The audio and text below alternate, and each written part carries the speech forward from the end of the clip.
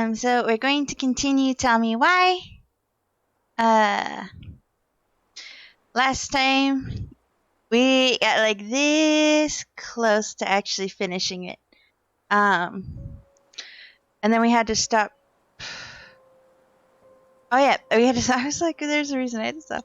We stopped because I had a thing to do with my friend Sarah, and we tried really, really hard to finish this in time. So now we're actually going to continue it. More than likely finish it fairly quickly. Because seemingly tainted Brittany, she said that we were super close to finishing it. Like we were literally about to go down on the docks for memory and everything. So I imagine it will take us less than half an hour, I assume. So then we'll be going on to a second game. I have yet to decide what game that is yet, though. I've been thinking of a few ideas because we haven't done Stardew Valley in a while. Sims we haven't done in a while. I debated doing Dead by Daylight some more today.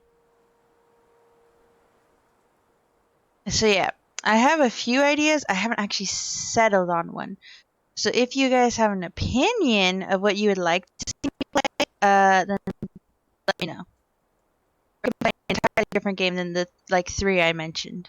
Because I do have other games installed that we can try and do.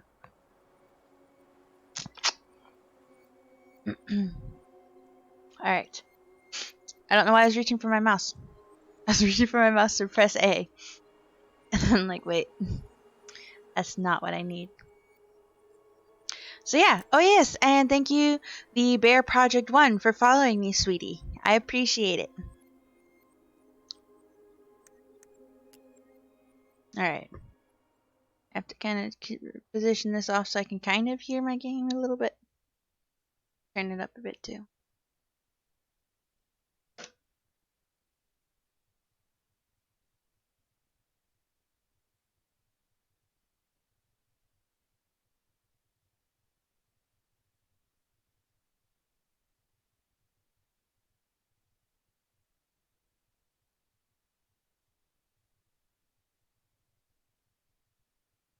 I still love the little drawing figure in the corner of the little goblin walking as a loading screen. I think that's adorable.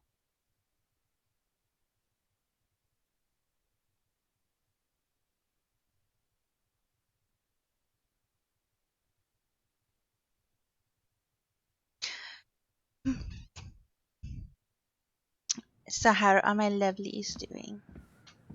Alright, so... Hey, now that we're done with the important stuff, maybe we can take a crack at these? Okay. I was wondering where they're going to put us back at. So they had us finish the important part. For a reminder of those who may not remember or weren't here last time. So we did the primary puzzles, which was this one, which showed us her life as like a dancer and everything. And over here, the letter from the dad, maybe? Letter from the dad, and over here, yeah. Sorry, but basically, she was a part of a rich family. She had a pet that the mom chased off. She was a dancer. She wanted to be in art. She was in, if I remember correctly, let's see, she was in engineering, I believe, I think it was, but she wanted to switch majors, which of course her mom didn't agree with. And then there's a man that she fell in love with that her mom did not agree with either, who was an artist. And she got pregnant. And because of all the pressure from her mom, the dad left a note basically, I can't do this type thing.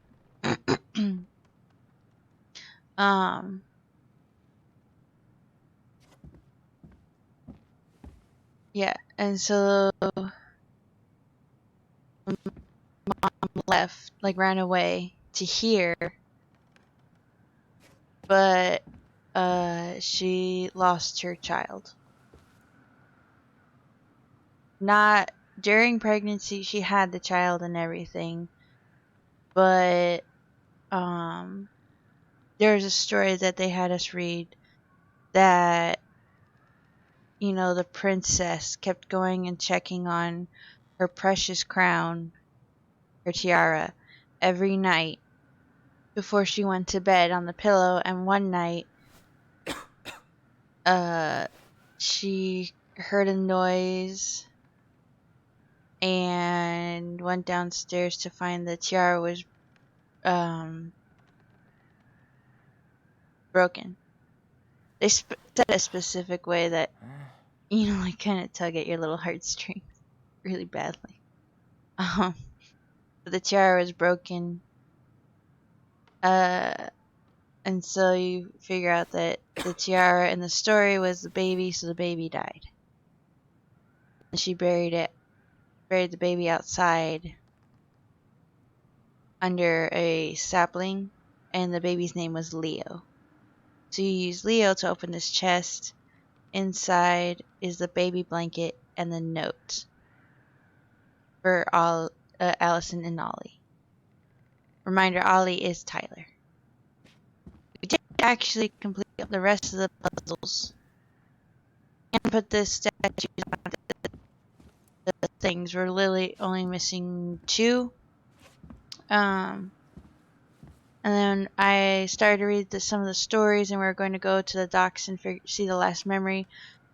But since the game you don't save the game yourself, it's whatever last checkpoint you had. So the last checkpoint puts us after we find out about Leo. And now we're going to refigure out the side puzzles, read the stories, and go and do the last memory. Here, the secret keeper, hiding secrets in the clouds. Gold Lady stays locked up in her castle. The old bear's gotta be in his ice cave. Alright, so for reminders, so the secret keeper, I'm not entirely sure who that is supposed to be, but the Gold Queen is Marianne's mom. The bear is Sam. We'll let the mangy muskrat have his rock back. I'm not entirely sure who the mangy muskrat is supposed to be. The Ice King goes in the forest, obviously. The Ice King, I'm not sure. The Ice King, I kind of get the impression is supposed to be, like, we haven't read the stories for it yet, but I got the impression it was supposed to be, like a god or the higher being or something like that. There you go, stalwart moose. The moose is Eddie. Back in your pond, big frog. Not sure who the frog is either yet.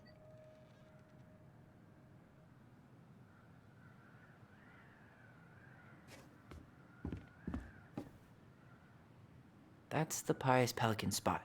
Pious Pelican is, why am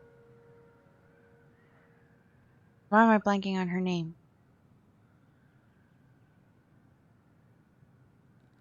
Why am I blanking on her name?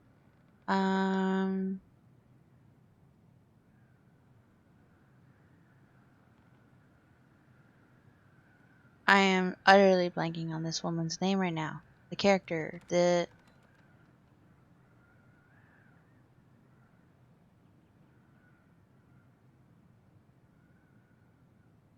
fuck a duck. I cannot remember her name. Is there anything that I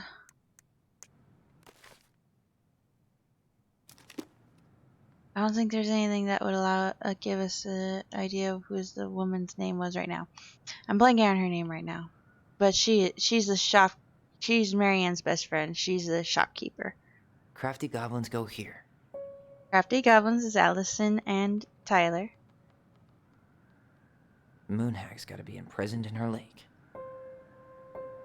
We don't know who the Moon Hag is. The Mad Hunter, always on the princess's trail. The Mad Hunter, we don't know the identity, but we know the Mad Hunter is the Mad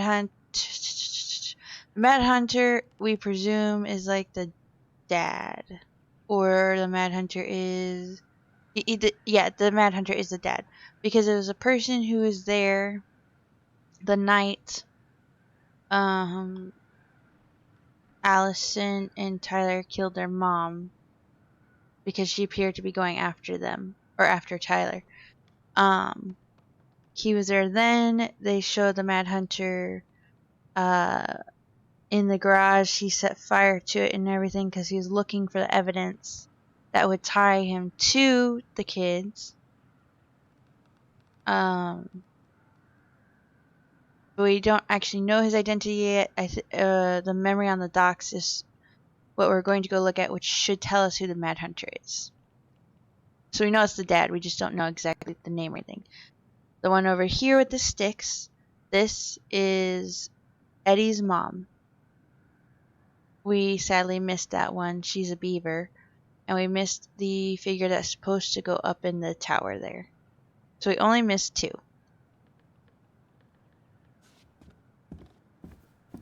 The very old beaver's repair list. That's the story where the princess's house gets damaged by a storm and the animals help her fix it. Yeah. Yes. What did they do to fix it again? She slapped the post with her tail to right it. She fixed the roof shingles. She fixed the planks that... All right. There we go. Then we get the Yeah. letter. That must have been rough on Eddie. Yeah, he doesn't really like to talk about her. So I don't know if you guys want me to reread some of these, since we already did it last time.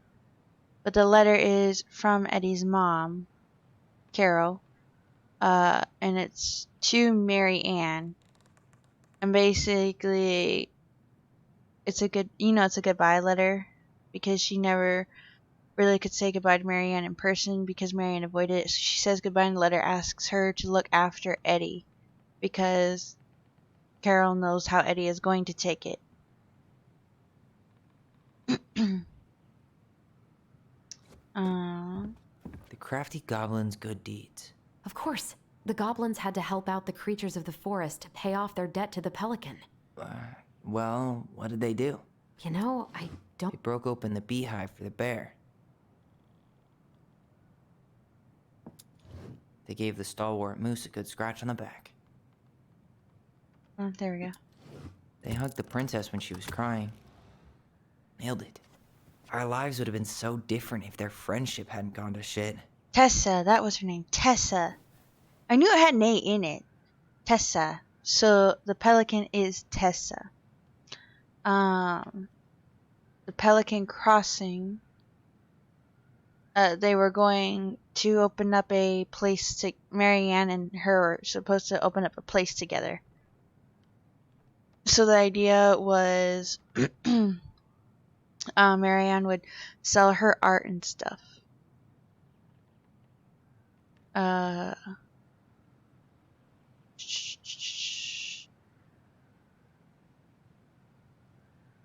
Yeah, Mary Ann was supposed to sell her stuff and everything, and Tessa was gonna be, like the co-owner.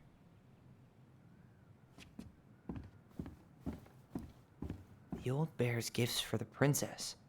I'm totally blanking on that story. What did he give her? A handful of ripe berries? Fresh caught salmon? Hazelnuts. Not hazelnuts, wrong one. Actually, I'm not sure. The pure, I think. Some roses, maybe? No. Damn, what Right. was the other one I pressed? It wasn't in the tree, it was down here. A newly bloomed bluebell? Nice. Man, he had it bad. Just couldn't let go. Yes, this is a letter from Sam to Mary Ann. So he was hardcore trying to pursue her. Mary Ann was making it obvious that she just wanted to be friends with him. And so this is a letter basically saying sorry that he's going to back off.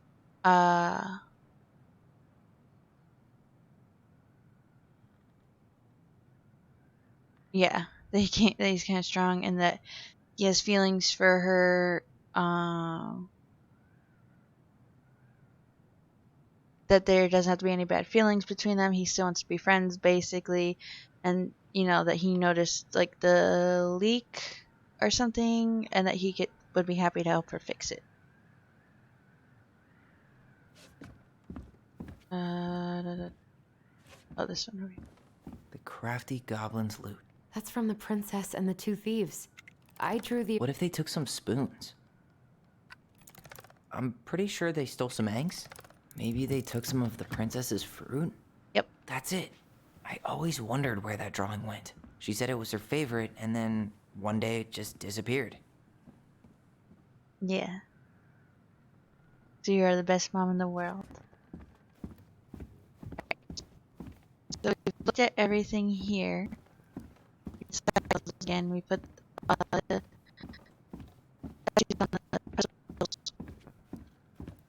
You really want to go? You sure we've seen everything? actually. I guess we could stay a little longer if you think there's more to find. Alright, so we're going to go ahead and read the stories. I honestly don't remember what ones I already read last time. So I'm actually just going to go ahead and let's see. Yes, we did read this one. The Frog Earns the Right to Speak. A lot of these we kind of read throughout the game too. So we did the Bear and the Princess. The Beaver Fixes a House.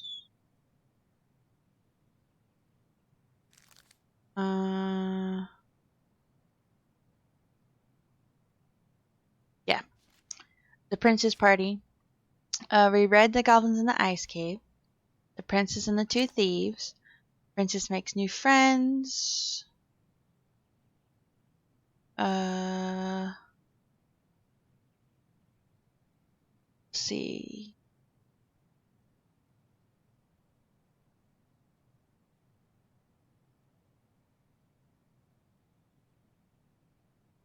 Yeah, we read this one. The Beaver's Big Paw, not the Beaver, the Bear's Big Paws we read. The Moon Hag we have not read yet. So we'll read that one. So, the Moon Hag loses her name. Once upon a time, in a deep and cold lake in an ancient forest, there lived an old seal who was a powerful witch in disguise. She was mean and cruel. She liked nothing more than to swim in the deepest part of the lake, where the light was dim under the ice, admiring the corpses of the many victims she tricked into the water over the years. She was so hateful that only the cold water of the lake could keep her cool. Her most prized possession was a tin mirror sold to her by the secret keeper, and she kept it in a chest at the bottom of the lake. It was no ordinary mirror. If you looked in it, you would see a reflection of who you truly desired to be, and for 1 hour the mirror granted you the power to appear as that person.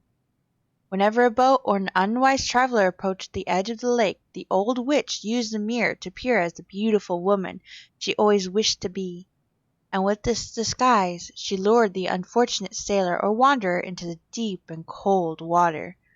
There the old seal forced the victim to become her servant, and when she was done with them, they joined her collection of corpses in the deepest part of the lake. One day, when the old seal swam down to her den under the lake, she discovered that someone had stolen her mirror. The chest where she kept her most prized possession had been forced open, and now it was empty. Who would have committed such a crime? Who had dared to deprive her of her only treasure? The old seal went mad, and her anger heated the water of the lake around her. For a time, everyone was happy with the temperature change, for the weather suddenly became sweeter and the air warmer. But after a few weeks, things started to get ugly. First, the fish began to die off. for they could not live in hot water. Then the glaciers began to melt, and the water of the lake rose and spilled out, flooding the forest and the meadows, and finally the weather grew so hot that even the Ice King himself was awakened from his long sleep and decided to see what was going on. In the deepest part of the lake he found the Mad Witch steaming among the corpses her victims, so angry that the lake was about to boil. It only took a few minutes for the Ice King to understand what had happened and demand that the thieves present themselves before him. The thieves had no choice but to appear, for no one dared to disobey the Ice King. The crafty goblins presented themselves, mirror in hand. "Why did you steal the mirror?" asked the king. "We were curious. We just wanted to see what we really wanted to be," apologized the goblins. "But the stupid thing is broken. We looked the same." "That does not mean it did not work," smiled the Ice King. "Now apologize and give the mirror to me, for it is too powerful to be used by thieves or a mean old hag."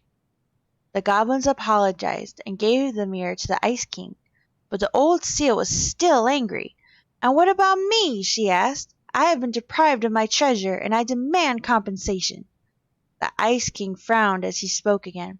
"Old hag, you are mean and cruel, but I concede you have been wronged. For now you will be allowed to leave the lake and walk the earth, as the hag you really are, but only when the moon is full. And you, goblins, you had better stay away from the lake, for I won't protect you from the moon hag's wrath." And this is how the two goblins forced the moon hag to change her name. Alright, let's see.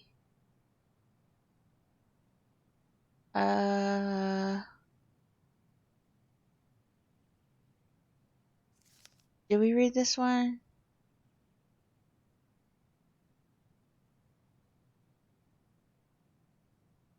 I think we did. Should have anyway, because we should have, because this is the drawing that was for the one puzzle, the main puzzle here, the first puzzle. Yes, we already read this one. Okay. The pelican helps her friends. We've read that. We've read the goblins earn their voice, because that's the secret keeper. The big frog is punished. We have not read this one yet. Once upon a time, in an ancient and deep forest, there lived a big frog in a small pond. She was no ordinary frog, for she had been given the gift of speech when she saved the princess from the mad hunter. From the morning to the evening she did everything the other frogs did, except that she knew how to speak. Everybody in the forest could hear her loud voice, and everybody was unhappy with that, because she never stopped babbling. She babbled about the too hot sun and the too deep pond, about the rain to come and the delicious flies she had eaten. Across the forest all the creatures tolerated the endless noise, until one day they could not deal with it any more. They asked the big frog to quiet down. "I can't," said the big frog. "This is what I do. Before the princess kissed me I croaked all day long, and you all liked that I did. This is the same, except you can understand what I say, and now you find it irritating. But I can't change what I am, can I? Could you?" All the creatures agreed that she was right, and that it was rude of them to ask the big frog to stop doing what she had always done. So they returned to their own parts of the forest, and let the big frog do what frogs have always done, jumping and talking some more about the too hot sun, the too deep pond, about the rain to come and the delicious flies they have eaten. And for a time it was all right, but in the forest word travels fast, and everyone has a story to tell. The big frog, being who she was, gossiped and gossiped about everything she overheard. She told the bees that Old Bear had stolen their precious honey 2 years ago, and she told the beavers that the eagles had stolen their precious wood. She told the deer who had killed her fawn, and she told the tall spruce who had carved a cuss word in its bark. Once again, everyone in the forest asked the big frog to keep quiet, for now everyone had a grudge against everyone else. But once again, The big frog would not listen. When I was just a frog, you never paid attention to me, and nobody helped me when the mad hunter hunted me for sport. This is only a right for a wrong, and I won't stop talking. The fuss went on, and the noise was so loud that the Ice King himself awoke and decided to see what was going on. "Silence!" bellowed the king, and even the big frog stopped babbling. Once the forest was quiet again, the Ice King patiently listened to what I accidentally hit a button. To what each and every animal of the forest had to say, until finally he made his sorry, some of this is worded interesting. Until finally he made his mind. "Big Frog, you have abused the gift of speech. You have only used it to get revenge. Despite knowing that words can be harmful, you threw them around without caution, and you caused too much trouble." The big frog opened her mouth to protest, but the Ice King raised his finger before she could say another word. "Since you received the gift of speech for a good deed, I would not dare to take it away from you, so here is your punishment. I will tell you the biggest of my secrets. It is a secret so powerful and so dangerous that it will frighten you, but if you ever reveal it to anyone—" The Ice King bent down and whispered such potent words in the big frog's ear that the poor creature started to tremble. "Now go on about your business, all of you, and try to forget what the big frog told you. We are all living in the forest, and you have nowhere else to go." And this is how the big frog irritated the Ice King and how she was punished. We have not read the goblins. So this is the goblins save the old beaver. Once upon a time, in a deep and ancient forest, winter gave way to spring in a sudden burst of warm air that melted all the snow and all the ice all at once. The river swelled until it could no longer hold the water in, and it spilled out to create new rivers in place where no one was expecting them. The whole of the forest went into a panic, looking at shelter from the rising waters. The very old beaver had been working on her dam when one of those new rivers came rushing at her. She screeched and squealed, but whatever direction she ran, more water appeared. She was caught in the flooding, and though she had once been an excellent swimmer, age had taken its toll, and so the raging water carried her off at a speed she couldn't control. "Help!" she called. The crafty goblins had been running back to their cave under the big wooden house when they heard the beaver's cries. "We have to help the beaver," one goblin said. You go one way and I'll go the other." They ran, keeping in touch with the gift of the voice. Finally, one of them spotted her, twisting and tumbling in the river, but she was on the opposite side of the water, and the goblins could not reach her. "Brother!" the sister goblin called out through the gift of voice. "I see her, but I can't get her. Maybe you can?" "I'll try." The goblin guided her brother so that he would hit the river in just the right spot to reach the beaver. The plan worked, and soon the second goblin appeared in just the right spot. "Beaver!" he shouted, holding out a branch. "Grab an—" What?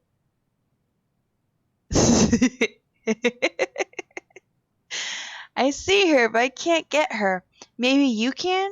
Oh, wait, okay, Okay, I found where I was at. My apologies. "Beaver!" he shouted, holding out a branch. "Grab a hold of this." The beaver grabbed it, but in her panic she pulled the goblin in two. "No!" cried his sister. She ran as hard as her legs could go, managing to outpace the river and get ahead of the beaver and her brother. Searching for some means of getting them out, she spied a low-hanging branch. They zipped by it quickly, but if they were fast enough.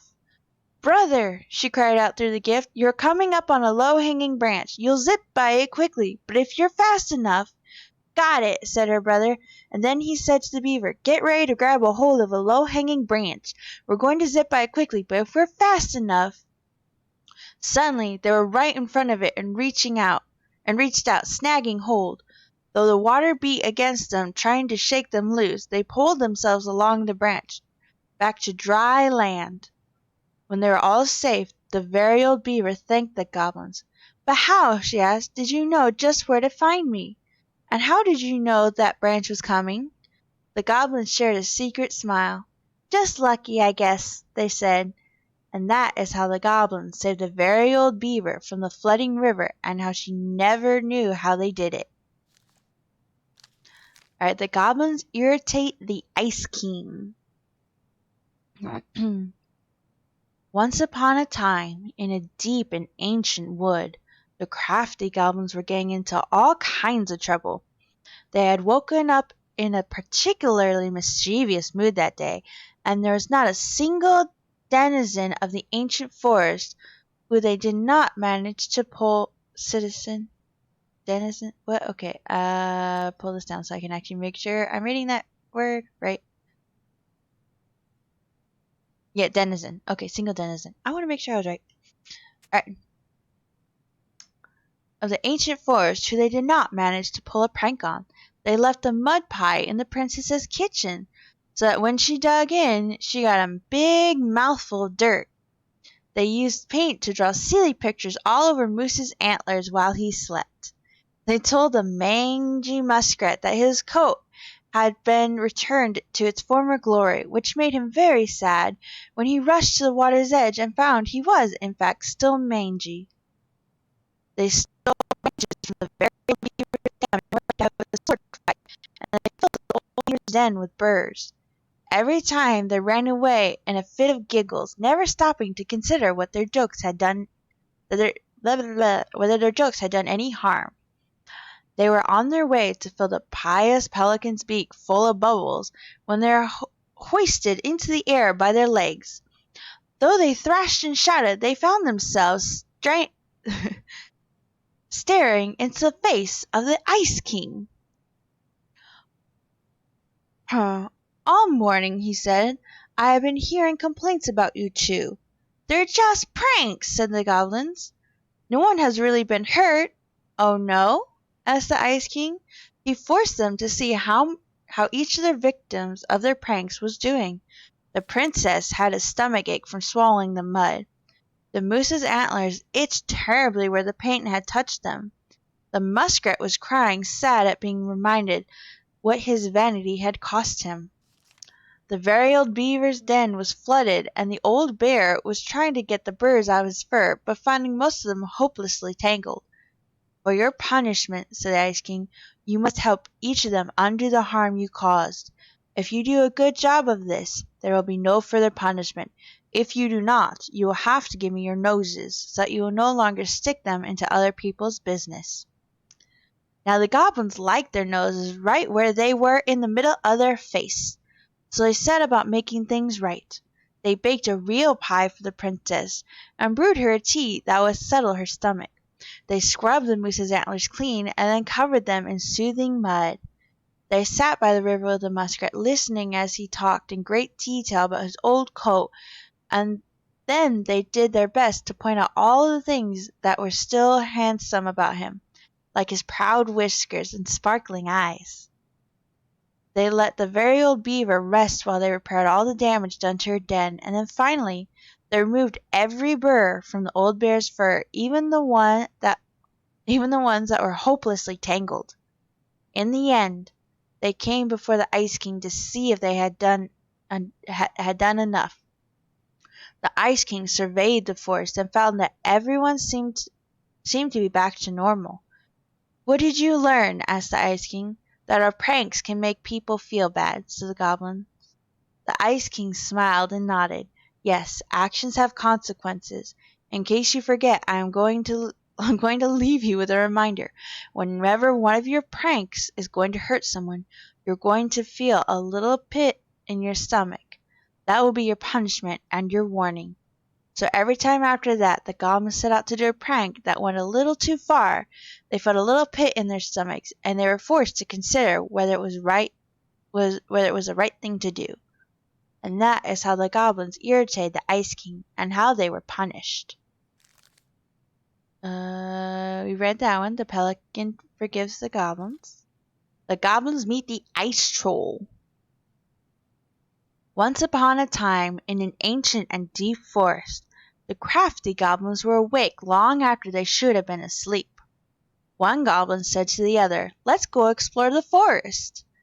Now the goblins were not in the habit of exploring the forest late at night, and they did not know what they would find, but this did not scare them off. They crept out of their beds, bundled up, and went exploring. It was dark.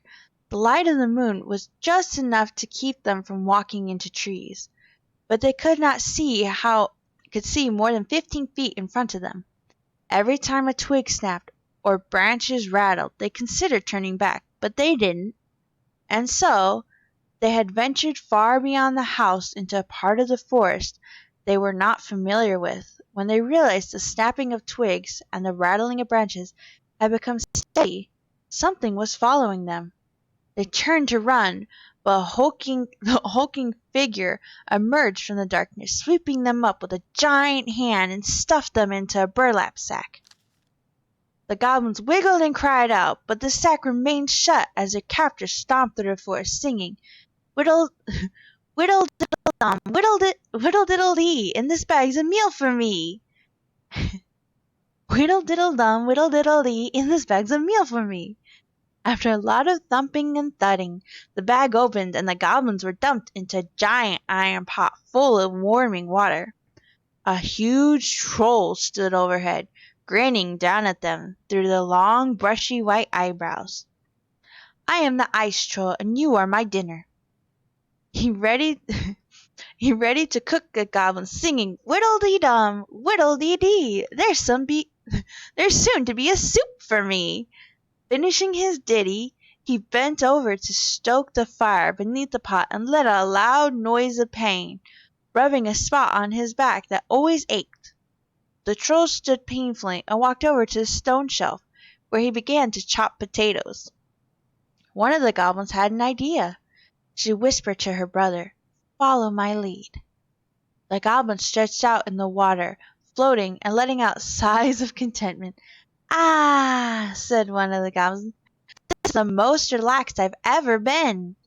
My body feels so good, I think I could run 100 miles without stopping," said the second. The troll peered at them. They weren't supposed to be happy about being in the cook pot, but they certainly looked like they were. "Troll," said the goblins, "if your back is hurting, you should try sitting in the water, just for a little bit, before it gets too hot." The troll stomped over. "But if I take you out, then you will escape, and there will be no soup for me." "Put us back in the sack," suggested the goblins. "Then we can't run away." This made sense to the troll. The spot on his back that always ached was still bothering him, and the goblins couldn't go anywhere if they were trapped.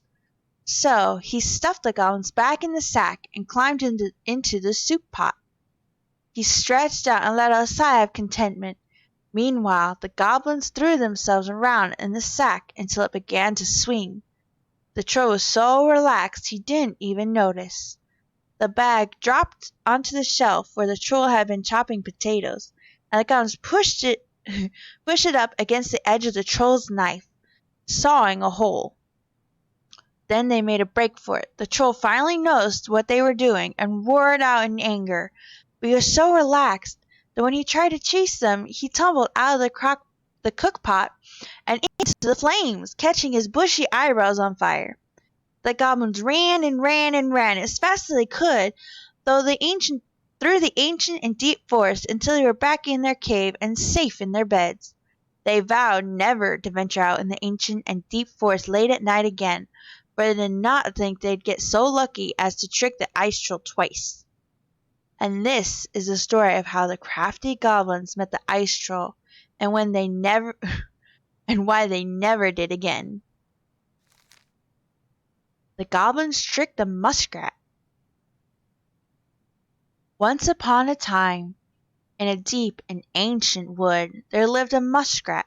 The muskrat was a lazy, cowardly creature who did little but lay around in the sun, cleaning his beautiful coat until it shone. One day the muskrat found the crafty goblins playing King of the Mountain on his favorite rock. He was too cowardly to confront them directly, and so he retreated to a safe distance and then pitched a stone right at a hornet's nest hanging overhead. One of the goblins saw him do it, but before she could say anything, the hornets emerged, furious, and chased the goblins away, stinging them. With the rock empty, the muskrat claimed his spot. When the goblins returned, they asked the muskrat, "Why did you do that?" "I don't know what you're talking about," he said, turning away to ignore them. The goblins knew that the muskrat cared for nothing but his coat, so they devised to steal it in order to teach him a lesson. As the muskrat lay in the sun, he spied the goblins strutting by. Their skin was covered in flecks of gold. "Goblins!" called the muskrat. "What happened to make your skin shine that way?" "When we were attacked by the hornets, we ran and ran until we found a pool by the glacier. We dove in and then came out this way." "Would you show me this pool?" asked the muskrat. The crafty goblins led the muskrat to a pool. The muskrat looked at the pool skeptically. "It looks like a pool," he said. The goblins chuckled and shrugged. "You don't have to jump in if you don't want to. But, but what do you lose if you try? And if it works, why, you will be the most beautiful creature in the whole of the forest." With visions of his splendid coat in mind, the muskrat jumped in. When he emerged, he was disappointed to find that nothing had changed. Said one goblin, "maybe you have to be stung by the hornets first, just like us." The muskrat hesitated, because getting stung would be painful. Seeing his hesitation, the goblin added, "If it works, you'll be the most beautiful creature in the whole of the forest." The muskrat decided it was worth it. So he returned to the hornet's nest and pitched a stone right at it. The hornets emerged, even more furious this time. They chased the muskrat, stinging him repeatedly until he jumped into the magic pool. The muskrat was disappointed to find that, once again, nothing had changed. "I wonder if the magic only works for us," said one of the goblins. "Would you like me to jump in with your coat?" The muskrat hesitated. "If it works, you will be the most beautiful creature in the whole of the forest." With visions of his splendid coat in mind, the muskrat agreed. He slipped it off and handed it to the goblins. Without his coat, the muskrat was pale and covered in scabbing welts. Instead of jumping in the pool, one of the goblins ran away with the coat, laughing. The other pushed Muskrat into the frigid pool, and as the water splashed the goblin, the gold flecks ran, revealing that they had only ever been painted on. The muskrat cried so pitifully and made such a clamor that he woke the Ice King, who came down to the forest to see what had happened. When the Ice King saw the muskrat, he laughed, only further infuriating the creature. "Tell me what happened," said the Ice King. Both the muskrat and the goblins told their side of the story, and the Ice King considered the case before him. "It is true that the muskrat is vain, and he thinks of nothing but himself," concluded the Ice King, "but he needs something to keep him warm in the water and the snow." So the Ice King was decided the muskrat would get his coat back, but would be patchy and unkempt. After that day he became known as Mangy Muskrat. And that is how the goblins tricked the muskrat into giving up his coat, and how he got his name. And we read the Moose Teaches the Goblins. Alright, so then we have the Mad Hunter gets his hand back. Once upon a time, in a deep and cold lake near the ancient forest, there lived an old seal who was a powerful witch. After angering the Ice King, she had been bound to the lake, allowed only to venture out when the moon was full, and only looking like the hag she truly was. For years she dreamed of vengeance, all alone within the deep lake among the corpses of her many previous victims. One night she woke to see a black and hooded silhouette clawing to reach a beautiful gown full of stone. The human had delved far deeper into the lake than any land dweller should have been able to go. His tenacity and ferociousness impressed the moon hag, and she decided he would be wasted in her statuary of corpses. She used her magic to enspell him, allowing him to breathe under water, but also binding him to her service. "You," she said, will be the instrument of my release and my revenge, for you and I together will kill the Ice King. Moon Hag had never heard of the Mad Hunter, and she did not know the power he wielded. She could only tell he was a hunter, and her lust for revenge blinded her to the threat he posed. She gifted him a hand of ice, which was not as nimble as a hand of flesh, but allowed him to serve her much better than no hand at all. The Moon Hag spent years devising the perfect plan to kill the Ice King, and years more moving all the pieces into place to execute it. In the meantime, the Mad Hunter served her, guarding her chest of treasures and plotting his own plot. Finally, everything was prepared. The full moon rose, and the Moon Hag stepped on land, giddy at the thought she would never have to leave again if it did not please her. She brought the Mad Hunter to his post, a jagged peak of ice and stone from which he would loose the arrow that would slay the Ice King. Before she could go, he put forward a proposal. "Moon Hag," said the Moon Hunter, "if you grow back my missing hand, I would be certain to hit the Ice King with my arrow. We will only have one shot, and I would hate to miss. You're a powerful witch, so you'll be able to craft ties to bind me to this place that I cannot break." The Moon Hag considered it. "All right, I will grow back your hand, and then bind you here with ties that will not break." She cast the spell, and the Mad Hunter's hand of ice was replaced with a hand of flesh. As the witch left to complete the next part of her plan, the Mad Hunter grinned wickedly in the moonlight. After a short time, the Moon Hag returned, luring the Ice King into the Mad Hunter's line of sight. "What is this about, Moon Hag?" asked the Ice King. "Many a long year have you bound me to the lake," said the Moon Hag. "Many a year I have been alone in the dark. That ends tonight."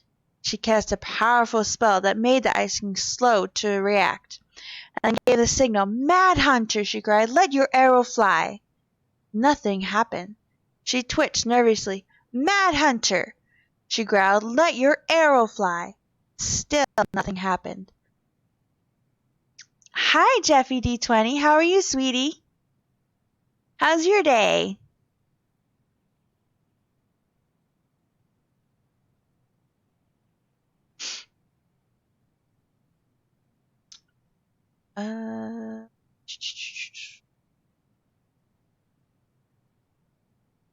Doing pretty good, doing some housework.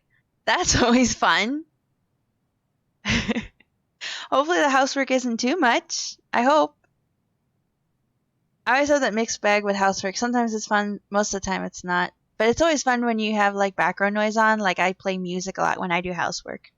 That makes it a little bit funner, at least, or gives some enjoyment to it, maybe. How about you? How are you today? I'm doing good. I'm good, sweetie. What kind of housework are you doing?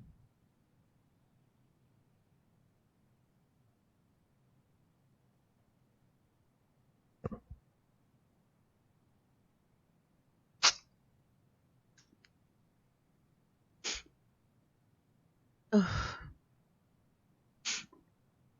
Just finished laundry. Now I'm working on wall mounting a TV.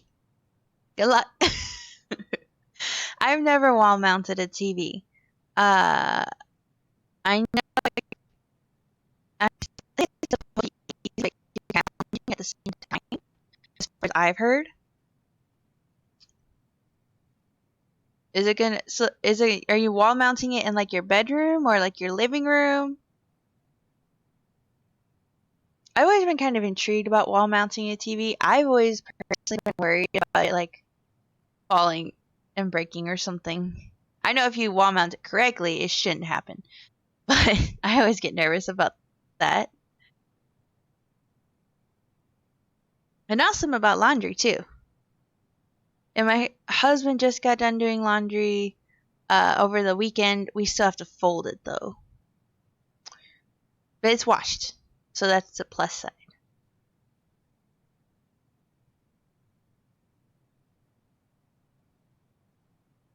Yeah, the bedroom. I'm just trying to figure out the stud finder.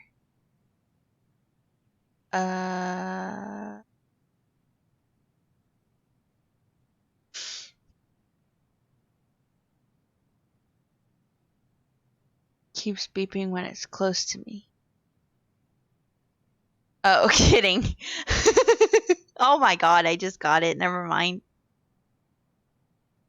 It took me a moment. And then it wasn't until you said that, and I was like, oh, wait, I got it.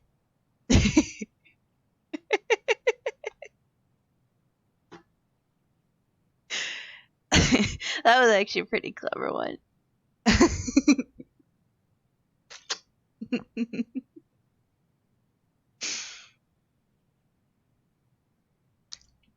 Well, hopefully it goes well.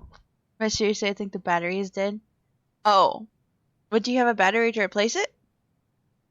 Or does it take a generic battery, or do you have to, like, get a specialty battery? Because it always sucks when someone takes a specialty battery, because then a lot of times, since you won't have it around the house as much, then you usually have to go out and get it. And that always sucks. If it takes a normal one, then hopefully you have them. Just regular double A from the look of it. Okay. Well, that's good at least. Hopefully you have some around.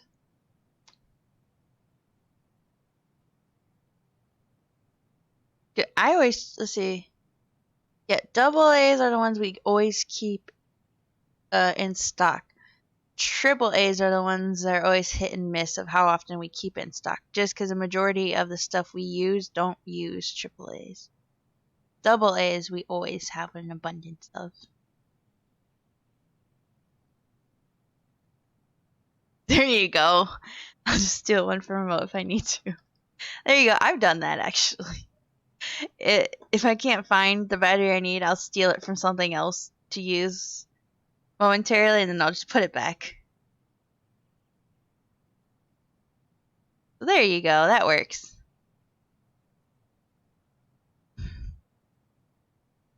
What kind of TV is it?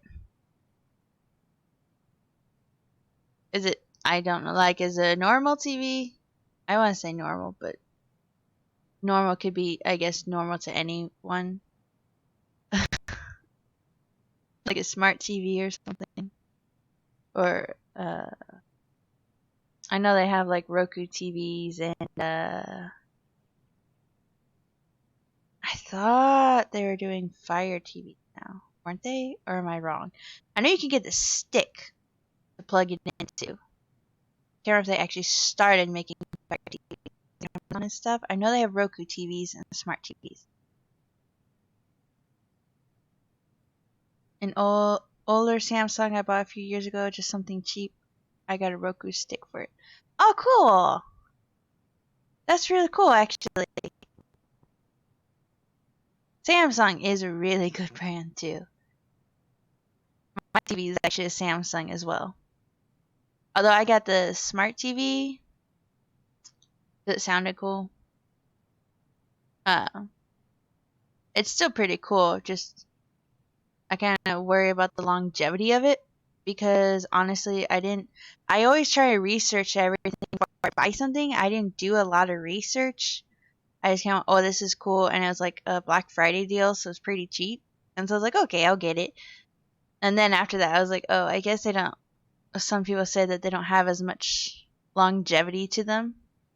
And they can run into a lot more technical issues. So I'm hoping it will be okay for a while.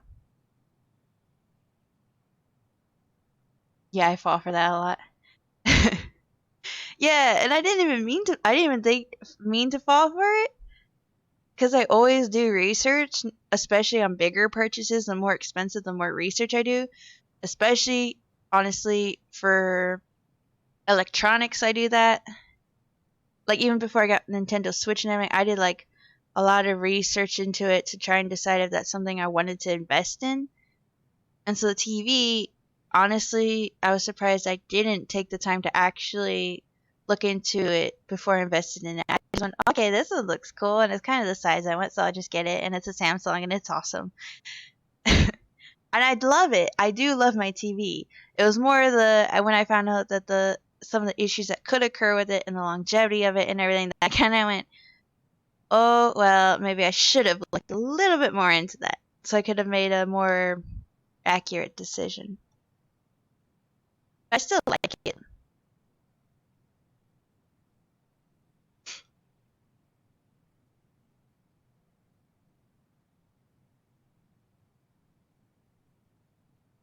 The Roku's pretty cool though. My parents have a Roku, but they have several Rokus. They have Rokus out the butt. Um, yeah, we use Rokus all the time though.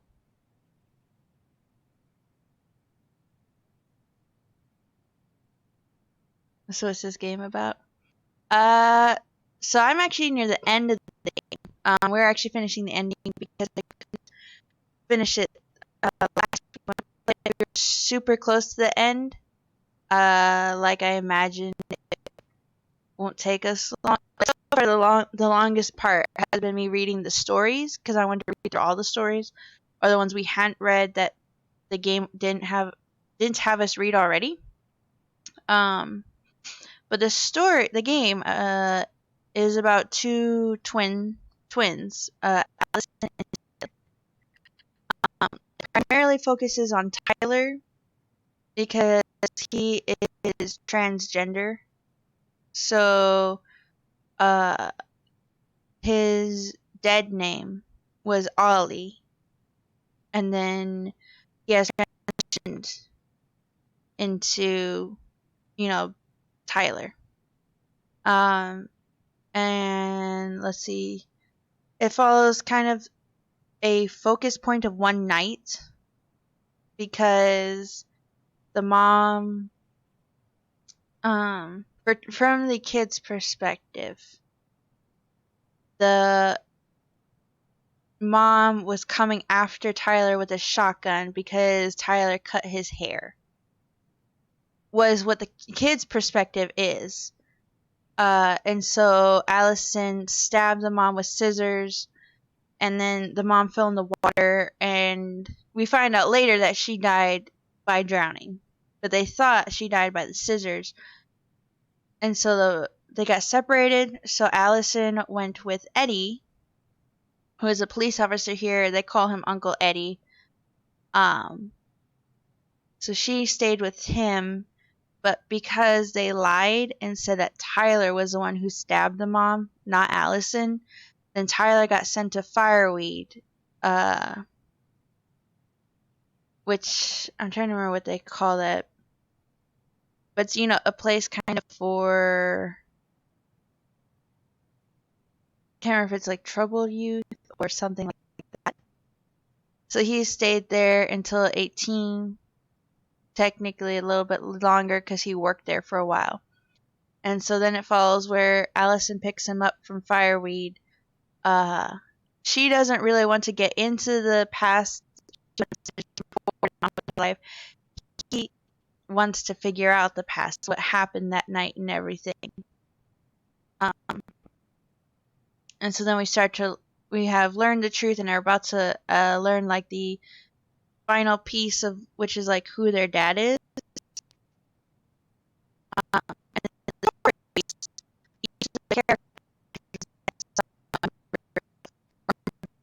There are some are just kind of like,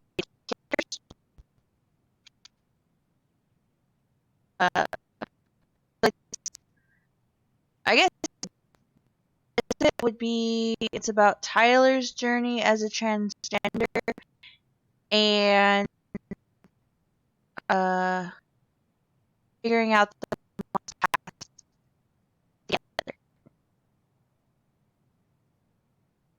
And the truth of that night was the reason why she was getting a shotgun. The reason she kind of was struggling really hard and mentally she was declining fast. But you find out the reason that night she was crying and she had a shotgun was because she was going a little mental, as I say. But that's because she was told that social services was going to come. Not take the kids away. The social service was just going to come and get, I guess take like an assessment. I guess I want to say just speak with Marianne, kind of talk to the kids. But when she was told that social services were going to get involved, come there, she kind of lost it what we found out here is that's because she lost a child when she was younger. Before the twins, she was pregnant and had another kid, Leo, that she lost, that died. And so, basically when she was told that she's going to lose her two twins, then she kind of lost it.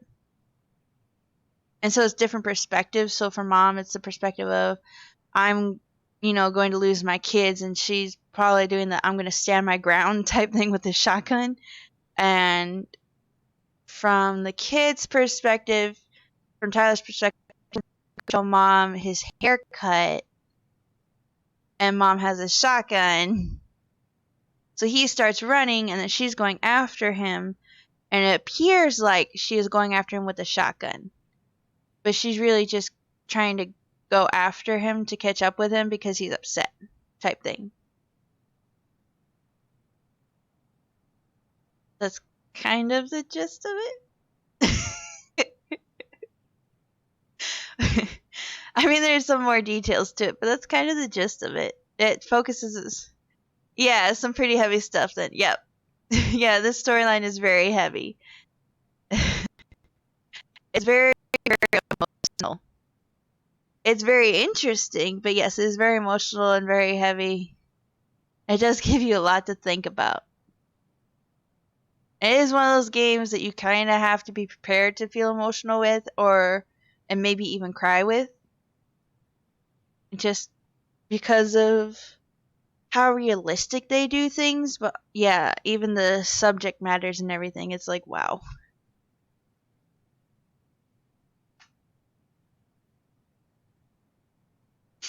So yeah.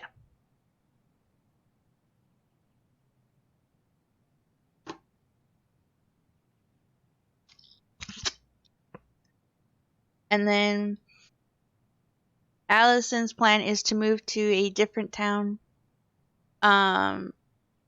with her best friend, and then Tyler and the best friend actually have started dating each other. His name is Michael, if I remember correctly. And so right now it's up in the air of what Tyler's going to do. Because he wants to be kind of, if I remember correctly, he wants to be like a ranger. He wants to be in the forest, in the wood area, kind of away from everyone. But Allison and Michael really want him to kind of move to Juneau with them. Or not Juneau, Juby? I think it was Juby. Or something like that. So I'm sure some of the end is going to cover what his decision will be on where he wants to go with his life. Because while Allison kind of has her stuff figured out, Tyler's more lost and still struggling to find his way. But yeah, it's pretty good. Damn! Hi, GG's for fun. Thank you for contributing so many damn points. Damn! Thank you for contributing points to the movie night, sweetie.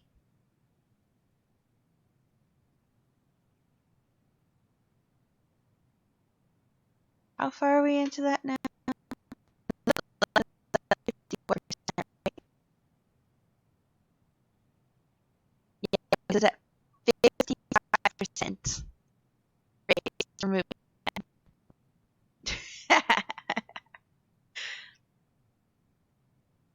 How are you, GG's for fun? Are you still hungover?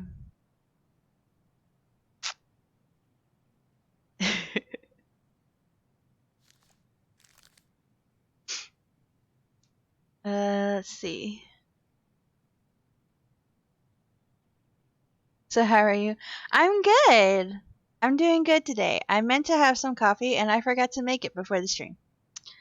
I'm still debating getting coffee. I'm fine, but I just had a little lag, like a little tired lag, and so I meant to grab some coffee or make some coffee to help give me that little boost. And then I started the stream, and then what? Oh, I never got my coffee. But otherwise, I'm good. We're just finishing the game. I'm reading the last story, and then we're going to watch the final memory, or I assume the final memory. We're going to go down to the dock and see the memory, and I guess see what goes from there, because I know we're near the end. So we're just finishing up this game before we move on to something else.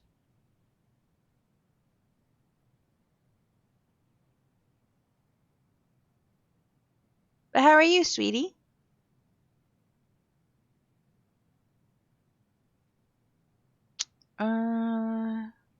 Okay, so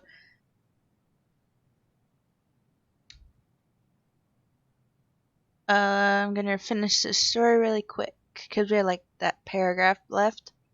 Nothing happened. She twitched nervously. Mad hunter, she growled. Let your arrow fly. Still nothing happened. The Ice King, meanwhile, was striding toward her, slow but furious. The moon hag fled, running first to the jagged peak of ice and stone where her servant should have waited. But the peak was empty. The ties had been broken, and the mad hunter was gone. For in the end he was the more powerful of the two, especially when he had two hands. When the Ice King finally caught the hag, his furious voice could be heard throughout the forest. For your wickedness you will be eternally bound to the lake. You will no longer be allowed to leave, not even under a full moon. The moon hag was imprisoned in the lake, and she never again tried to escape. And this is how the mad hunter escaped the moon hag, and how he got his left hand back. And that was it. Alright, so now we've read all the stories. All the ones that we didn't get. That the game didn't already have us read? Oh, nice. Well, almost okay now. I was wondering. You're getting there. You're getting there. Oh, you're back in about 15 minutes if you still stream. I'll still be streaming, sweetie. Because I actually started a little late on my stream. So I'll still be streaming. Probably until 7 or 8. We'll see. But I'll be streaming for a while. You're good. Jeffy.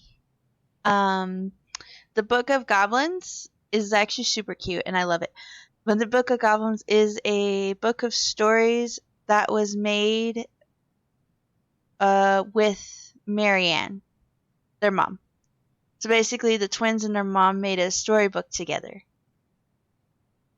But throughout the game they used the book for puzzles, which is really cool. So the puzzles are based off of the story, so you have to read the story to find like the clues and stuff to do the puzzle, which is really cool. So like this room, this is the final room, and this is where we actually find out a little bit about their dad. We find out about Marianne's past and the man she fell in love with, and about the baby that she lost. Not during pregnancy, but you know, like she ran away here with the child, and one night the child was quiet, and then Marianne went downstairs to find that or maybe not downstairs, but she came out of her room to find that the baby had died. But puzzles they specifically have the images from the stories though, and you go and read the stories, and then you pick the things that match the story, and then they kind of a little bit, and they reveal like notes or notes, or like this one had different things in it, like the medals from Marianne's dance and everything. And actually, throughout the game, you get to collect these little statues, basically.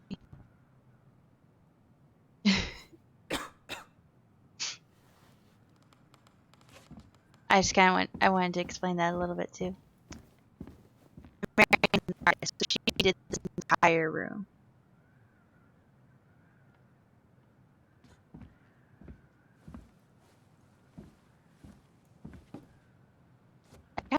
that actually.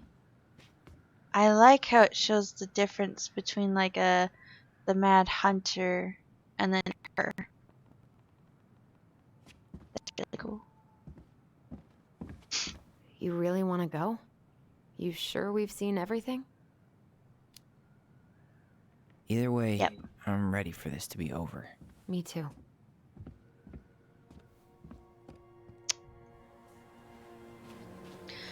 Alright, so now we're supposed to go down to the dock and see the...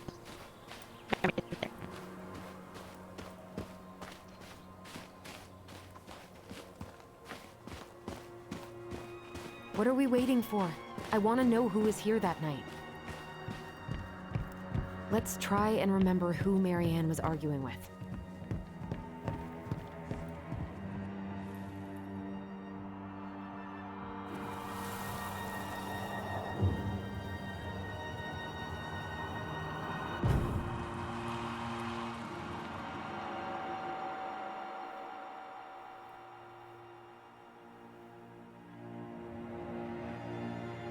Is this supposed to be their dad?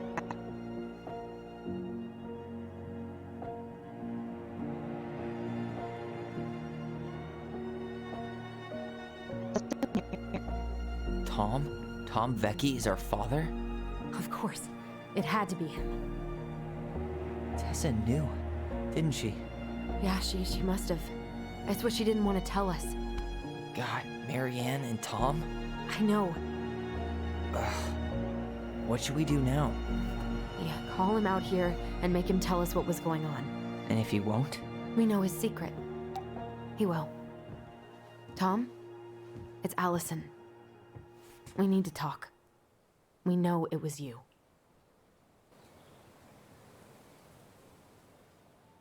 See,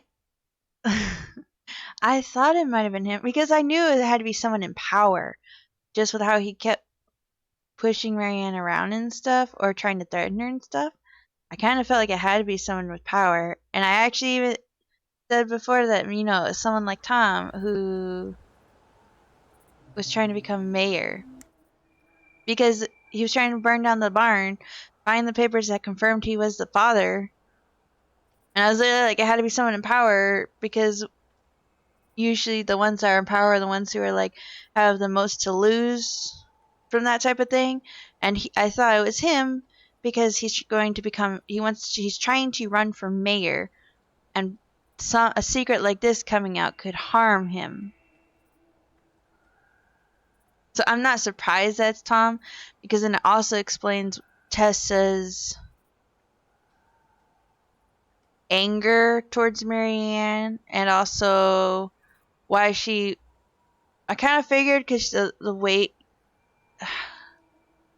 the anger or venom she put behind saying how Marianne slept around with married men.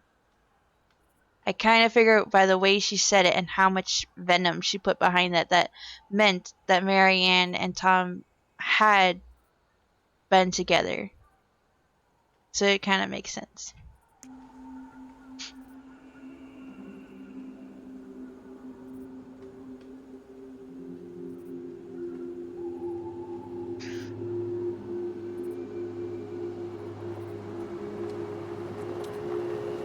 Let me take the lead on this.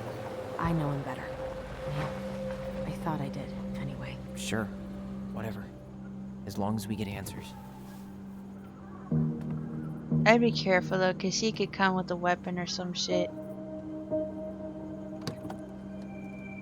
Or is it going to be Tessa that shows up?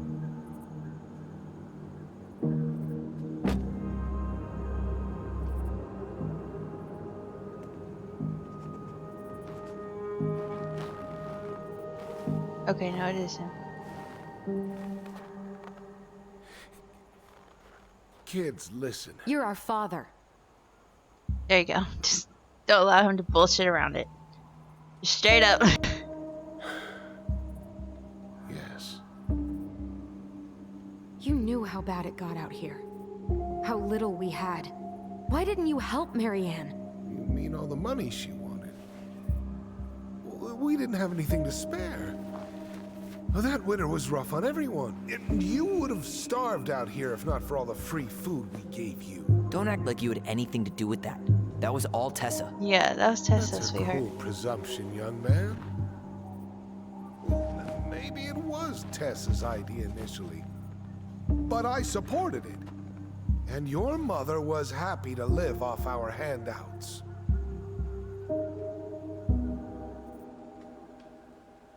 Try to burn down our barn, you let Marianne down.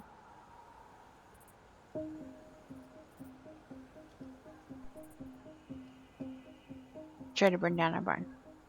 You tried to burn down our barn and knocked Tyler unconscious. I never meant to hurt anybody. You weren't supposed to be home. Doesn't excuse the fact that you didn't even stop to help. What do you want me to say? I panicked. I was terrified that this whole thing was gonna blow up in my face. I had to do something.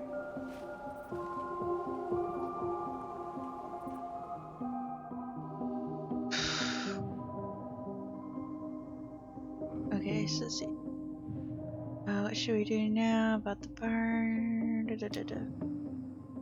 Hey, you hearing me? Yep. Sorry. I'm trying really hard to keep myself from punching him in the face. He's not even the least bit sorry for what he did. He could have seriously hurt you. Yeah. He's just a fucking coward.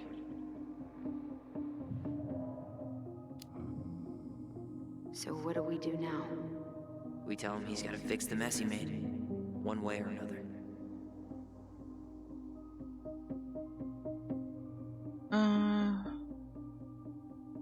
Let Marianne down, you have to make this right. You have to make this right. You failed us, Tom. You need to make it right. I'll do whatever you want. As long as none of this gets out. Excuse me? You want me to pay for my mistakes? Fine. But please, Tessa can't know. This'd kill her. You Tessa didn't already know? knows, Tom. No. That's impossible. It never occurred to you the reason Tessa cut Marianne off was you? But she... Or why she was She so never said angry? anything. Oh, Lord. You should try talking to your wife. Maybe if you had, we wouldn't be in this situation. And maybe Marianne wouldn't be dead. Oh, come on. You of all people should appreciate how troubled Marianne was. She was unhinged. Something like this would have happened sooner or later. You preyed on her, you abandoned her. Ooh, those are two very good options, though.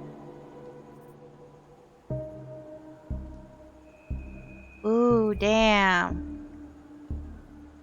You preyed on her, you abandoned her.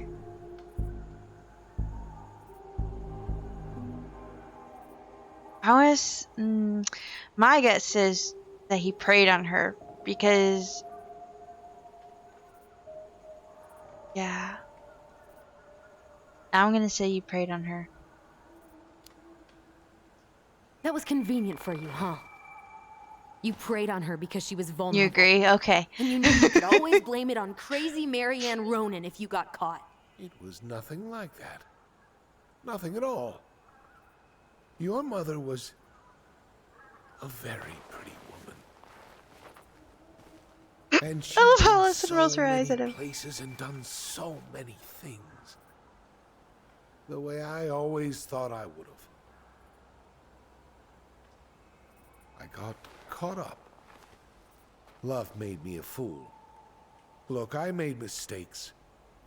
But this will not go any further than the three of us. Why? We know. Tessa knows. Marianne's dead. There's no point in hiding it anymore. Because he wants to become mayor. And He's it would hurt afraid him. it'll tank his campaign. Yep. Am I wrong? Jesus, Tom. I've kept your secret all these years. I don't want to go spilling it. But I will if I have to. What? Yeah, I see. your little story about self-defense. I've never told anyone how Marianne really Yeah, because he was there. That night, I came out here because I was worried about your mother.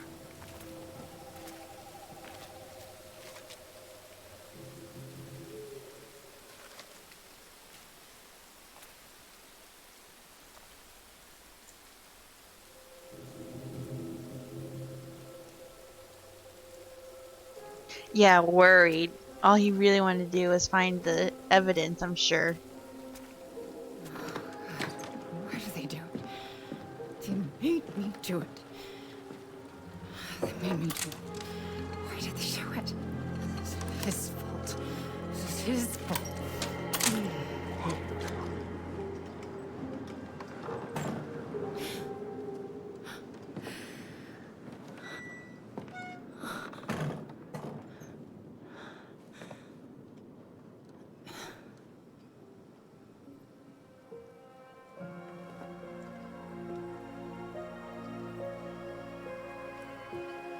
How could I not see him that close to the window?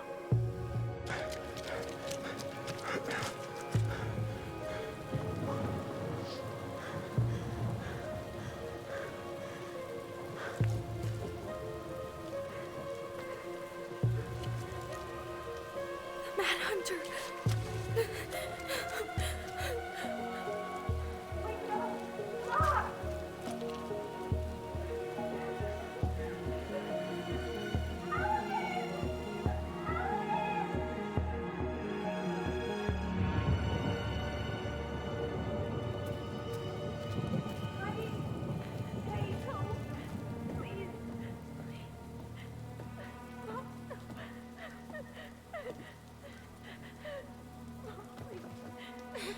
I'm not gonna hurt you.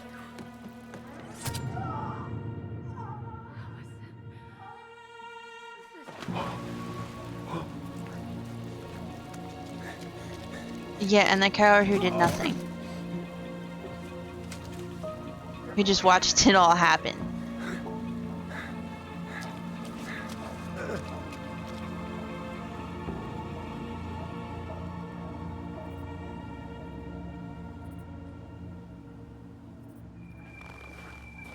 No! No way! You're a fucking liar! I saw what I saw. Ugh! You're manipulating us just like you manipulated her! Yep. Tyler! You're not listening to this, are you? Be smart about this, Allison. Are you sure you want this to get out? You've got way more here to lose than he does. His name will be all but cleared, but you'll be a killer. What will your uncle say? He knows. She And told him. Michael? Well, the whole town might turn on you. She Don't told. touch her. You know I'm right. Just get out of here, Tom. Tyler and I need to talk alone. Just please. Think twice before making any rash decisions. There are a whole lot of lives at stake here. Leave us the fuck alone. And never come back.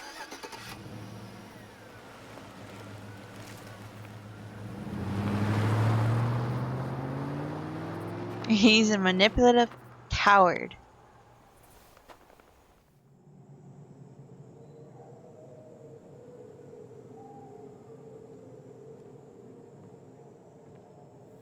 Allie, you okay? You didn't let that asshole get to you, did you? Did you? What if he's right? I've been having all these nightmares about that night, and they were a lot like how Tom said. And now, when I try to remember, that's all I can see. He's trying to mess with your head, and you're letting it work. No, it's more than that. Ever since we started digging, I haven't been able to shake this feeling like something's off. Something's off because he put this in your head. Don't let him get away with it. He might not be lying. We keep getting things mixed up. We remember totally different versions of the past. Those are just details. This isn't that. She was going to kill me. I'm not so sure anymore, Tyler. No, she was not going to kill you.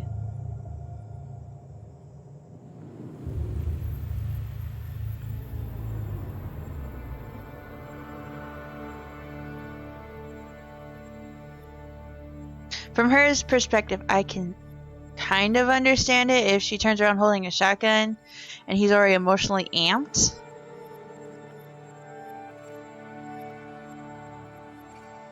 So I understand his perspective, but I don't think Marianne was actually trying to kill him like he believes.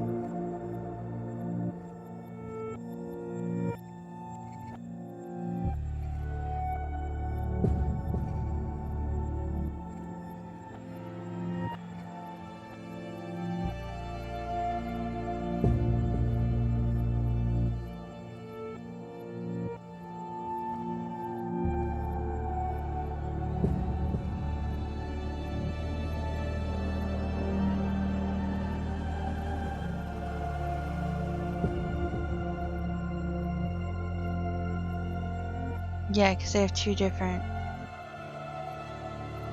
His perspective is she was aiming a shotgun at him.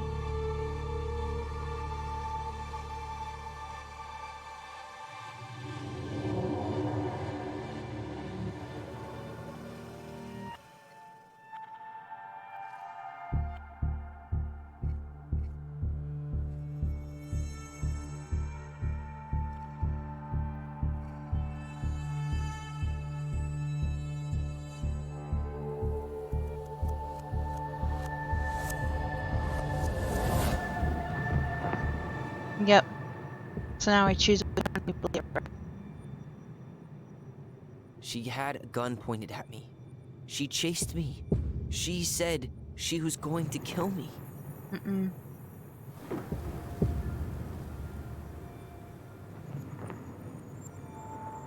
She threatened Tom with those exact same words. With the same gun, on the same pier. The thing you said to Eddie the other day got thrown back at me. Don't you think it's possible that happened here too? I guess it's possible. Yeah, see, I thought the two memories got mixed up a little bit there. I don't know. And we're never gonna know the truth, are we? Because the second you walk away from something, that's it. Yeah. I guess at this point, you just have to decide what you believe. Me? Yeah. You need to start dealing, Allie. And that means coming to terms with whatever version of the past feels the most true to you. No more running. There Whatever you go. you choose, you gotta live with it, okay? I like how he worded that, actually. Yeah, because it's not... I like that, though, because, yeah, it's not necessarily about how he saw it. Because he's been dealing with how his version, she has basically stuffed this to the back of her mind and hasn't dealt with it. I'm not gonna hurt you. Alright, so I believe Tom's version, Marianne did not threaten Tyler. I'm Stick to going your to memory, kill you. Marianne threatened Tyler. I'm going to kill. I'm not gonna hurt you.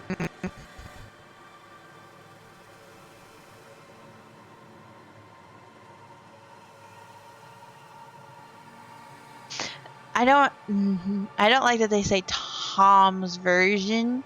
That's the only reason I wouldn't choose it is because it's Tom's version. But I don't believe that Marianne was threatening Tyler. I believe that she was mad at Tom or Eddie or, you know, mad at the situation, mad at someone else and the social services coming, and she was probably loading the shotgun for that. I don't believe she was loading the shotgun to go after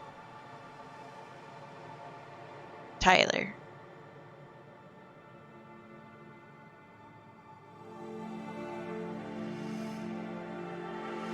I think that just ended up where he came out to show her the haircut, and then he saw the shotgun, got scared, and ran, and she's trying to go after him. And since she was still holding the shotgun, it just looked bad. I believe that the memories got mixed up of what she said to Tom on the boat got mixed with their final memory there. I don't believe that Marianne was actually going to hurt him. I'm going to kill you! I'm not gonna hurt you.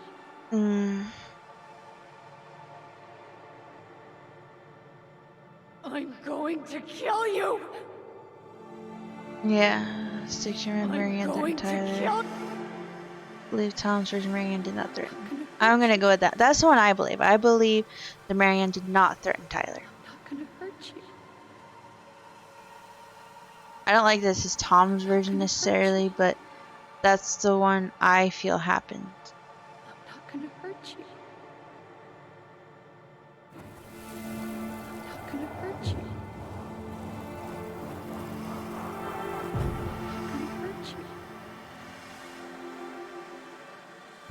I'm not gonna hurt you. Oh, please. No, don't do this. Allison, this isn't what...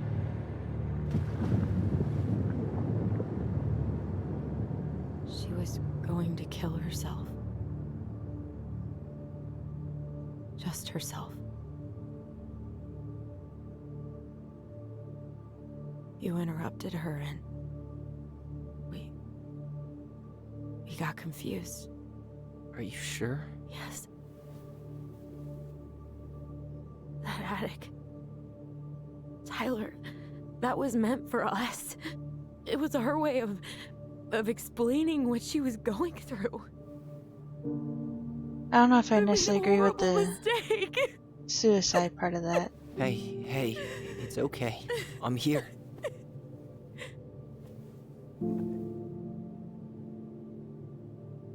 I mean, yeah, Marianne had mental issues and stuff. I don't believe she was going to kill herself. I could see her doing it after her kids were taken away from her. I don't necessarily believe that she was just going to kill herself right then. I kind of got the impression she was going to go and threaten or kill someone else. Not Tyler, but you know, like Tom or someone.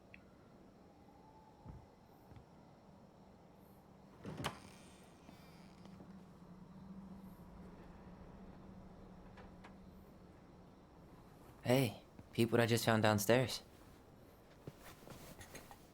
What do you think? Will it have aged well, or just gone bad?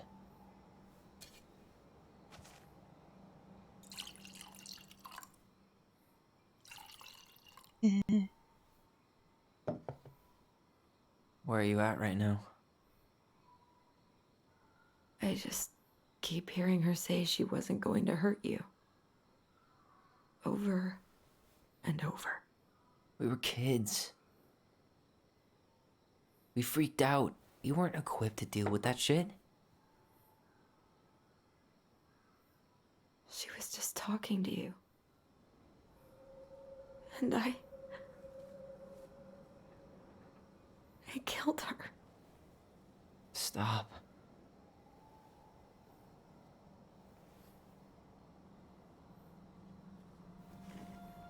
Either way, from Allison's perspective, she was protecting Tyler. I don't want to use our voice again. Ever. What? Seriously? I don't know. But I want to stop feeling like this. And I think we'll be better off without it. This morning, I kept getting these horrible visions. Of you and Marianne and Eddie. Visions. Like our memories? Yeah, but different. It was all my worst thoughts brought to life. You were in my bedroom saying I abandoned you. Eddie called me a snake. I'm sorry. I should have been there for you. It's okay. I was the one who walked out. I can't let that happen again. I don't think it will. Something's been pushing us to find answers. And now we have them. Maybe I'm wrong. And if it stays bad, we can stop.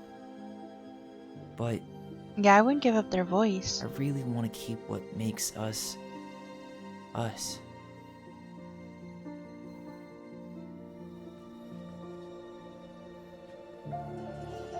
Are they gonna have us choose now? If so, I'm the saying Mad Hunter was forced to remain below the lake with the Moon Hag, but she did not kill him, because even reduced to just one hand, he was too useful a servant. Lo, he plotted What do you the day think? he would emerge, Brothers and to sisters? once again hunt the wise princess and earn back his left hand. Always. And that is the story of how the crafty goblins rescued the wise princess from the Mad Hunter.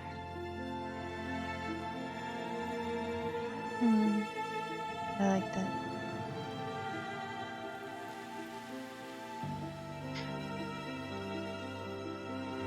I do wonder though, because I chose Tom, does that mean they're gonna keep it a secret or something? 'Cause I didn't think about that, if that would affect that outcome.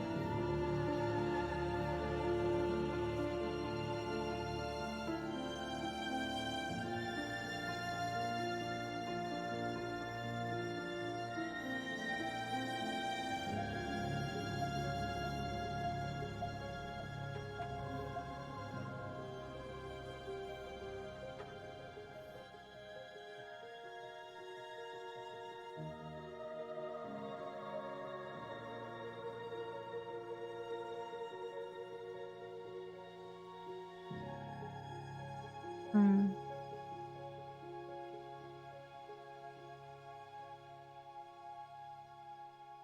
Is that it?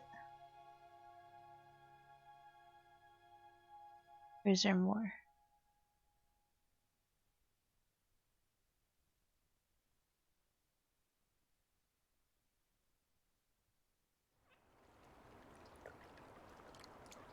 Six months later.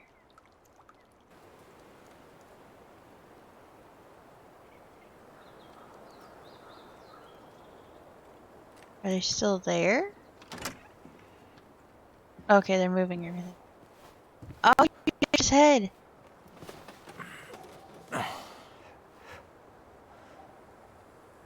I kinda like him with the hair though. Personally, I liked him with his hair. One Still last a good look. Good to go.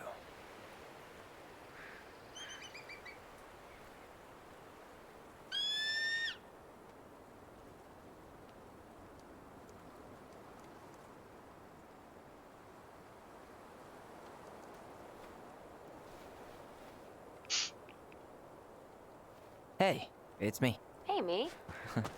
House is empty. I'm getting ready to head out. So, last chance. Is there anything you want me to do while I'm in town? Listen, Ty, you're dropping off the keys with Tina, right? Yup, gonna leave 'em at her office on my way to the ferry. Well, that's it then.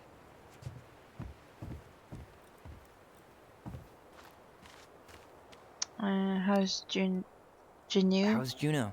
Big Juno? and Okay. full of people, even without tourists. Michael's been writing up rules for the apartment. I need your support against his whole food policy. Just refuse to sign anything until I get there. Okay? Okay, but you better hurry. If he gets his way, we'll only have one small shelf for junk food. What? Heresy. I'm gonna need like twice that just for snack cakes after my surgery next month. I know, right? This cannot stand. Okay, so he is gonna live with them. How are you? Good, actually. Really good. You? Same. You know, emptying the house really cleared my head out. Thanks for doing that. The observatory really needed me this week, and after everything that happened, I just felt like I needed to keep some miles between me and Delos Crossing. No worries. You still loving your therapist? Gail, yes. I was actually just doing some letter writing she assigned me as homework. It really helped me get some perspective. That sounds awesome. Did you see the article I sent you about Tom losing the election? Ah, Yes, I saw your message right before derby practice, so I didn't have time to read it. But I did cackle at the headline. Did you picture Tom's face whenever you went in for a block? No, but that is a great idea. Anyways, think I should swing by the store for one final fuck off? See you never, Vecchies. Okay, I'm gonna hang up now. See you tonight. Okay, I'm gonna take one last walk through the house and then head to the ferry. Drive safe. Pretty sure that's the only way possible in the old Allison Mobile. Love you, Tyler. Love you. I hope the next goblin family bakes a lot of sand pies in this. I like that.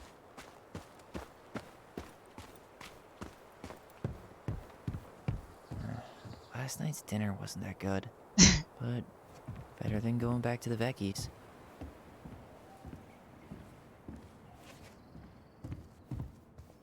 Right, nothing really in here to look at. Turns out you didn't need our help losing the election, Tom.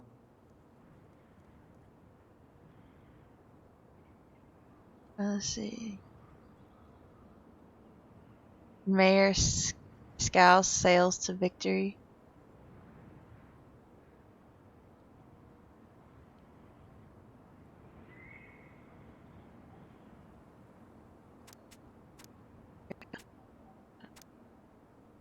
Mayor Scow sails to victory by Amy Chung. Devil's Crossing Mayor Leslie Scow wins mayoral election. Mayor Leslie Scow declared victory in her bid for re-election over controversial challenger Thomas Vecchi with almost 68% of the vote. Scow's triumph was the widest margin of victory in Devil's Crossing history. Her rival Vecchi sparked much debate in the community over his gun control policies, but Scow's success has been mainly attributed to her willingness to reach across party lines. Many in the community say her re-election came as no surprise. Vecchi, I can't decide how I'm saying his name. Vecchi had become a steady voice for change, but since his concession on Friday, the local business owner has retreated from the spotlight, preferring to focus on his general store and the restaurant he operates with his wife, Tessa Vecchi. When asked about the results, Vecchi simply expressed disappointment but offered no official statement.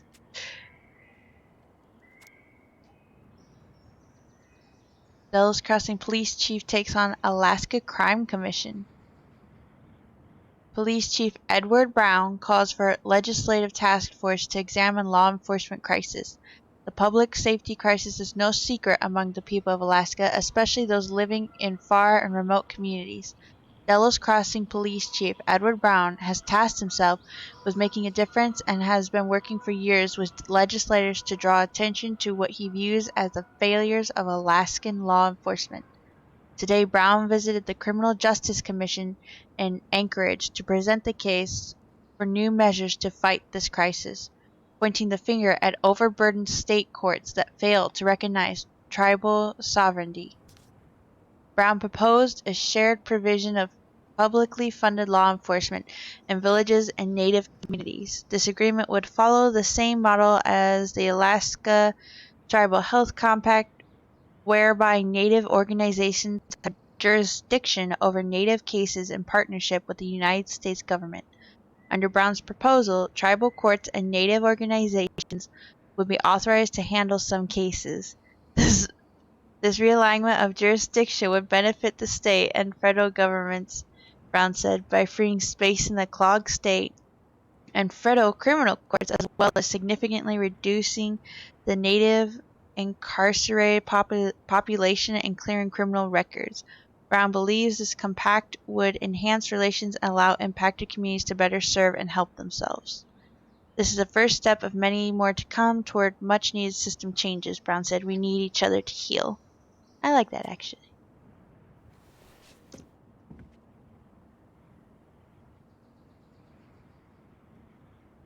It's pretty if I missed it. Oh, welcome back, Gigi. I actually fell asleep after stream. Girl, you went on 14 hours.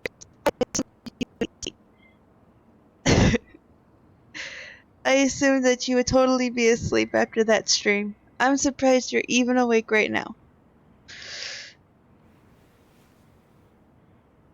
Damn, I really need to hire Ninja Chicken to read those Outlast readables.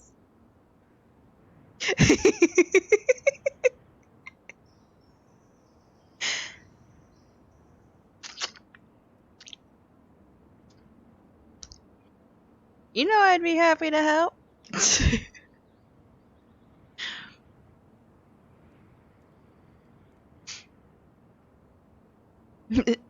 I'm my ass up, I know, but I'm trying not to fall asleep until tonight so I don't totally fuck up my sleep schedule.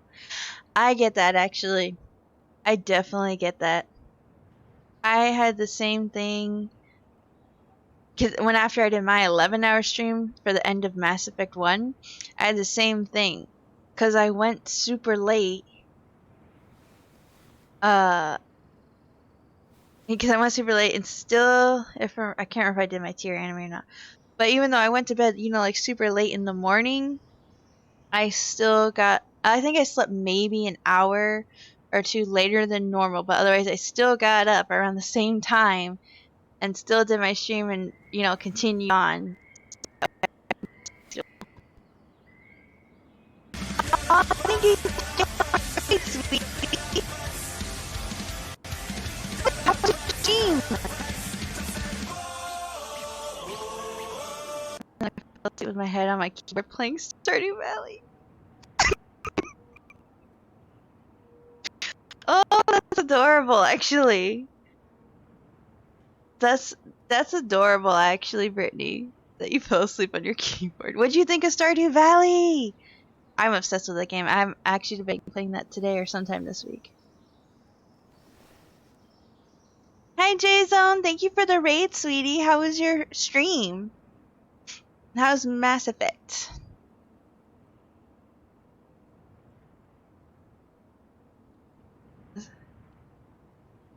Story of my life. I love it. It's super addicting. It is! See, I barely got past the first night, and I was already like, oh my god, I love this game. I never want to stop playing this game. Any stream I do of that game, I'm very hard to stop playing it, because I'm like, but I don't want to stop. I just want to keep playing it forever and ever and ever. Hey, how you doing? I am doing good. How are you, J-Zone? I hope your stream went well. You were playing Mass Effect Armada, right? I thought you said you were gonna play that today.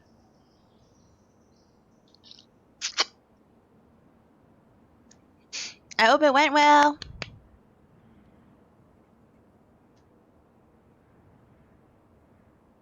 Yes, although now I'm nervous how many days I just slept through. Oh. Yeah, that would suck, actually. That would suck.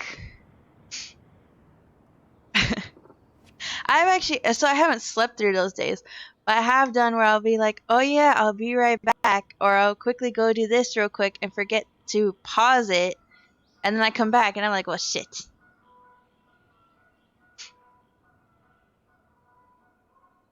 Sorry, audio didn't swap over. Got you now. Oh, you're good, sweetie. You're good, you're good. I was just asking how your stream went. I was thanking you for the raid, and then I just asked how your stream went, and that you're playing Mass Effect Armada, right?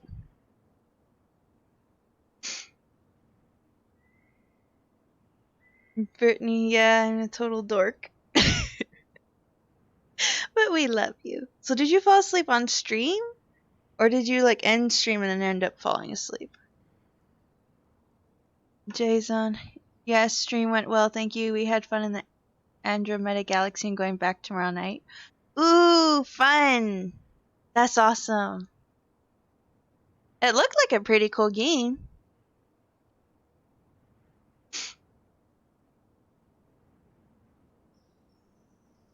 Brittany, how did your ending go? It went good. Oh, excuse me. We found out it was Tom. We confronted Tom, obviously. I called him a manipulative coward. Not the characters, no, just me personally. where where I had to choose which version of that night I listened to remember, whether it was the one that Marianne went to kill him or that Marianne didn't. The only reason I would have chose the killed one is for Tyler's sake. Otherwise, I fully believed that Marianne was not trying to kill him. And so I chose that one. The one thing I didn't think about was that by choosing that one, that meant that they weren't going to. That basically they were going to keep it secret for Tom, I guess. That was the only downside. Otherwise, I fully believed that Marianne did not kill, or had no intention of killing Tyler. So I chose that one. And now we're at the 6 months later. We're going through the house one last time with Tyler before he leaves.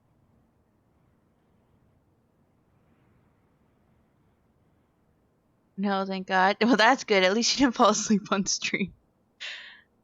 Busy day. So I did nod off once and cause. I did almost nod off once and cause myself on stream. Or caught myself on stream. Dude! That would kind of been funny. It is a great game, was majorly underrated. Well, yeah, my husband and I are actually talking about, neither of us have played it, but we were talking about how that game got a lot of backlash, and I was saying that from what I understand, it's a good game. How I phrased it was a standalone game or by itself. So, like, I think the reason why I get so much backlash or is because they do it as, Mass Effect 1, 2, 3, and then that game. So I think when you try and think of it as a continuation game, then I think that's where people have issues. If you think of it as just a separate game in the Mass Effect universe, then it seems like it's a good game. Did you snort like Ballast Focus? Oh my god. Dude, that boy can snore. It was funny though. Super tired, did a 14-hour stream that ended this morning, so I'm exhausted. Yeah, actually, I totally would have actually caught you, except I slept in a little bit by accident. Well, by accident, I was super tired. So basically kept hitting snooze on my alarms until my last alarm, and I was like, I guess I have to get up. But then I got up at like 11:30, and then I was like, oh shit, her stream. I pulled up Twitch, and I'm like, oh, she's done. If I had woken up on time, I think I would have actually caught you still. Probably right as you're ending, but still. Yeah, 14-hour stream. Shoosh. Okay, yeah, I chose that too. Okay. I was wondering actually, since you weren't here yet, I was going to like send you a message on Discord and ask you what you choose so we could kind of go back and forth.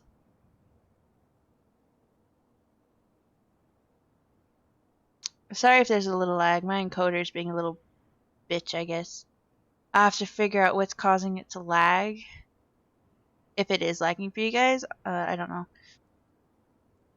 I did not, hallelujah. But it would have been funny. Thank God. It didn't make it to 16, but 14 was good enough for me. Well, yeah, that's still a long damn ass time, girl. You still did really good making it.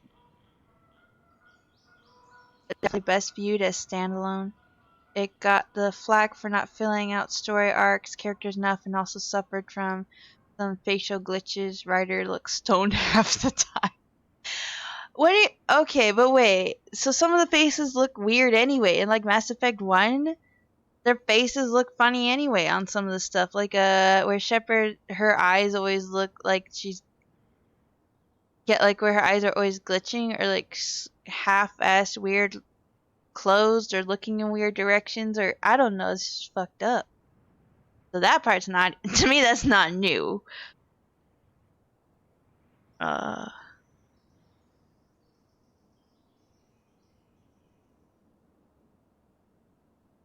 Yeah, but I kind of had viewed as a standalone within the universe is better than thinking it as a continuation from the other games type thing.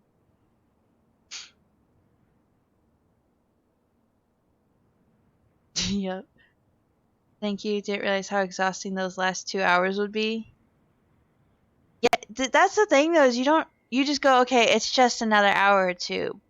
But like that other hour or two can actually be significant, especially when you're going for longer streams. The same thing.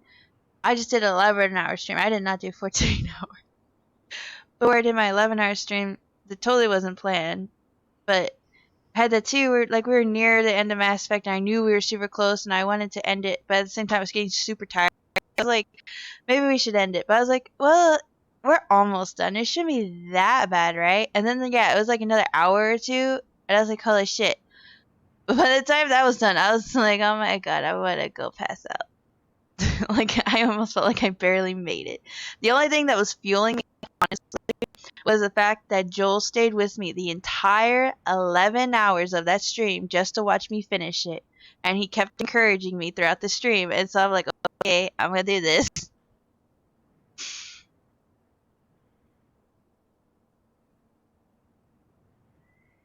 Yes, see what GG said. That's still 14 hours. That is amazing. Like, seriously, that is amazing that you did 14 hours. Even if you had the intention of doing 16 or wanting to try for 16, 14 hours is still an accomplishment. Yeah, ME1 had some issues, but Mass Effect was good a good few years later, so they should have fixed it, hoping things in a remaster and the ME4 are much better. I mean, that's a good point, actually, that if it's a few years later type thing, a good few years later, then yeah, you would think they would fix it. I mean, it's kind of similar to Bethesda games in a way. I mean, they have improved, but there are some things that you think they would have improved on that they haven't, but it almost gives it its character. Like if they actually, like you'd be like, oh cool, they fixed the glitches, but at the same time you're like, but it's not necessarily a Bethesda game without their glitches. Or, you know, from Mass Effect with their weird ass faces. I had so many people who were coming back from last night and through today pushing me to keep going. See, yes, that is so motivating. Well, and also, it is an interesting feeling when you have, so like for GG, when you have someone who is kind of like at the start of your stream and then shows up at the end of your, close to the end of your stream, that is an interesting feeling.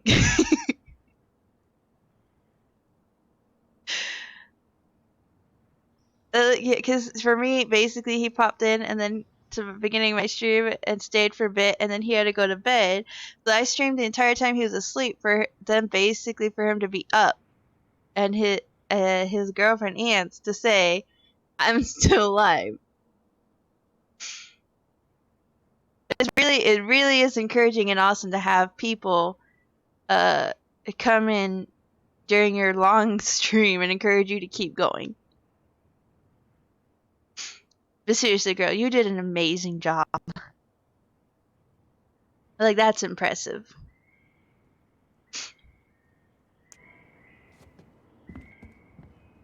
I Ooh, should pick up Allison's stuff on my way out.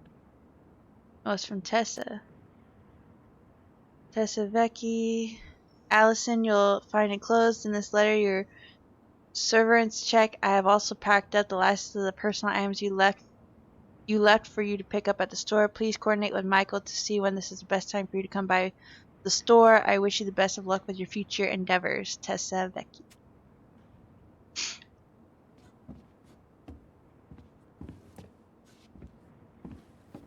Oh, this is the...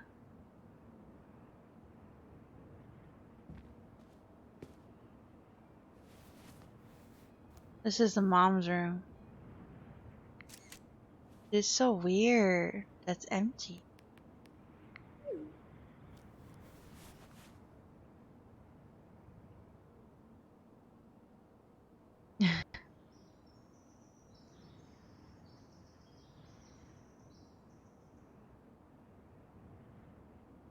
Okay, it's easy. Brittany stays on. It's lucky I met you. I never, I mean, I never want to go back not knowing you. I mean, I love you guys so much. I love all of you. Seriously. I feel lucky to have met all of you, to have met Brittany and you, Gigi, and J Zone, and everyone. I call you guys my friends. Even my husband, I say that you guys are my friends and that I really am happy that I met you. And I feel I'm so happy I also started streaming because if I hadn't started streaming, I don't know if I would have met you guys. I love all of you so much. Oh my god, and I love Stream Elements just for fun.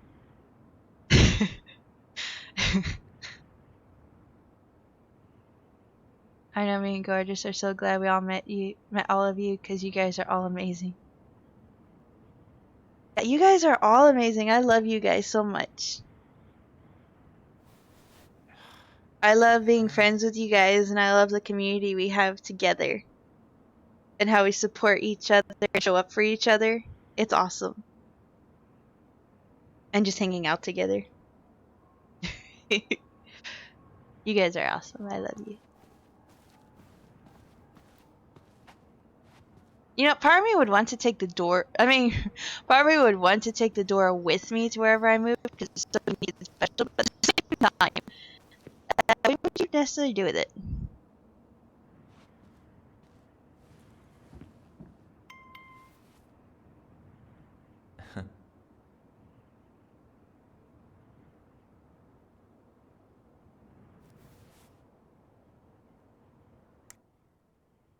Let's see.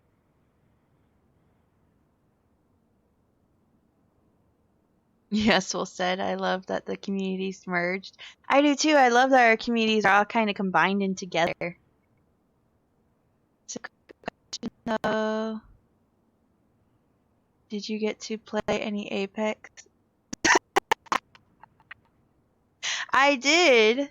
I did. I got to play with you and Jimmy. It took to install. It took like 30 minutes to install. I wasn't sure if you guys would still be playing, especially with how far gone you kind of were. Um, but yeah, so Jimmy did the whole intro thing, and I did like 3 or 4 rounds with both of you. I think maybe 3 or 4 rounds, maybe a few more. When it hit midnight my time, I was like, I'm out. I did get to play Apex though with you guys.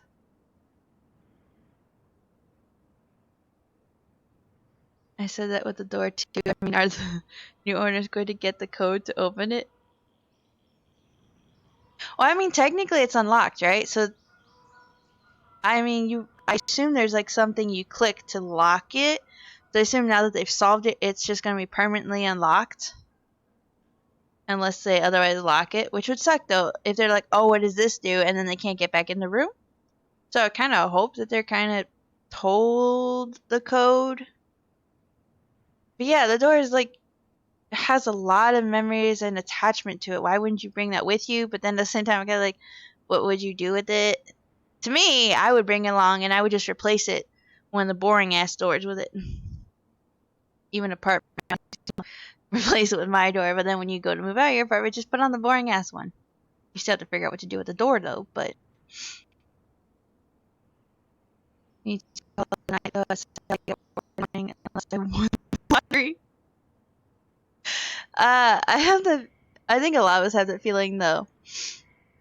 Unless we magically win the lottery, we still have to, go to work and do that shit. So I hope you sleep well, Jason, and have sweet dreams, sweetie. Thank you for rating me and popping in to talk for a bit. And good luck with work tomorrow. Have a great stream and great evening.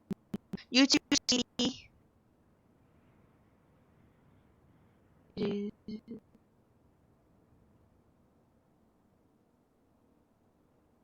And Tuesday as well. For me, it's still Monday. I'll try to shoot tomorrow. me. I have zero memory of you being in the game. I wonder, did I know that I was playing Apex at all?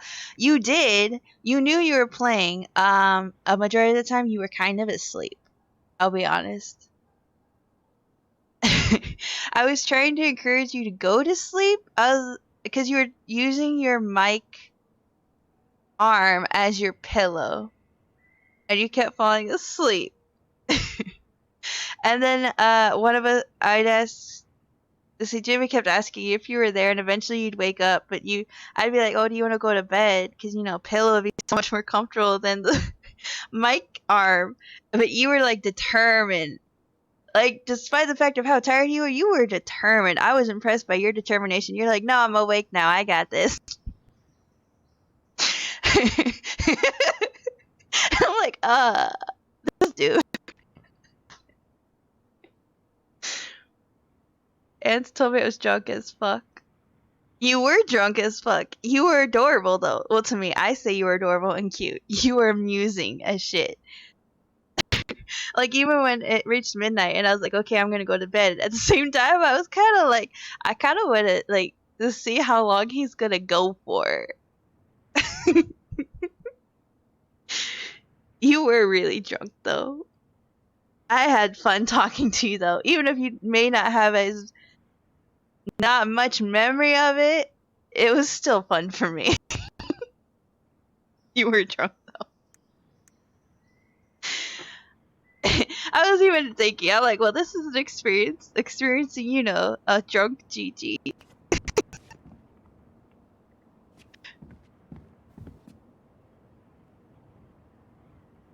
Oh, they're so cute. They have little stickers of the goblins.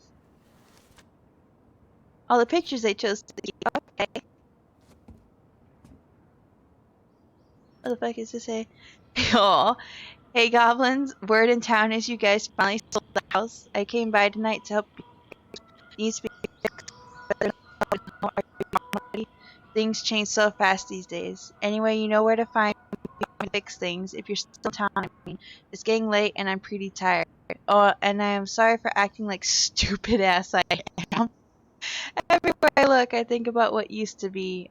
I've been trying to do better, but I think it might be too late for an old bear like me.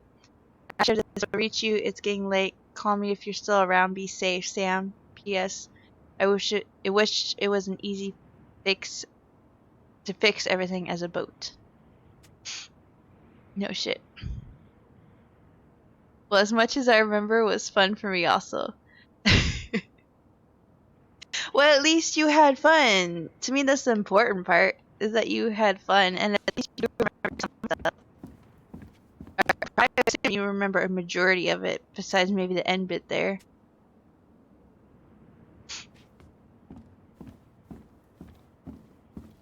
Man, seeing it empty is so weird, but at least it's the last time we'll ever have to. Ooh, get the picture. There we go. Salmon.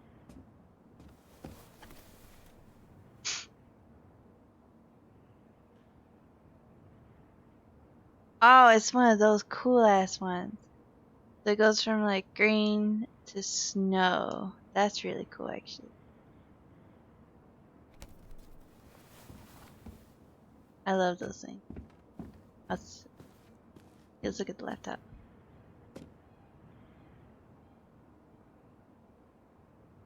Ah, this is with Michael. Must be relieved to finally be done with that place, no doubt. If traffic's not too bad, I should be back at your place around 4 p.m. Traffic in Dallas, only if the mailbox bandit escaped. Hey, I'm making that biscuit thing you like. Damn, on my way. I'll probably dig out some fire hydrants and stop sign. Don't die. I'll keep it warm. See you in a few. Aww. It's so cute though. Notice today I have Dead by Daylight and Among Us now, so that's weird. I mean, today was normal person hangover for me. I started to pick up some pieces. Yes! So the first game we played was Dead by Daylight. We did like one. You did a round with them. I did one round with you guys. Yeah, and then we moved to Among Us. It's It's awesome though. I mean, today was a normal person. Well, at least today isn't too bad, hopefully. I mean, I know you say a normal person hangover, but I mean, compared to what you probably experienced over the weekend, hopefully it wasn't too bad.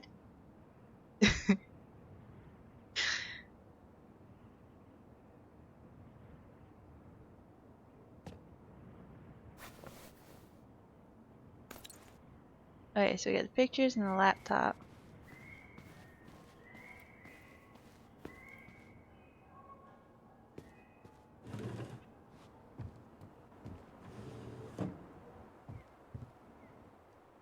Well.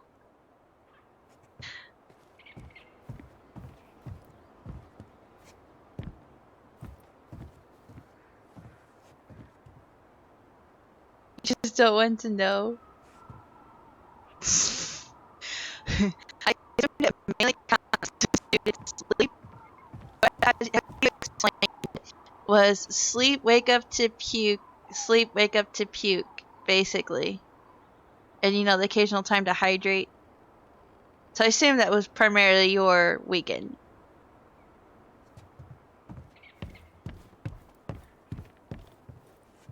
I'm going to look at the house and then I'll go down and talk if there's anything even that they would look at there.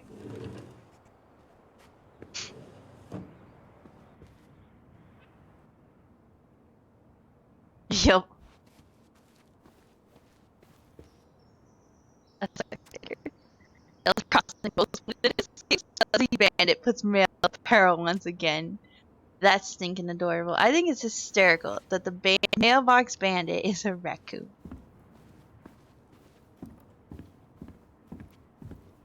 He's just adorable.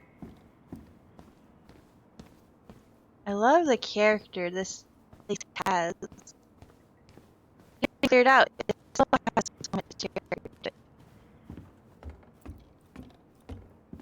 Today when I went to work, I still felt like I'm drunk. Oh, dude. Goodbye, room. Goodbye, room. Goodbye, broom. Goodbye. Goodbye. Man on the moon Oh, there you go. for posterity.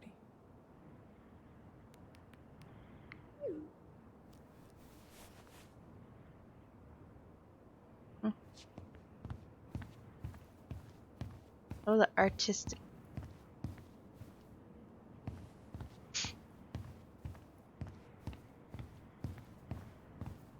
That would be interesting.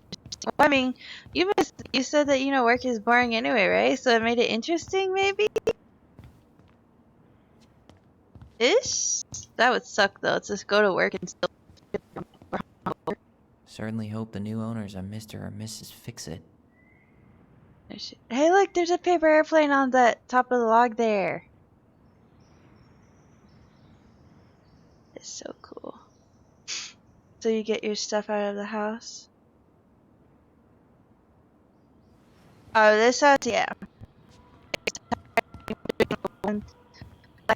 Through the house.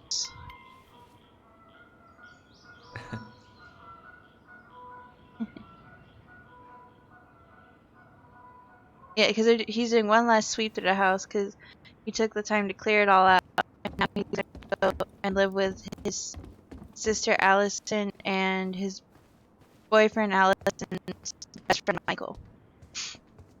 I gotten everything. Look at pictures on the laptop and look at it. I love that giraffe. That's awesome. Missed the whole story. I mean, I can give you a overview of it. I explained some of it to Jeffy. He came in, and so I explained some of it to him, like kind of the overview. I don't remember how much you've probably seen or not of it. But yeah, Pikachu?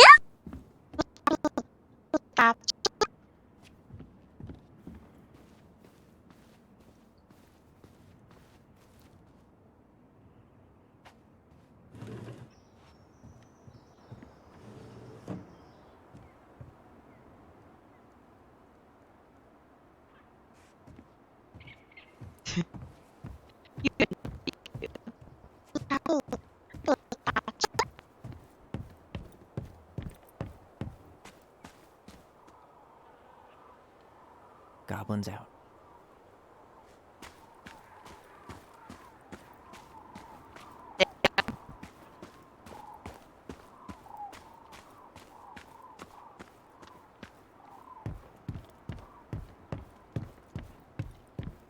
Yeah, time to move on. I figured there wouldn't be anything on the docks here for us.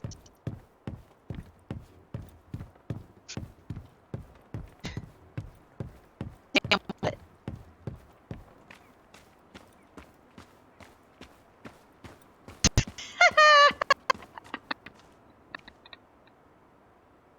That's hard to believe you are real. I love you. You're awesome.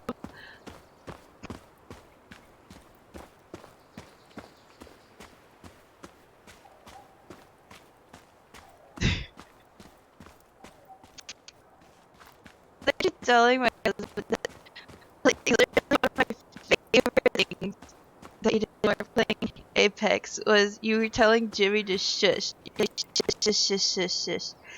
And then you just are like, yes, Gigi. Are you like, like you always say Pikachu, Gigi. And you did like the cutest, like, please. And so then I did the Pikachu for you, and you're so happy.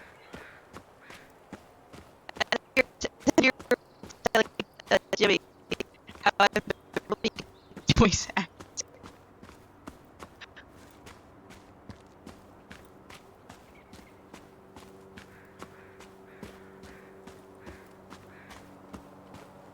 Okay, I think we've explored everything here. As far as I can tell.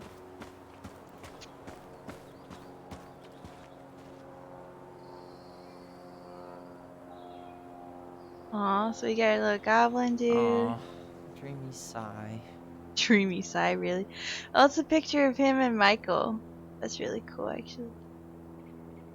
Hello, my name is Tyler. He, him. JCE. That's cool that he started going to those meetings. The JCE 5th annual queer prom. Come as you are. That's awesome. This is that thing I was telling you about. See you there. Del? Or D. It's D. My bad, D.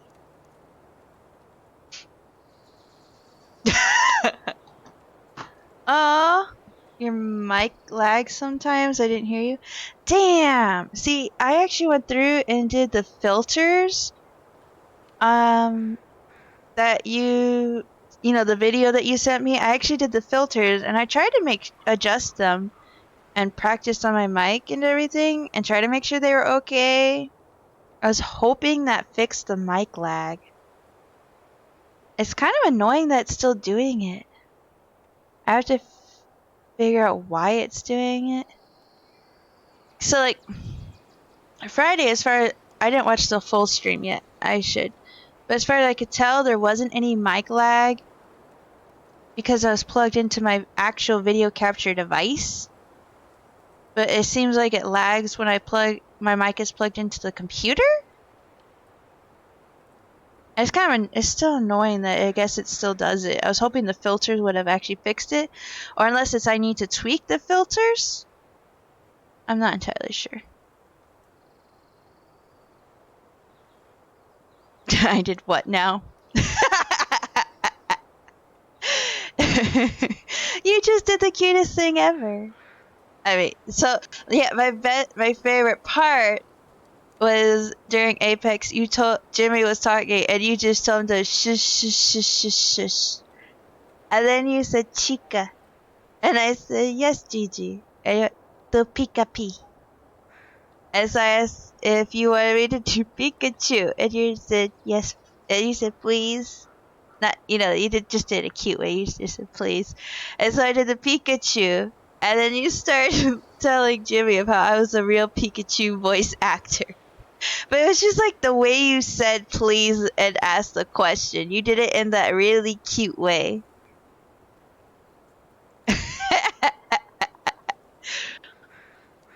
I think filters might be fine. Okay. Yeah, because I went through and I did the filters and everything to try and help the mic. I don't know if it sounds different than uh, Friday or anytime before that. I don't know if it sounds better or not. I didn't watch my Saturday stream to see how it might have sounded. I should to see if there's a difference. Or maybe if there's anything I need to adjust. I'll figure out why it's lagging though eventually. Or maybe it's just a laptop thing. I don't know. Eventually, we will have a setup in which nothing lags. I wish. Aw.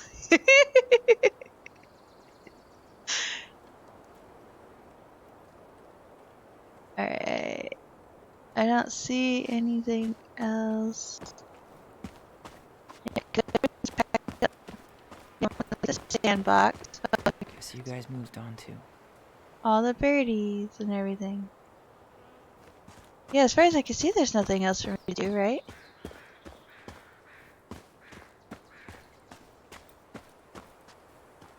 Well, I noticed they start to lag when someone follows or alerts and stuff. Yeah, I noticed that too. Yeah, because last week I thought I saw that it didn't lag as much now before the filters. I thought I think it had settled on my laptop. I didn't think it lagged much, but yeah, now I noticed it lags a lot. It's starting to lag again, or maybe it's just continuing to lag with the alerts and stuff. Maybe your laptop rendering. Yeah, I assume. Yeah, but I noticed that too, where it kind of lags when the alerts and stuff come up. But it's not the video, right? Because you guys said it was just the audio. Which is why I'm confused. Because if it was the video, I kind of understand. It's the audio. If it's just the audio, then I'm kind of more confused. But yeah, I assume it's just my laptop only has so much oomph to it. But when we get a better, like a desktop or something, then maybe it'll be better. I'm hoping.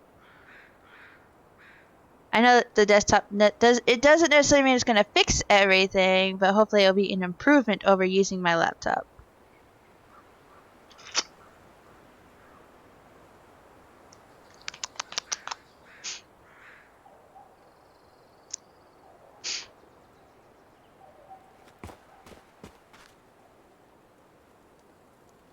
Okay, so examine that. Oh look, dude! He has it's Halo! It's Master Chief! He's got Master Chief right there! That's cool. A little Christmas light, a little ornament.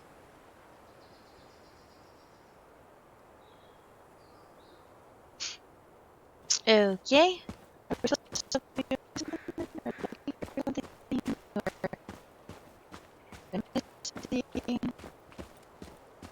Oh, it's all the boxes stuff it looks like.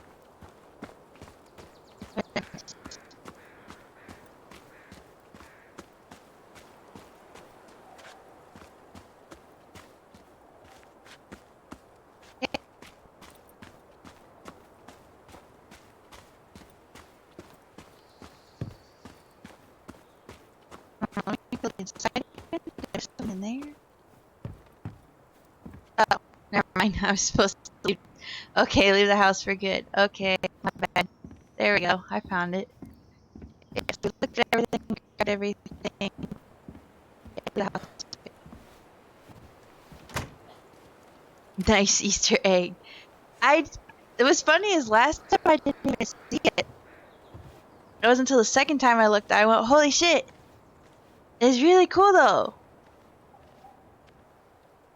Well, this is goodbye for real, I guess.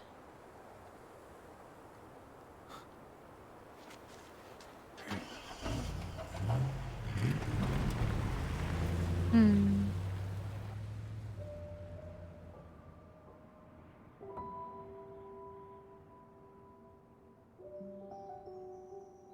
Hey, Aaron. It's Tyler Ronan. I thought I'd catch you on your break between sessions, but I guess you're going along with another rebel with too many causes.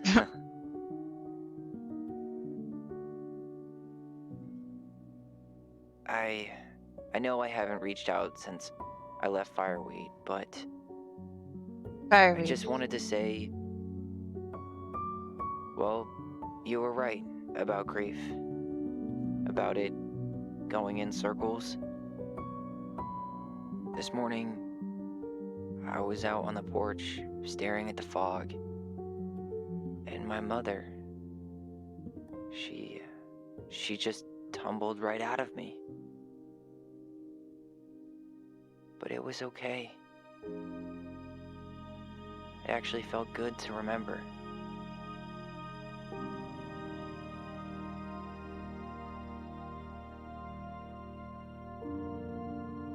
Anyway, give me a call back if you get a chance. I'll see you around. And thank you.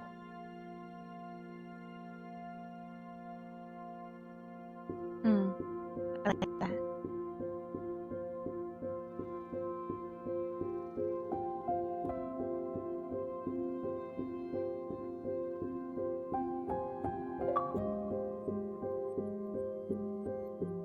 Twins for life. Complete the story with the twins together.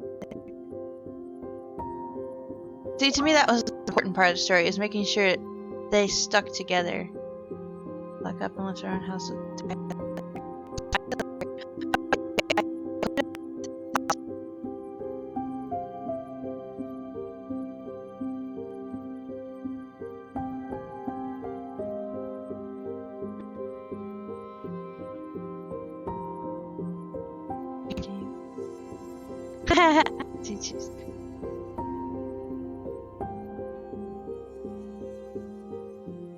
Ow, my back. That was a good game, though.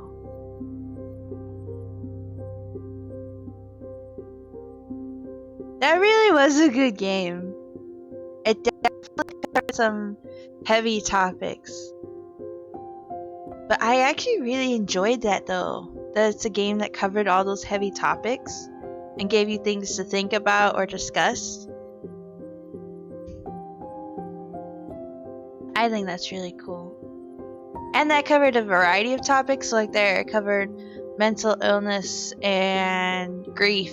I liked how it showed grief that was different for everyone, but also that everyone remembers differently, that you have a different perspective, or different perspective from each individual, but each person remembers things differently, or how your memory can be skewed a little bit sometimes.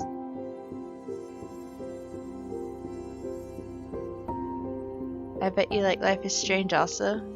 Yeah, we're going to play that. I don't know if we're going to start it today, but we are going to play that game. That was my plan, at least, was that we were going to play Life is Strange. I do own the first one.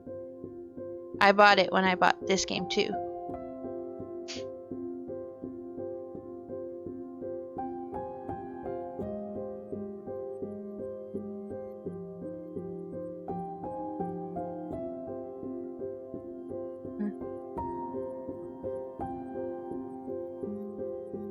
I do like the thought of playing. I'm not gonna play this one again, like soon, but I do like the thought of playing it again and seeing all the different options, going through the options again and seeing all the different outcomes that could have happened and the different ending and everything. So I wonder if Allison closing up the house, if that would still happen with them bonded, or if that's like she does it if they're not bonded.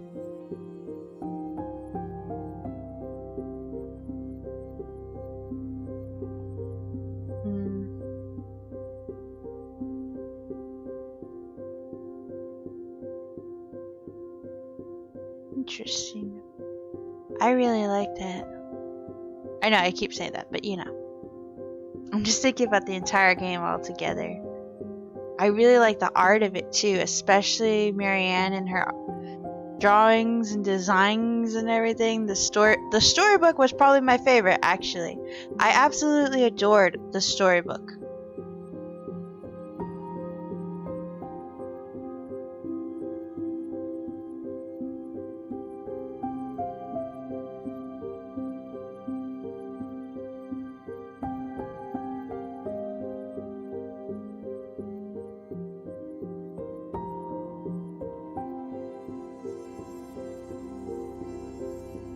So what did you guys think of the game? I know, Gigi, you get to see the entire game or anything, but you could still give your opinion of it, though.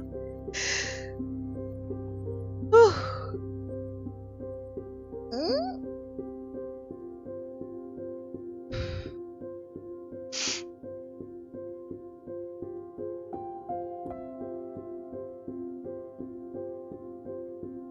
I really liked Michael's character too. He was awesome.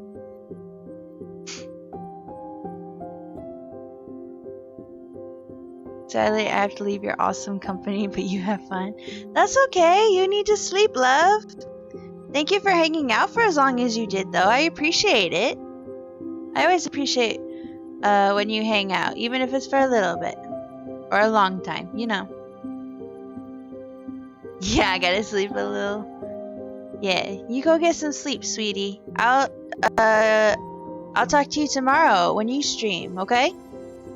I hope you have sweet dreams. And I hope you have a good night and everything. I hope work goes well when you wake up.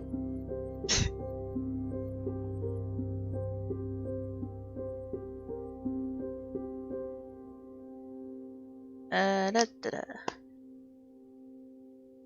I don't know how long these damn credits are. Damn. Oh, they got in Spanish and everything? That's cool.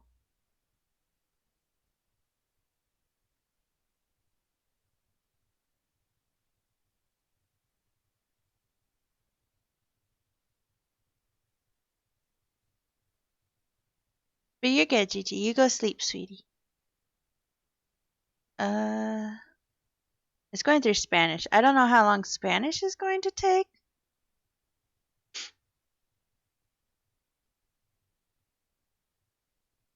Well, I slept whole weekend, but yeah, I need to get my sleep cycle back to normal. Good luck. I know sometimes that can be easy and sometimes that can be hard. So good luck, sweetie, with that. And I do hope you sleep well though, and that you can get back to normal.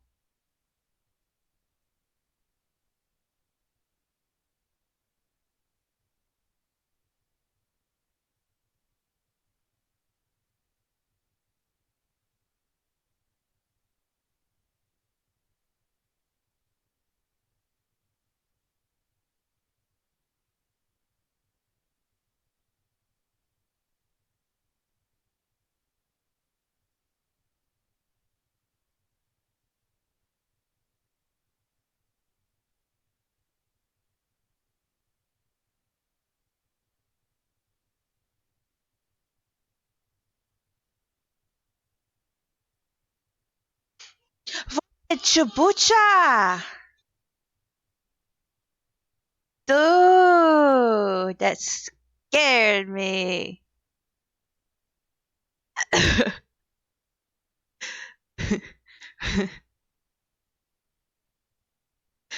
Hey, you had to. No, you're good, love. I was just waiting for the credits to get done so we could look at all this stuff. I honestly thought you already went to like kind of left the chat to go to bed, and so it just startled me. Thank you for that.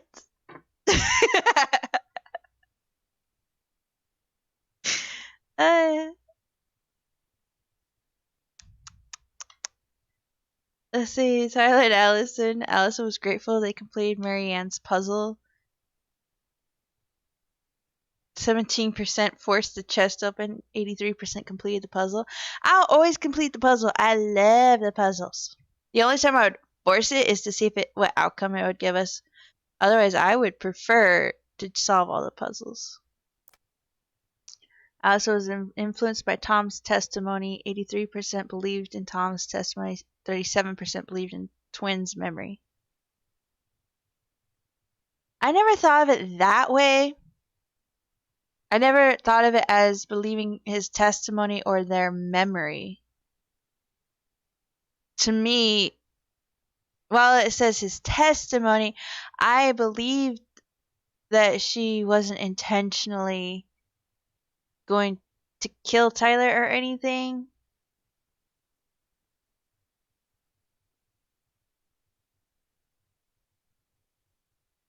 Huh. I do like how they word it sometimes, because I don't always think of it that way. I do wonder what would happen if we chose the twins' memory then. Since Allison mentioned the suicide thing, I wonder if that means that if we chose their memory, then it would be like oh, she was gonna kill us and then herself, or what?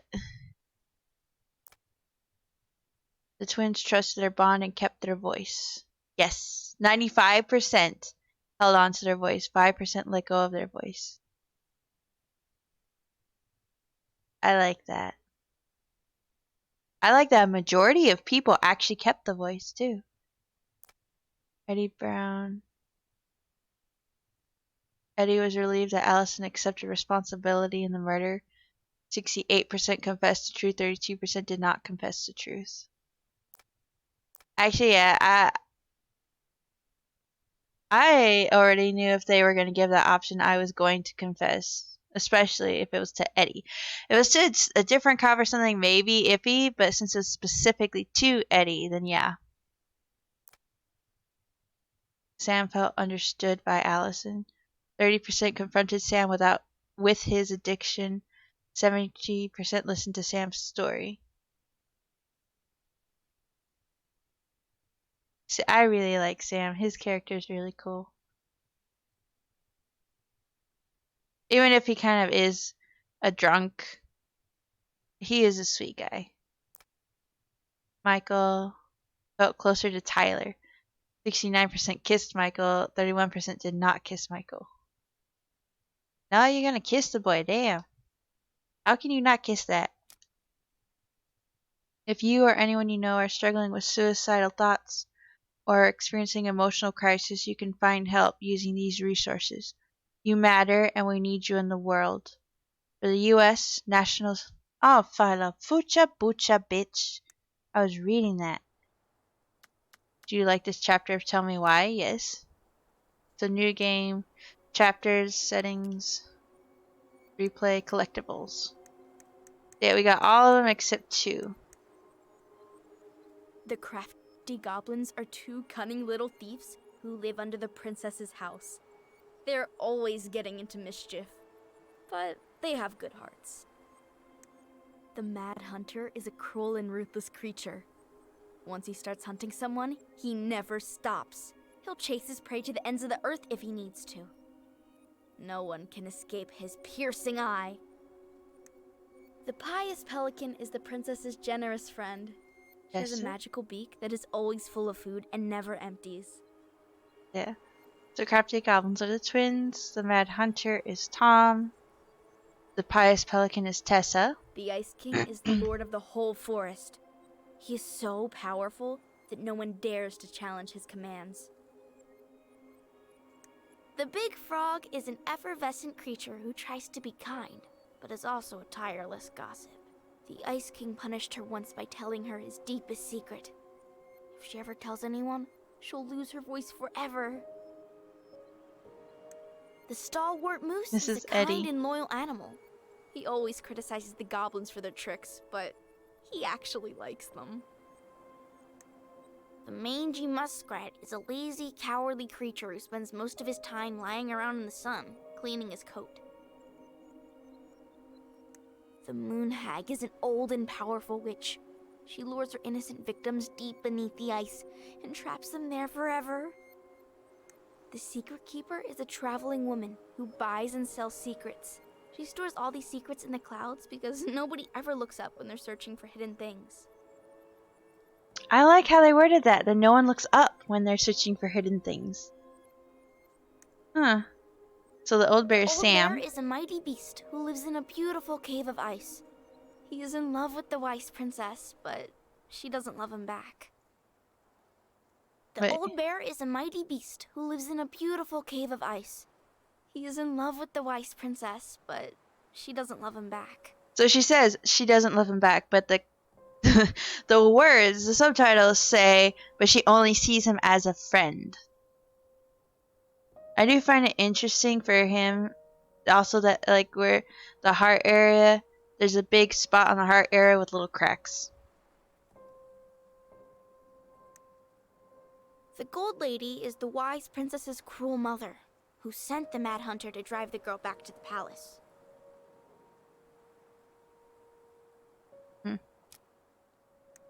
Consequences.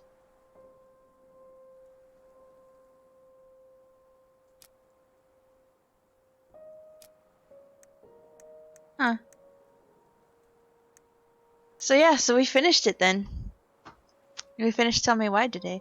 That actually went a little longer than I anticipated. Because since we were so close to the ending, I thought it was going to be like, oh, it's like, 30 minutes to an hour and everything.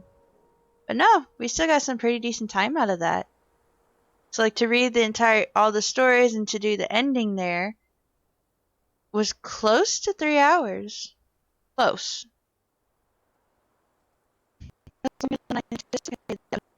Actually. Alright, so we have finished Tell Me Why. So now we're going to move on to the second game. Yeah, good length stream still. Yeah! Well, because I'm thinking, like, okay, it's going to be like 30 minutes to an hour, so we're going to move on to whatever game. I mean, we're still going to do a different game. It wasn't as short as I anticipated either.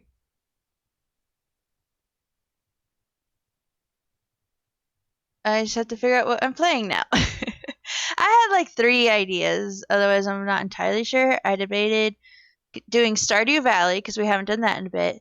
Sims, because we haven't done that one in a bit. Or Dead by Daylight. Those are the 3 I was considering. What else could we play?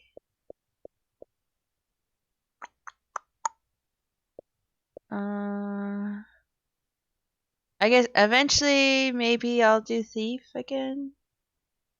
I wasn't sure if I was going to continue that one or not, but Doug expressed interest in me continuing Thief. So we'll see if I continue that one.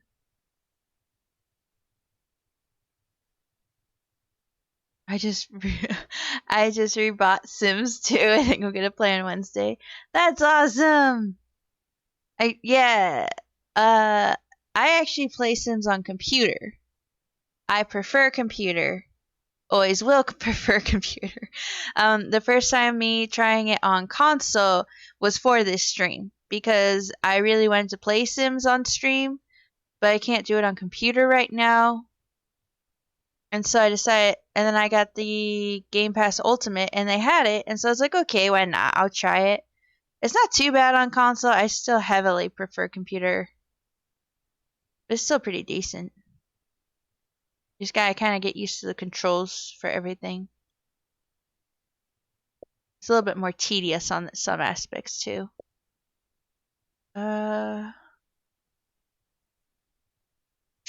Oh, there's Trivia Pursuit.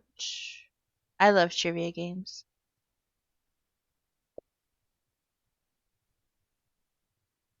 I remember you playing on stream. Yeah. Yeah, I played a few times on stream. We even did someone's Haley Bug 16's challenge before with Sims 4.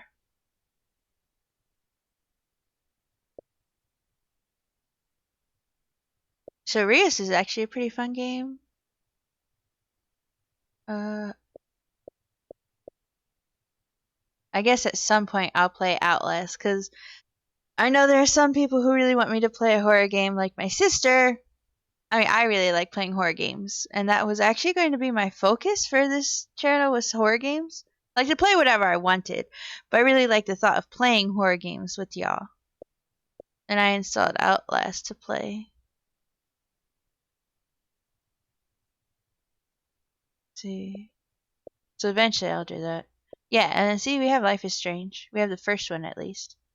Little Nightmares.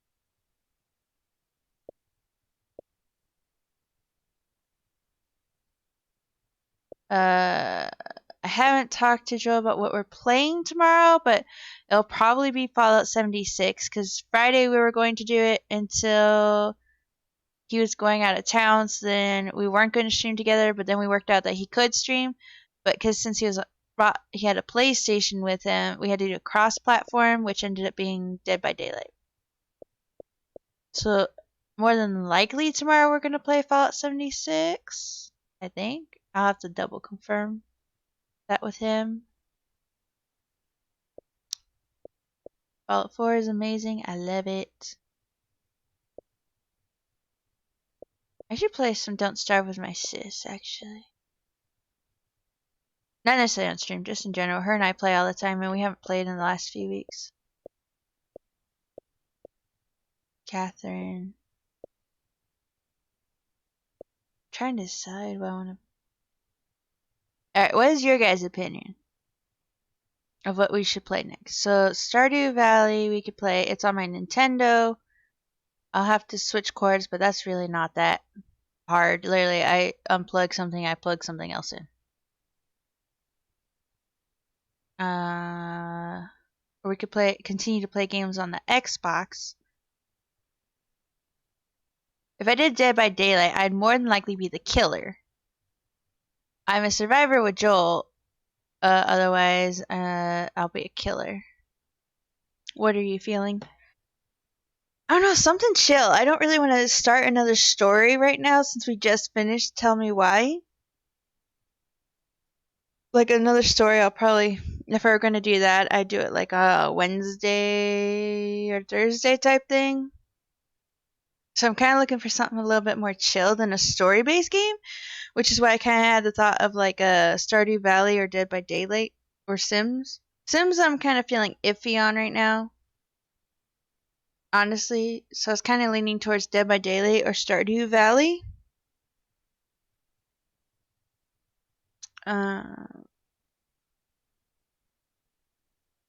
Or any other casual game I have on Nintendo a lot.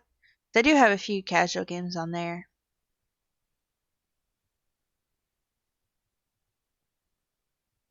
Mainly, I'm torn between Stardew Valley and Dead by Daylight because the one I want to be I'm really having fun playing Dead by Daylight and being the killer. Either one would be fun. I'm playing Stardew right now. Ooh, that's awesome.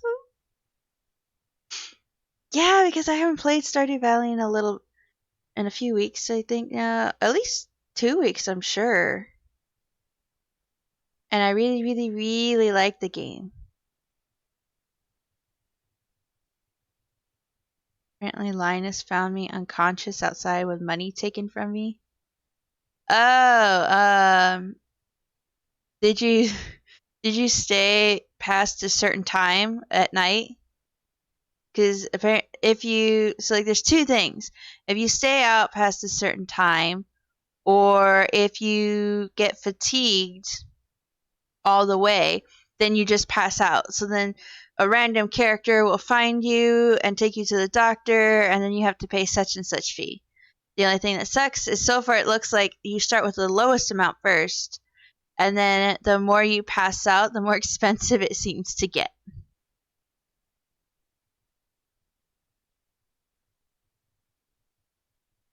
So that's apparently what I missed when I fell asleep.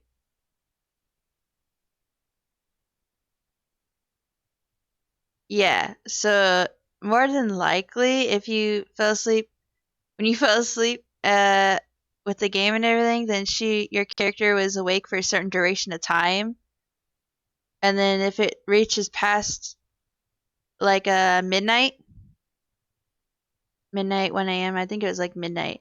When it reaches past a certain time and you don't have her in bed, then she'll just pass out because she's tired, and then someone will find you, even if it's in your own damn house. If you almost like I've made it like an inch from the bed and it was about to hit A, but then she passed out. So then someone found me and brought me to the hospital, and I had to pay a fee. And they just take it, I don't know what happens if you don't have the money, honestly. I haven't had that yet.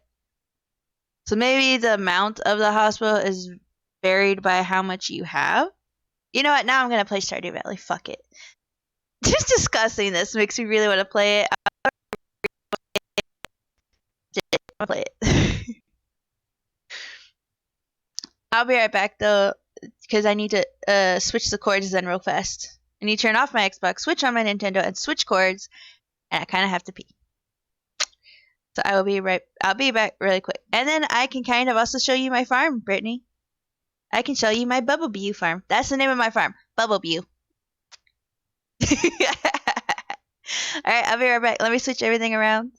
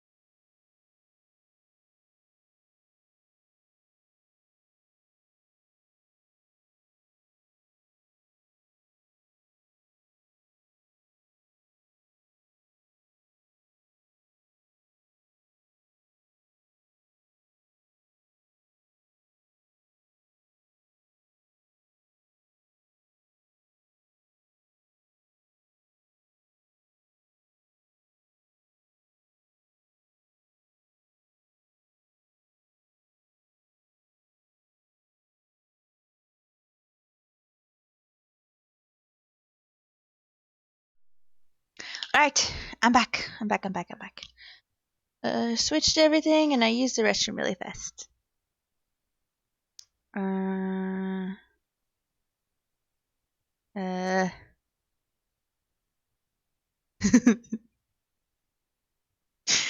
Joel's me. I asked him if he.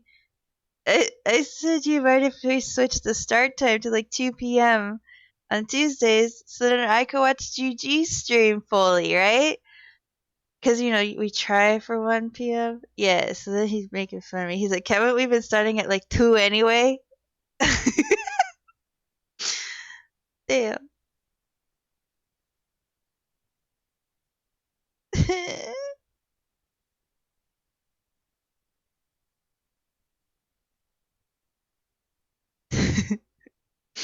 Alright, we're going to do Stardew Valley now. Oh, I guess I should update my stream stuff, shouldn't I, huh? Right.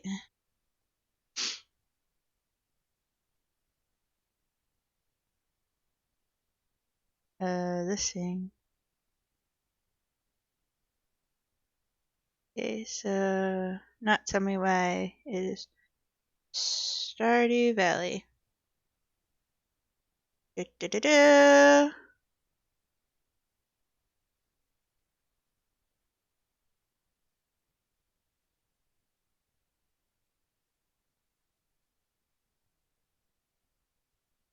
There we go.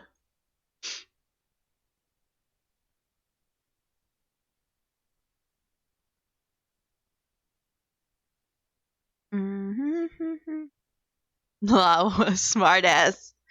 He is. He is a smart ass. But, you know, that's why we love him. Alright, so I changed it. So the title, I changed it so it includes both games. I changed it to Stardew Valley.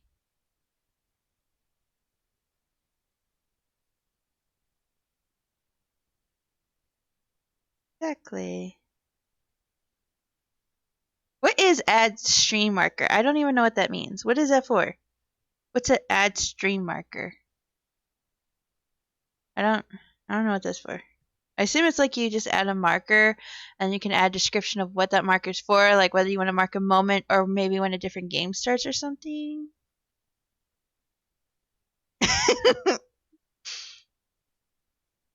I assume. I haven't actually looked it up.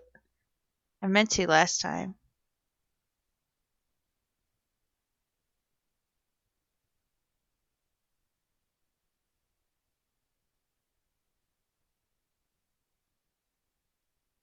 I think it's just a marker if you want to go back and clip something or just mark it like you said.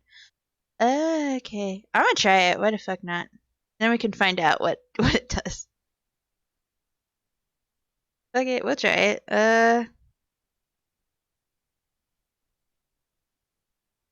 I can type. There we go. Add stream marker. It says it added it. We'll find out later what that means, I guess. Yay, cool.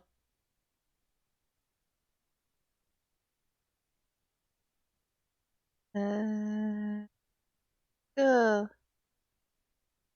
Sure. Okay. Alright. I had to look down at the controller for the buttons because whenever I go straight from Xbox to Switch, I have to remind myself to flip the buttons. Oof. Alright. Yes, me too.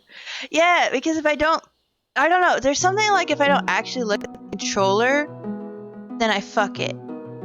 So like if I just go from controller to controller and I don't look at the buttons and I just try and press it, I get mad because I'm like I keep pressing the wrong stupid button. So but somehow if I look at the damn controller, then somehow I transition my mind better somehow.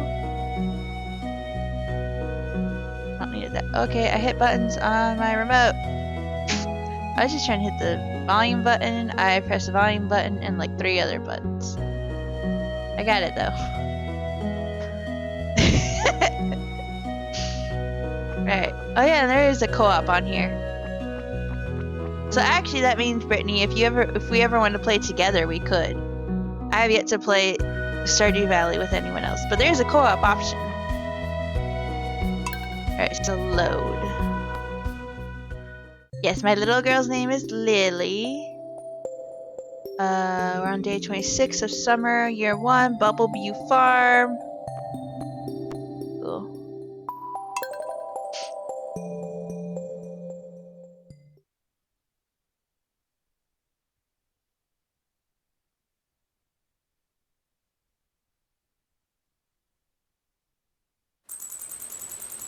Alright. Oh yeah, and I have a little kitty. His name is Miso.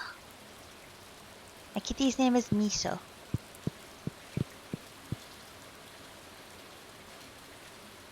Alright.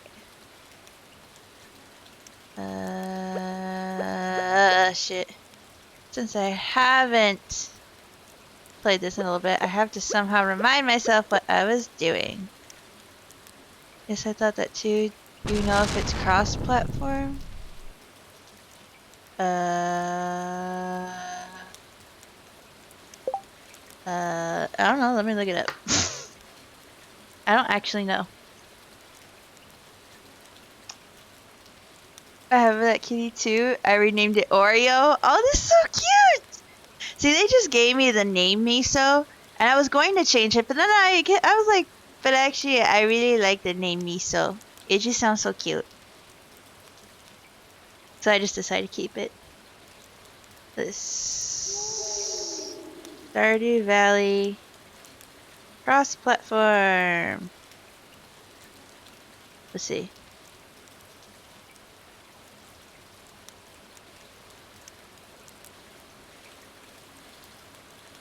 Nope, nope, it's not cross-platform. It says no, with the exception of Steam and GOG players on the PC. As far as we know so far, there are no plans to implement cross-platform multiplayer on any other version of Stardew Valley.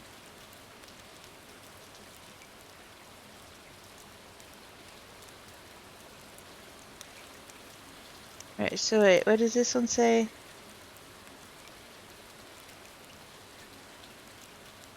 Multiplayer is an optional game mode in which 1 to 4 players can join the game. The same world through split screen, over LAN, or by IP address. Multiplayer is available on the PC and console versions, but not on mobile. What? Oh, maybe multiplayer, not on mobile. Because I say they have mobile on here, but not. I guess not for 2 players.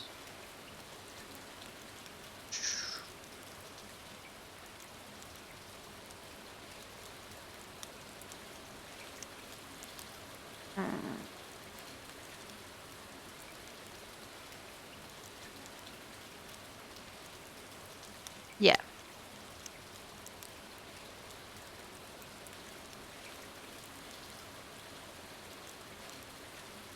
It was cute. I got that name too. No, wait, I played through Steam. Yes, but it's saying like, so like if you use two, so it's more saying like you both have to still be on computer, but let's say you were on Steam and I, for some weird ass reason, got the game on GOG, the other, like a different what, I don't want to call it platform, service, a different service on computer that's like Steam and GOG, you could still play together, but still on computer. But like I have the game on Switch right now, and you have it on computer, then we can't play together. So basically, we could play together if I bought it on computer. It would just mean that like I wouldn't be able to, and I don't really care about streaming to play together on my end. I mean, it'd be cool, but I'd have to wait until I got a desktop. Which is currently under the works. The whole desktop thing is under works right now, but until we actually manage that.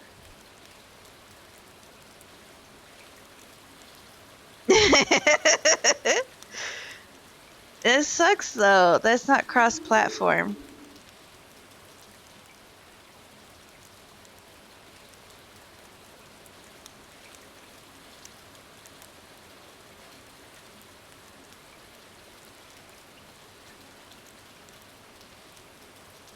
There we go. I was wondering though if it was cross. I didn't think so because I thought I had looked it up before for some reason. So silly they do that. I think it's weird that I think it sucks that some games have cross-platform and some don't. Why not just make all games cross-platform? I know it's a little extra work for the developers, but I mean, really. Okay. So we were... No, that's right. We were in the mine last time, and then we had to stop for whatever reason. I don't remember why we had to stop, but we had to stop for whatever reason.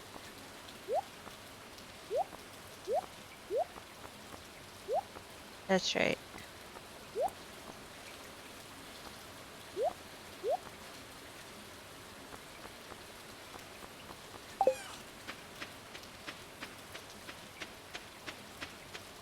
Not that much work, honestly. See, that's what I was thinking. I was like, it can't be that hard. At least to me, it wouldn't be that hard to make it cross-platform. Put that in there because I don't know if there's a reason why we need that. Nope, I did not mean to put my pizza in there. Wasn't there a quest or something that we were doing that I think required deep in the mine? No, this deep in the mine. Oh, reach level 40 in the mines. I thought we were doing something else too, or did we already complete that? Okay. Alright, so then down here we have our farm. It's kind of small right now. We got it.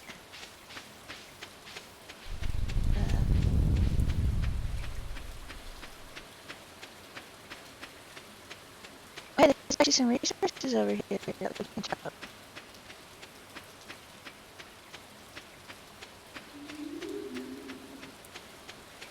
What in the shit? Oh no, that's right. Because one time in the middle of the night, we came out to find this weird ass thing. Yeah, we need to get a strong pickaxe to find out what it is. But that's right, it's like a weird ass meteor thing. Oh yeah, my trees. That's lovely, there's thunder in the game. I don't know, do we want to... I'm trying to decide if we want to go to the mine or what we want to do. I don't know. Maybe, let's at least go try and find Sam, I guess, so we can give him his gift. And just make some more money. See, if they did cross-platform, honestly for me, I am more, unless I'm buying single player, I am more willing to buy a game that has cross-platform than a game without. Just because, so like, if I'm looking to just play like, my husband or someone on Xbox, that's cool. But then it's not as high a priority to have cross-platform, it would just be really cool. I want to buy cross-platform, so that way I can play with whoever I want, rather than being limited to, oh, do you have an Xbox? Or a computer, or anything like that. I can't, is this his house? I thought this, yeah, he's still asleep. Okay. I'll come back for him.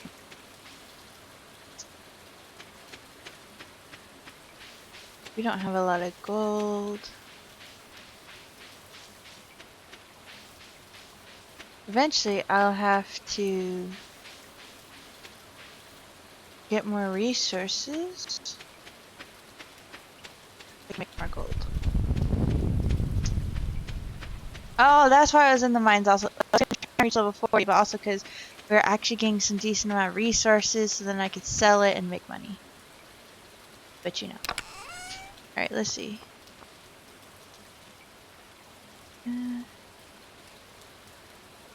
Yeah.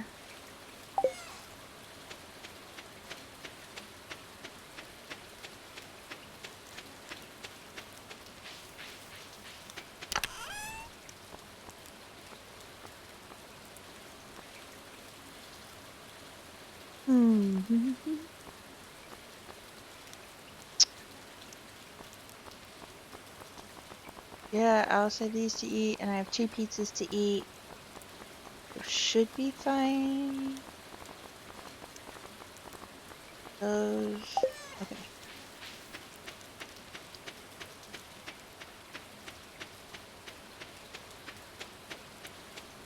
Oh wait. Nah, yeah, okay. I'm going in circles. I'm good. Oh, aliens. See, that's what I thought of when I saw that rock. I was like, ooh, it's an alien thing. At least it still looks like a damn alien rock. I just don't know 100% yet. Because I can't break it open. Stop with the thunder. Seriously.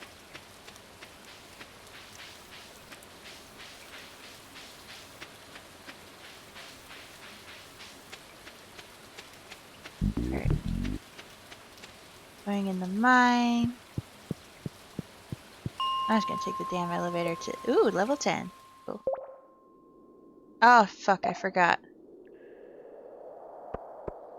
I forgot that we're in the lower levels, so that means it's gonna be darker, and that I actually needed torches for some of the areas down here now. Oh, fuck. I fucking... There we go. I was hitting the wrong button to attack, I guess. My bad.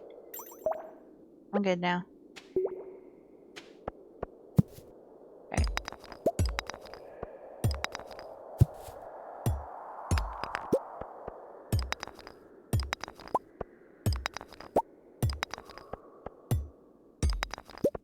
Oh. Oh, it's a little diglet. I call them diglets. That's what they make me think of.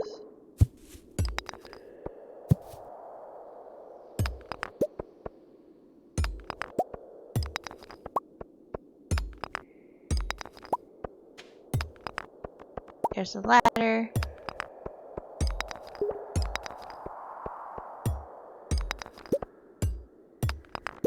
Already got that. We're getting it mainly stone so far. This means we might have a lot of stones to sell.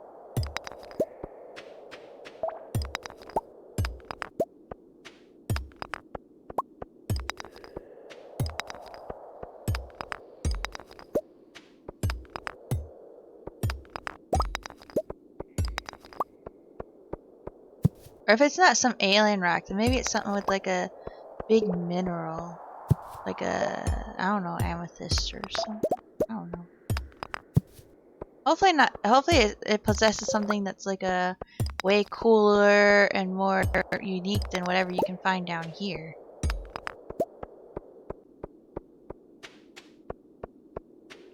That's what I hope anyway.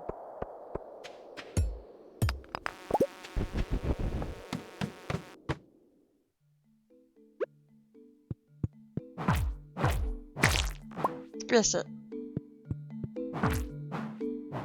Push it. Ooh, algae.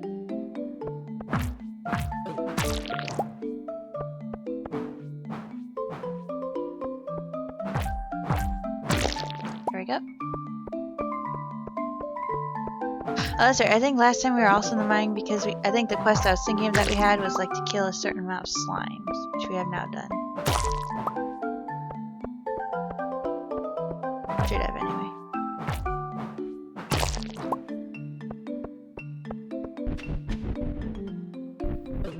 Oh, my bad. I didn't realize I was standing there for the diglet.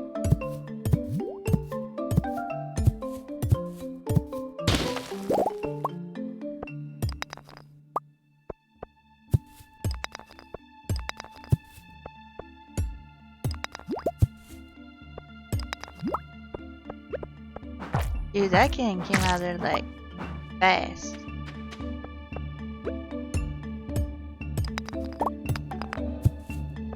Okay, shit, there's 2 ladders. What? What the fuck?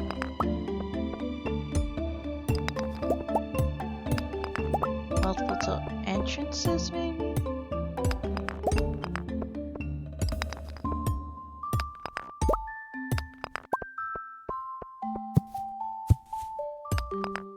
Alright. 5. Careful.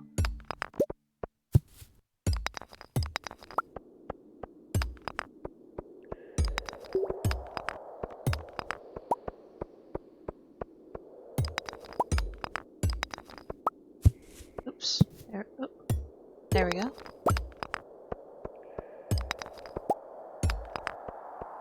I actually have to break all these. I just want to.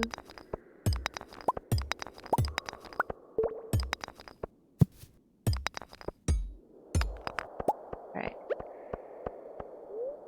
Yes, eat the grape. There we go.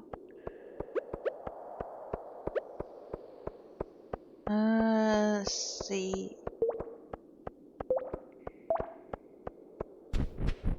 I guess I'll try this one. I don't know what ladders go to where. Okay, so we've been down here before. Hi! What the bitch, you butcher? What the fuck are you? Dude. Did you see how far I hit that fucker? Holy shit!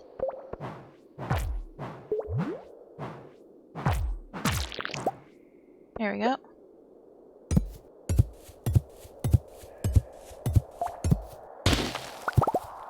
There we go.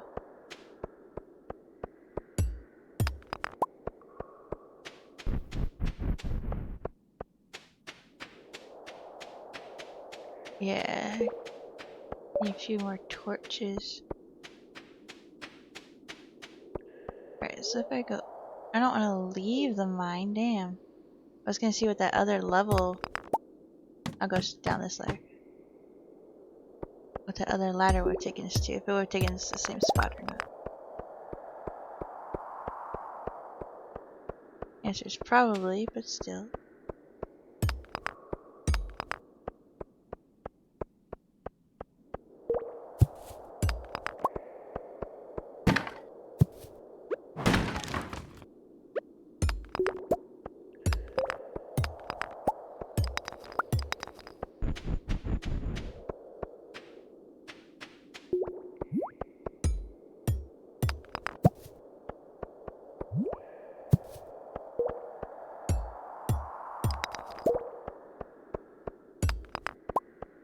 Okay.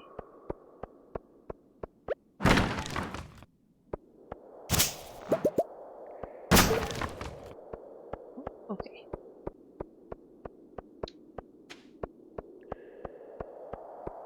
Anything down here, that's good. Not really, okay. Why'd it change color? Why is it green?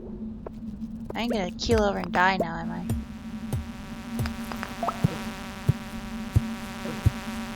Holy shit, holy shit. Oh my shite. You shitting me right now? Fuck off. Stupid ass bugs.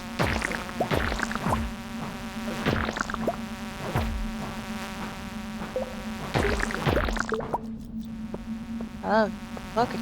What the shit? Oh, where's that ladder? Where's that ladder? Get me the fuck away from these wankers. The ladder I found in the ground. Not anything else, sweetheart. Eat the sunflower, eat the sunflower, eat the sunflower. Okay, so the green stuff means bugs. That's lovely. Shite, fuck off. Hiya. Fuck, living shit off.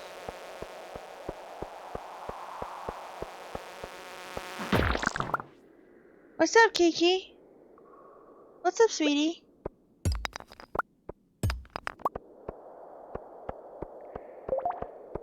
I thought I found the ladder for down here, did I not? Thought I had. Shit, where is it?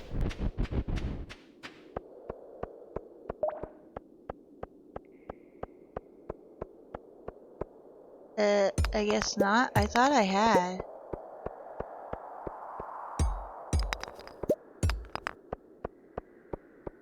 Oh.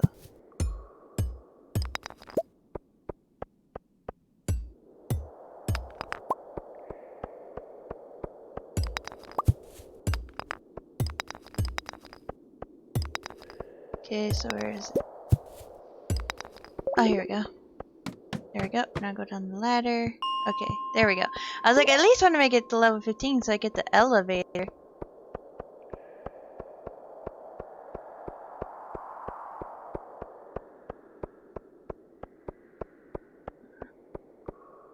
What are those?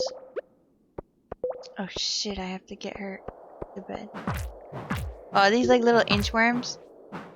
What are these? Larvae? I think they're more like larvae.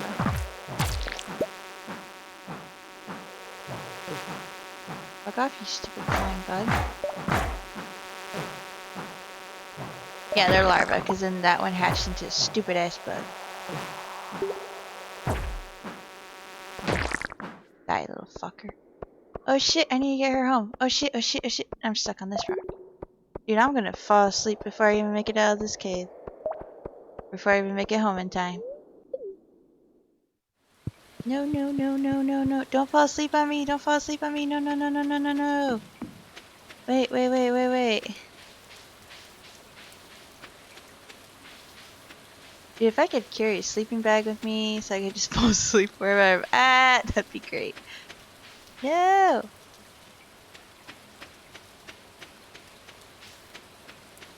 Shite, shite, shite, shite.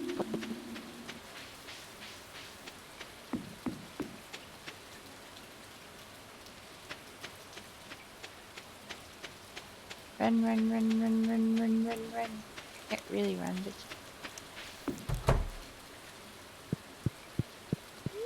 Okay, yes, go to sleep, go to sleep, go to sleep. Damn. Damn, okay.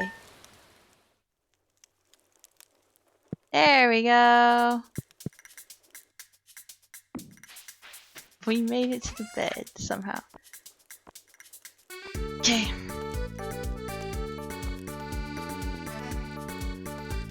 Install the rocks. I need the copper. Yeah. Sap, algae. Sure, we'll sell the monster. Actually, wait. Nope. Fuck. I was saying, maybe I want the bug meat, but oh well, too late. That looks good. I'll bring that with me.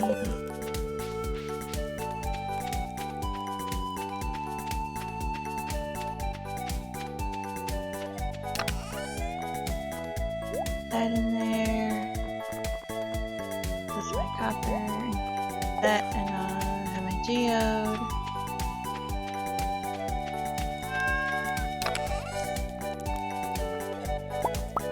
Oops, did not mean to grab that. Starfruit seeds, no. I need to fill up Miso's bowl. There you go, Miso. There's your water bowl. Ooh, yay!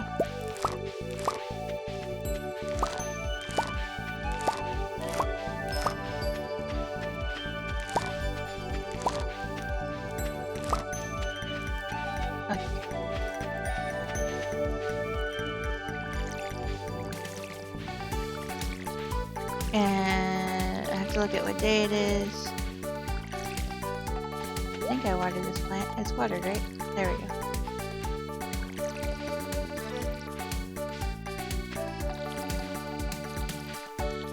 Look at what day it is in the farm because a month is a season.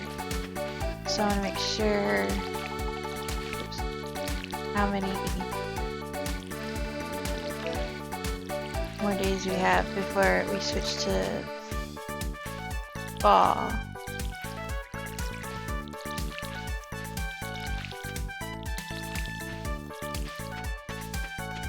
Yep, fill that up.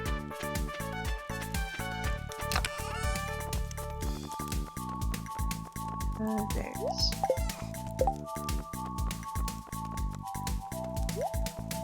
Don't really need the hoe, I can actually put that away.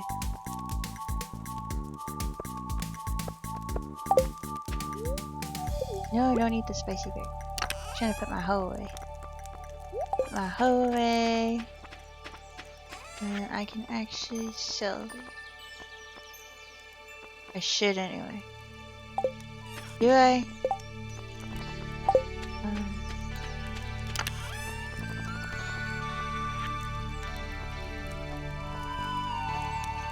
Quality crops. Okay, I want to keep the... I need 5 of them? You're shitting me. Okay. I keep the If I have a gold corn one, I'll do that.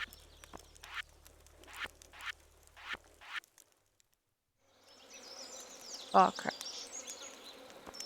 Okay, no, I just have a normal corn. That won't work then.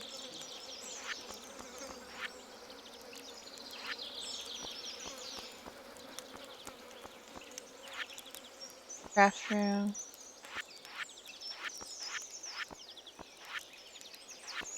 Nothing over these for now. Fish, nah. Boiler room. Yeah, that shit gonna wait.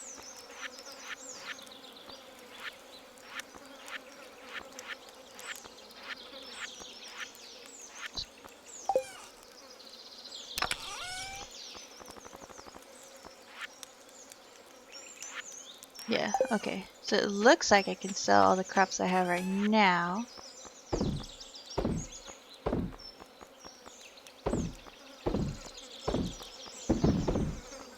Here we go. Uh,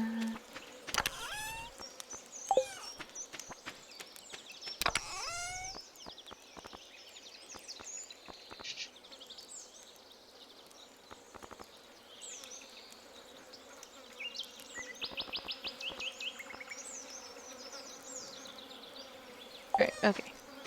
Just trying to think. I'll use a sweet pea.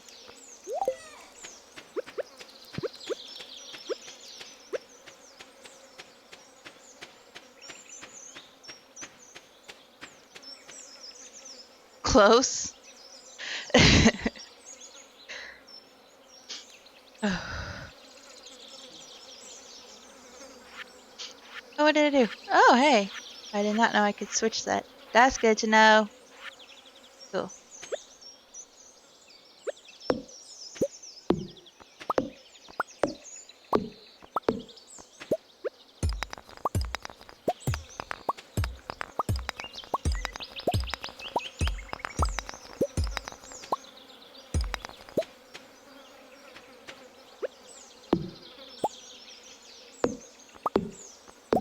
There we go.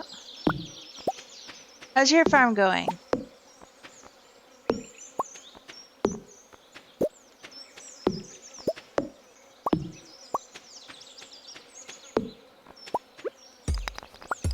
Ooh, what's the name of your farm? I think you told me last night, but I forgot.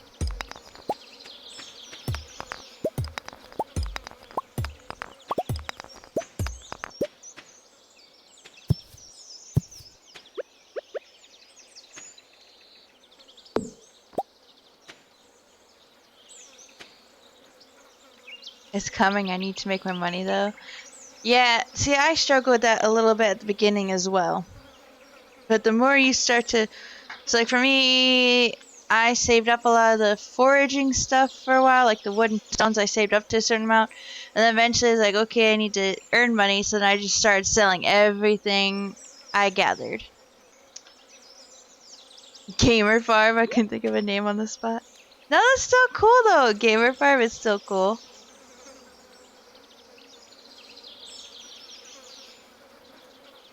I still think that's a good name.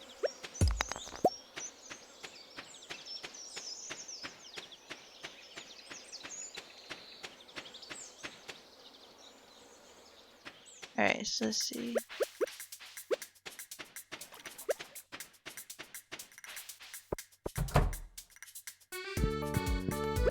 Repair this. She just says thank you.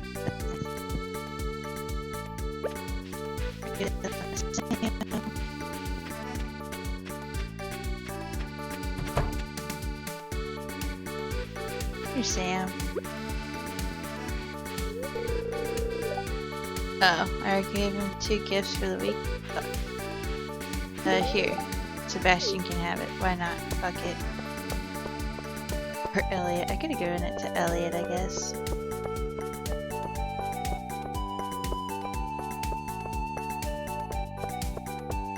In here. Oh, that's right. Alright, so for me, it's a Sunday. Dance to the Moonlight Dillies. Okay.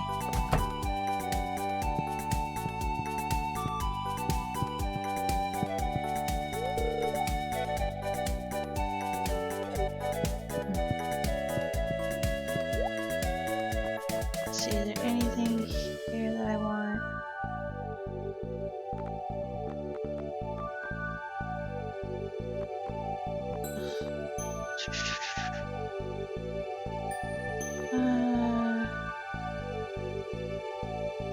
I don't think there's anything here I want right now.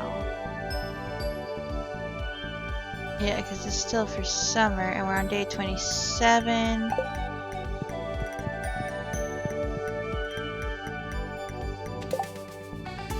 Yeah. Yeah, so we have one. All the dwarfs birthday. We have one more day before it's fall. So yeah, there's no point in buying more summer seeds. Ooh, this one. That's a pretty good one. Sparkled, so I assume. Yeah, it's a silver. Ooh,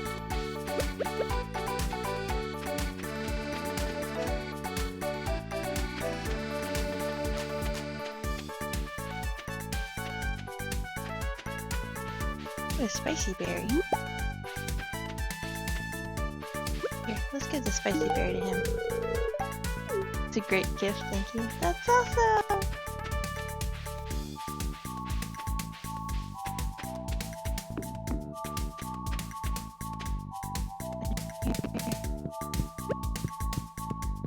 I don't know. He likes flowers, I guess. Whose name is Mia? Oh, homie. What? Well, I gave him a gift. If he likes it or not, we'll have to check the thingy to see if he liked it.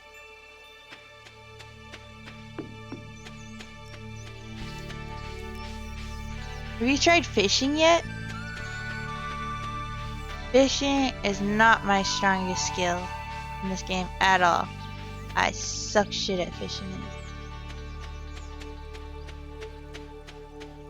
Everything else I'm pretty good at. That is no.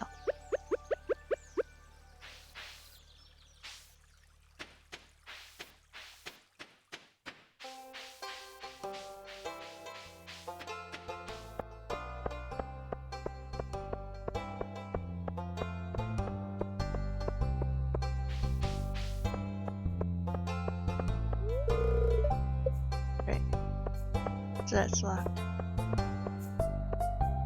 Not yet. I was actually just thinking I need to do that. Good luck. Good luck. It's a good luck. Beer, salad, bread, spaghetti, pizza, coffee, cheese, cauliflower. Blech. I don't like cauliflower. Cauliflower is nasty. Blech. Oh damn, but it has a great energy value to it. I don't like cauliflower though. But I'm not technically the one eating it, so I guess I could buy it for her. Ugh. There, I bought it so she can eat it. Nasty ass shit.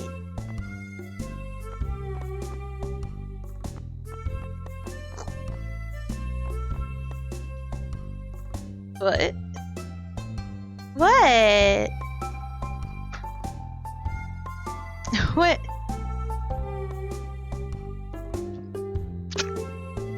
Are you saying what because I said I don't like cauliflower? It's nasty. Okay? I don't like cauliflower. The only time I'll eat cauliflower is apparently if my sister or my mother sneak it into my food and I therefore do not notice it and it is in small enough chunks that I cannot taste it.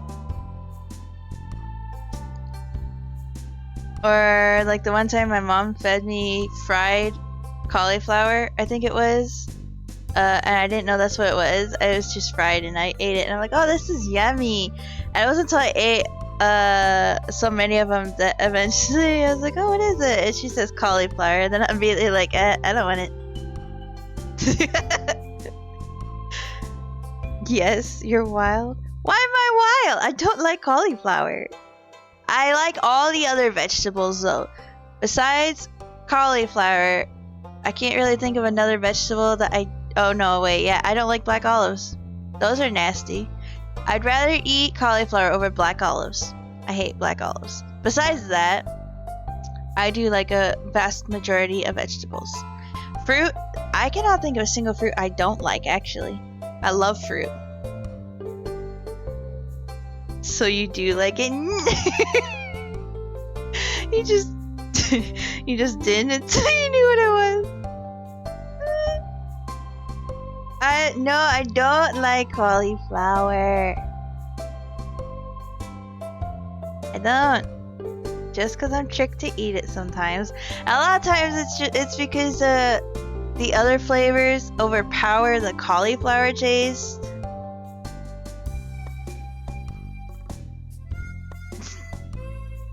Agreed on olives. Gross. Yeah. I no, olives are nasty. I do not like olives. Pickles are hit and miss. It depends on the pickle. So a lot of the pickles they put on like burgers, especially at fast food places, I do not like those pickles. But I like there's a specific pickle my dad got us a lot when we were younger that I loved. I think he said they were like a I can't remember, was it the butter pickle or sweet and crunchy or something? I don't remember. It was a certain pickle I loved though because it had like a crunch to it and it was yummy. But I don't like the icky pickles they put on burgers at fast food places. Otherwise, I like pickles. I'm trying to think if there's any other besides being picky on pickles, I do like them. I love pickles. Oh, same with me and fruit. I love pickles. Pickles are good. Depend upon the type. For me, I am a little picky on pickles. But yeah, fruit. I can't think of a single fruit that I dislike currently.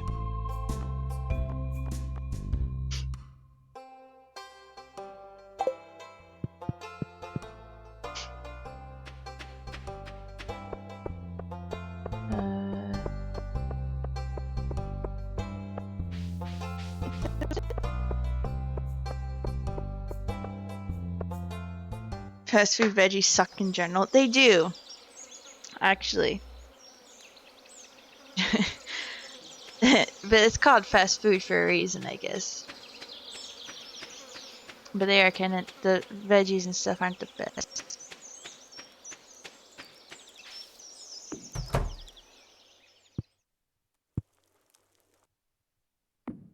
So quick. Find the flour, maybe? Sweet pea flour, yeah. So. Wait, we can sell the wood, right? No, wait, do we need wood? I don't remember.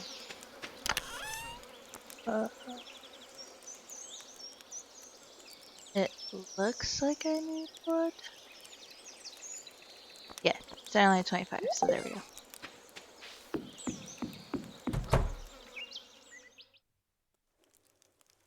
Yeah, veggies are not their strong suit. Well, really, and nothing in fast food is their strong suit. Not even meat-wise. It's literally just the grossest, like the lowest end materials you can get and slap them together. It's nice for a quick get, or sometimes if you just kind of want junk food. Because, you know, it's greasy and everything, but I mean, otherwise, nah. I'd rather make burgers and shit myself.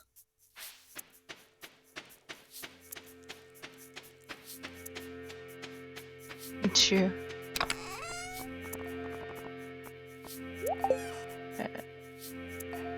Oh yeah, today's a party. Okay.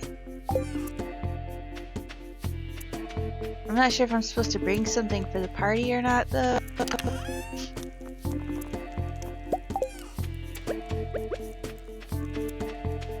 I assume I don't have to, but I'm not sure. If I did, then I should have got... Never mind. I was gonna say I should have got some of the mail. And look, there's something in the mail. Okay. Dear Lily, tonight at around 10 o'clock p.m., a rare and beautiful event will take place. The Moonlight Jellies will be passing by Pelican Town on their long journey south for the winter. We're all gathering at the beach to watch. You don't want to miss it. See you tonight, Demetrius. Woo! Okay, so at 10 o'clock. So I still have my entire day to go around and do my stuff. Did I fill kitty bowl? Yes, I filled kitty bowl. I have time to sit here and water my plants and stuff.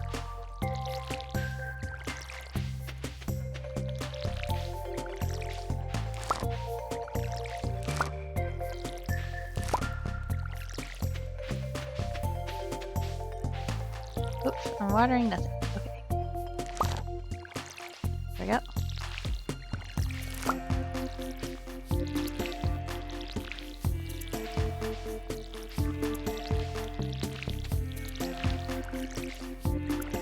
Oops, there we go.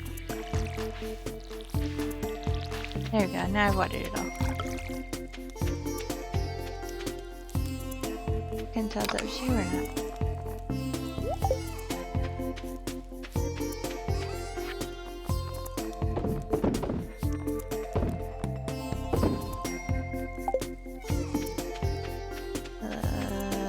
I think nothing opens till 9 again.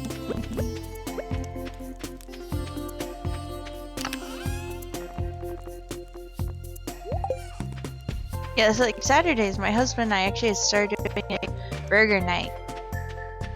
And I started having my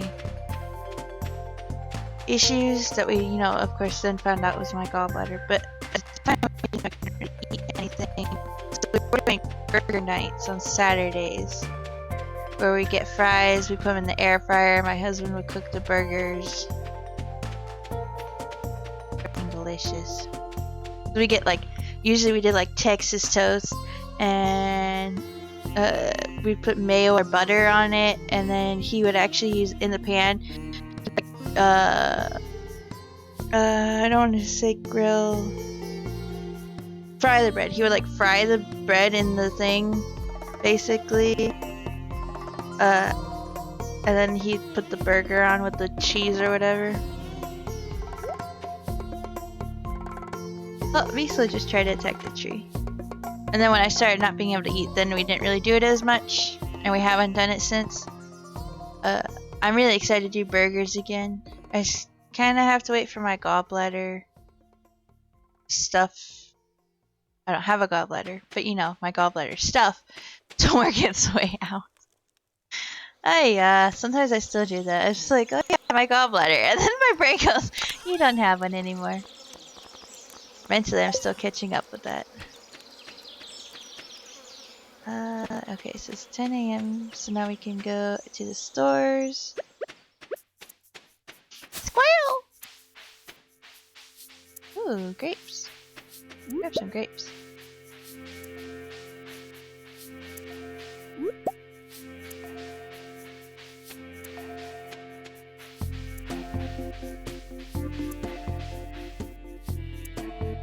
Alright.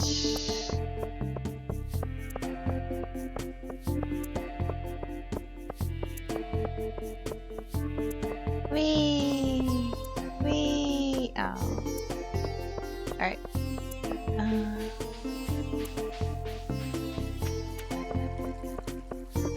That store can suck it.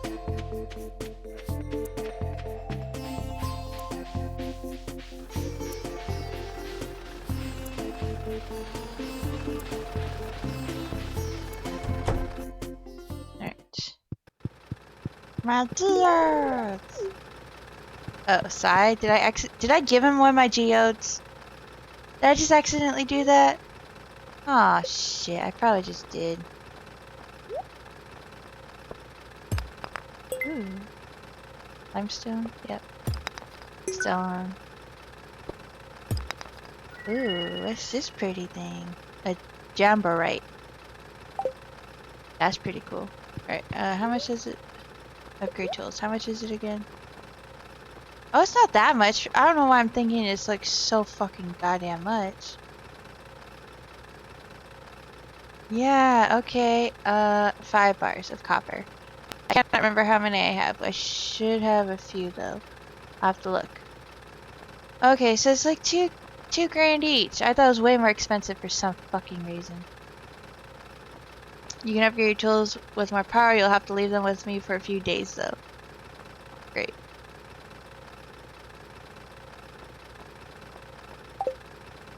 Oh, and you can get a trash can. That's cool.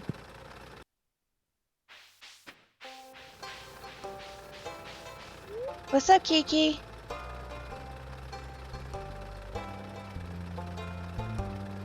Oh, I read the sign. I was like, okay, it should be open. I didn't realize I was reading the sign.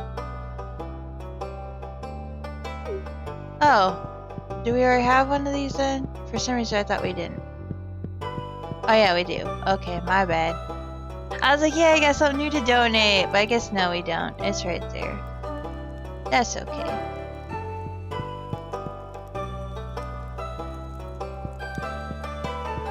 Okay, that's cool though.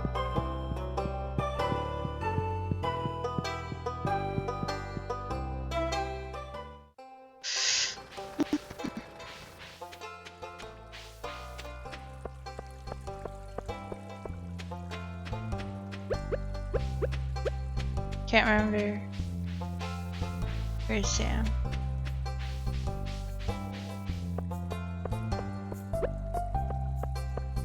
Is he in his house or is he out here somewhere? Nah, he's in his room. Shit.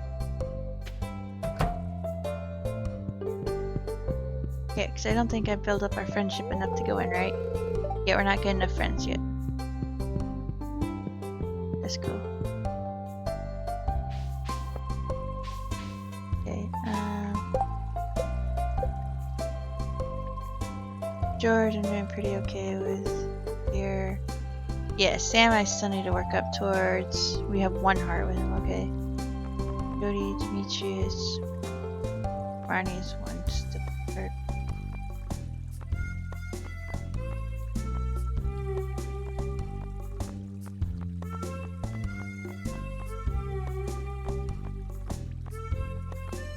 Okay, so Clint, yeah, I accidentally gave him.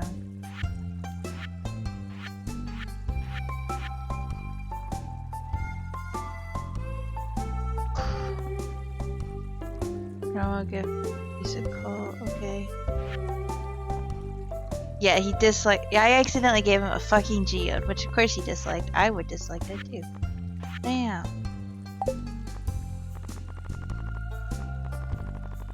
Alright, Sam. He liked the sweet pea. Where is he? Liked normal gifts, so the grape was an eh. He's like a normal one, okay.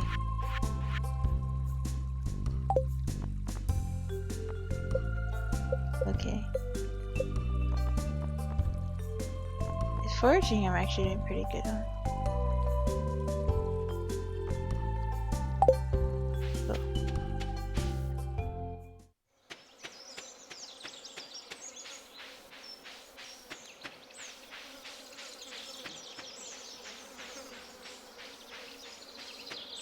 Alright, let's see. I guess I could sell it then because he doesn't need it.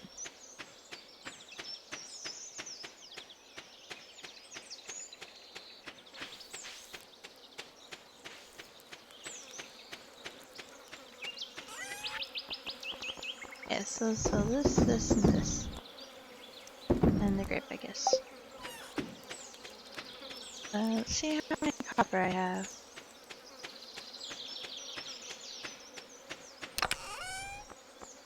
Okay, I have 17 bars. Okay.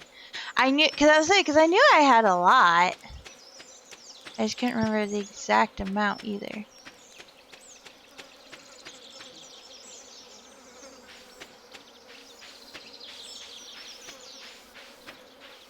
Alright, let's go see if I can make it there in time to have him start working on my tools.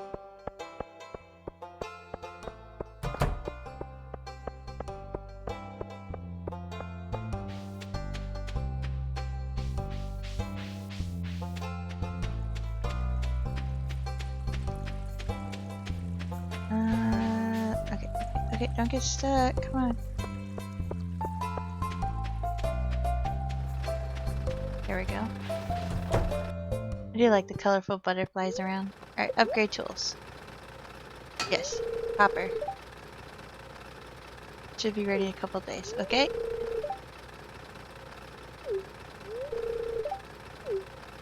Oh, okay. So I guess that also means I can't buy anything from you. I was hoping I could do 2 at the same time. Okay, but for now he's working on the axe, and then next time we'll have him work on that. Yeah, just eat an ice cream for the fun of it.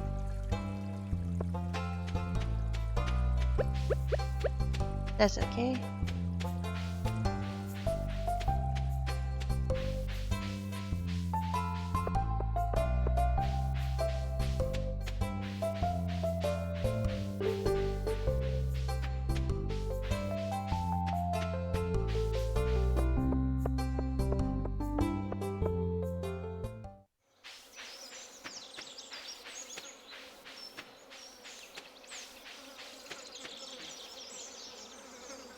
Alright.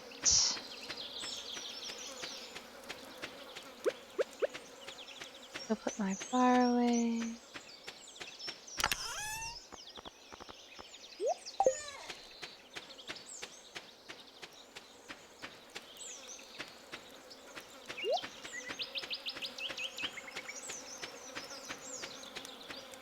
What?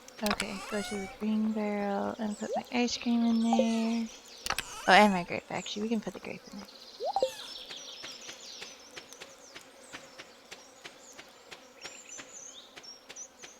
Sure. Let's grab my fishing rod, I guess.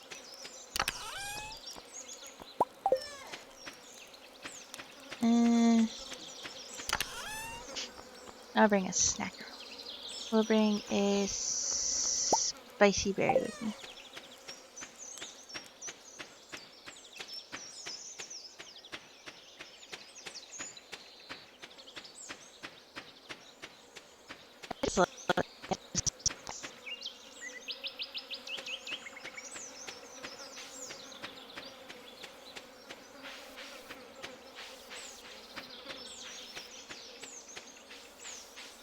Can't wait until I get a coop so then I could.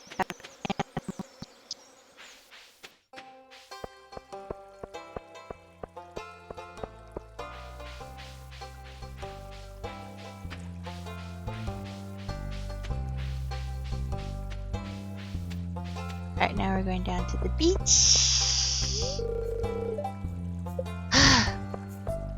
It's being set up. I can't go down to the beach. Damn it. I was hoping I could go to the beach, but I guess not.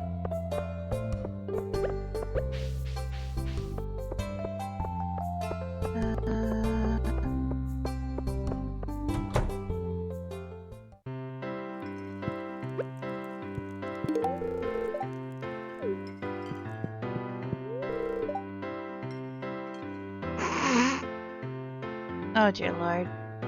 You came all the way here just to talk to me? How kind! Nice.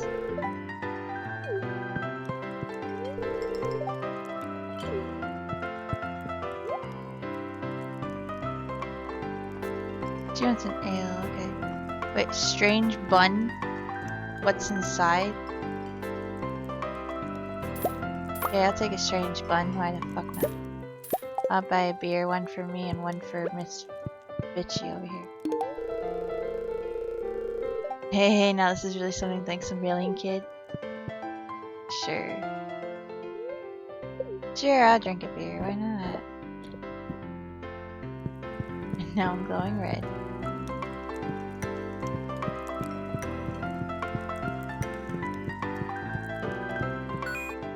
Oh yeah, the shooter game, okay.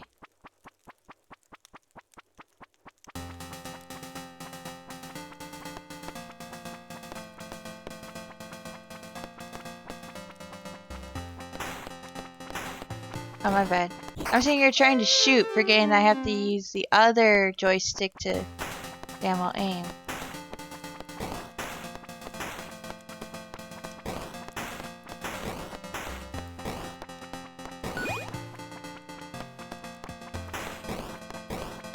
Okay, okay. There we go.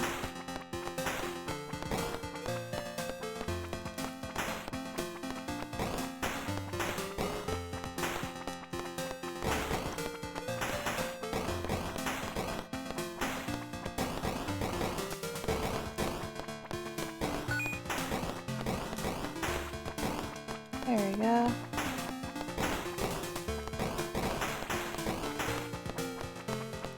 Nope, don't touch me, don't touch me. Yeah. Holy shit, look at those bullets fly, shit! Fuck me.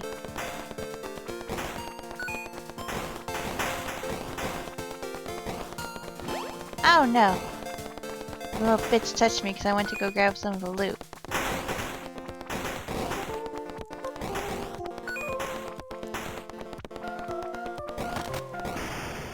Oh.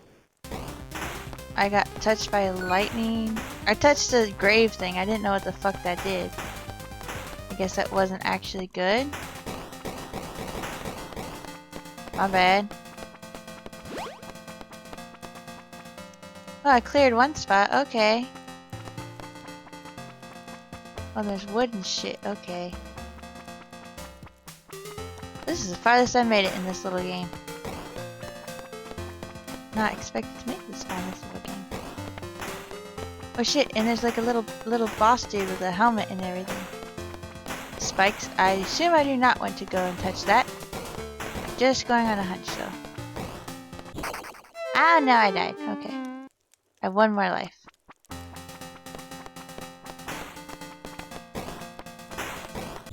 Oh no, I died. Well, that was the farthest I made it on that game. Oh no, I still have one more life. Okay, my bad. I forgot. I thought like when is it the one that, yeah, anyway. Oh shit, oh shit, oh shit, don't touch me, don't touch me, don't touch me, don't touch me, don't touch me, don't touch me, don't touch me. Ay, ay, ay, ay, ay, no, no, no, touchy, no, touchy, no. Oh, they touched me. Damn it. There we go. Okay, well, I still made it pretty far. What's back here?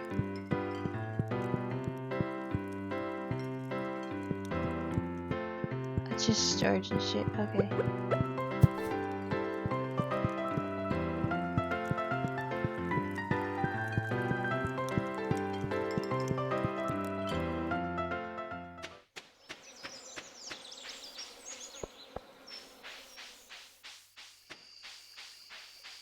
I believe I already gave Sam something.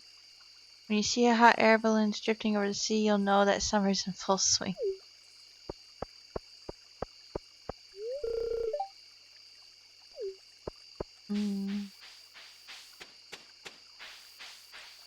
Yeah, because I didn't think the beer counted as an ale, right?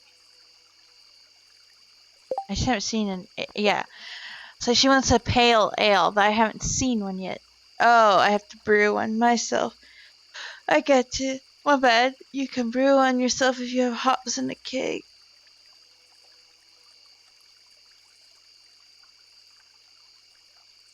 I don't remember if I can build a keg or not yet. I'll have to see. Mary Shorts, I'm working on that. Deeper in the mine. Build a coop. Okay. Let's see. What can I build? Can I build a keg? I didn't think so. Tea house. Good sign. Sturdy ring.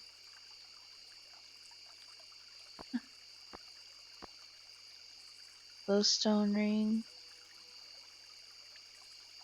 Ooh, that would be really good for the mines, actually.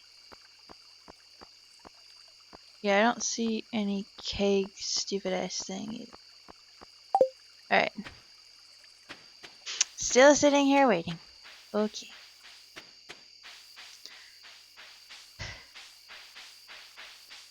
Doo-doo.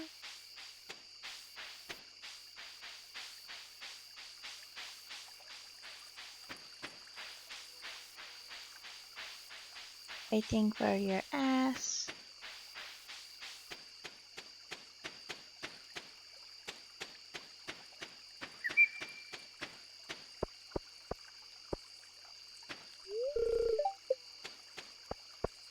Okay, so I'm literally just gonna stand here and wait, I guess. This time passes passes by the 10-minute mark here, so it doesn't even take that long for it to become 10 on this thing.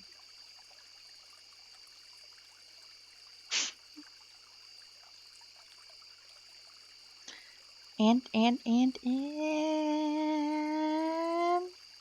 there you go, 10. Dance to the midnight jellies has begun at the beach. Look at the candles in the water. I'll stand some of this. That's a heavy load of people for an ancient wooden dock. I'll stay over here near the beach. Can't believe summer's over. I feel like it just started. I should have brought my camera. I always forget. Life is so easy for a jellyfish, just letting the waves carry you onward forever. Moonlight jellies, I wonder how they taste. I would never try it, of course. Don't tell Gus, but I'm a little disappointed there's no buffet tonight. What, bitch? I want to see the rare green jelly. That would be cool, actually. Who else can we talk to? Sebastian, the jellies were here a year ago and they'll be back again a year from now. Nature is amazing. I hope there are babies this year. There, just saw something glowing. Oh, it's gone. Look out there at the endless sea, deep underwater. All kinds of life forms are moving around in the dark. Eerie, isn't it? I wore my special shoes tonight. No one noticed. Aww. We keep polluting the oceans. The jellies will surely go extinct. It's already in the process of happening. Well, that's depressing. Not wrong, but depressing. Most night fish would be scared like these strange ones.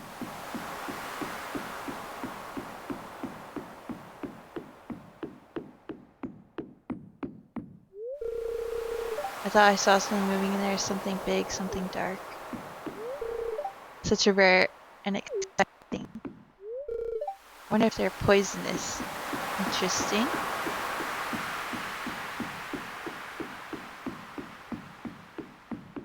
Okay, I think I talked to everyone that's here. Let me go see if there's more Jordan were around the dock, but let me make sure there's no one like over here. Okay, the two couple is over here. I remember seeing the jellies once as a little girl. Oh, how I jumped with joy when they arrived. Excuse me!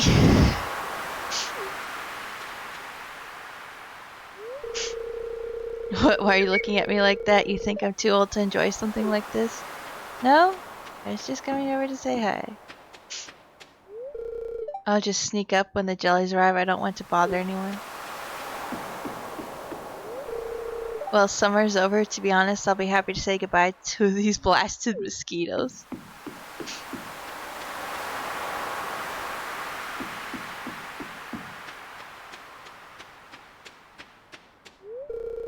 It's kind of cold, actually. I guess fall is right around the corner.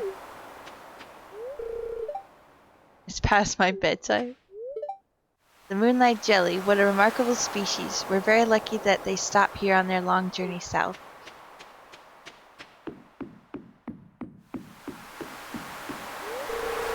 Hey, I'm paying my respects to another bygone summer.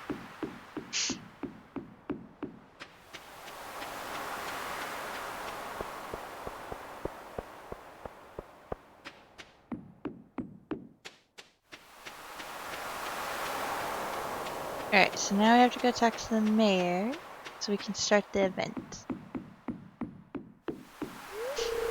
Good evening, Lily. The moonlight jellies are close. I already saw one glowing in the distance. Once we launch the candle boat, they'll come up to the docks and say hello.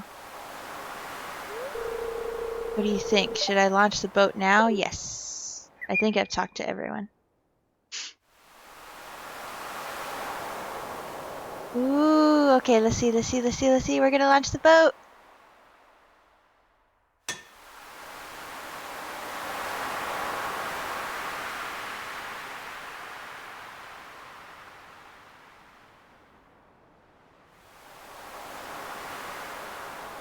Ooh, look, the jellies! Oh, they're so pretty. Look at them. Oh, wow.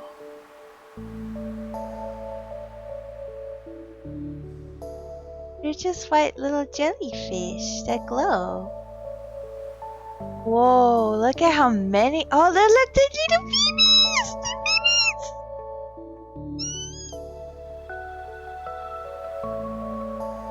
Oh, there's a special one. There's a green one. There's like a flower looking one, but it's a green one. Dude, look at all of them. It's so pretty.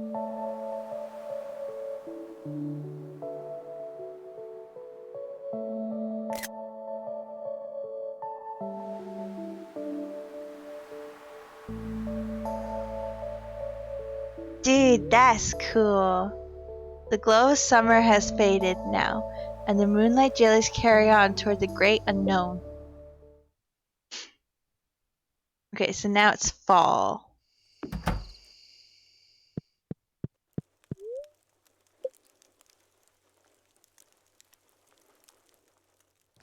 Yep.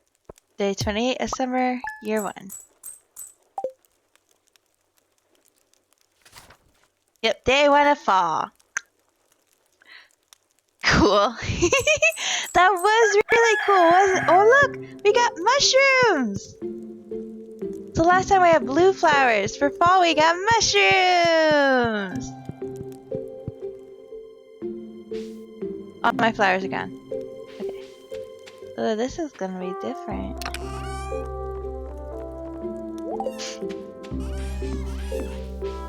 Dude, look at everything! Whoa, that's so cool.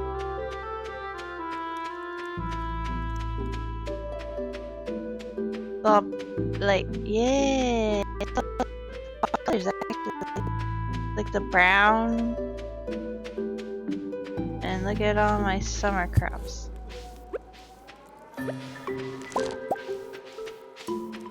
They're dead.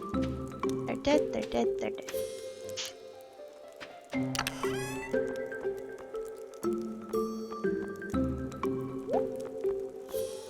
Sunflower seed. Summer or fall. Okay, so I can plant these.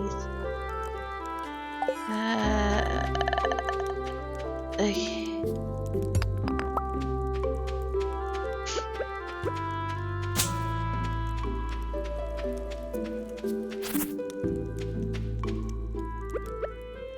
That is my side, right?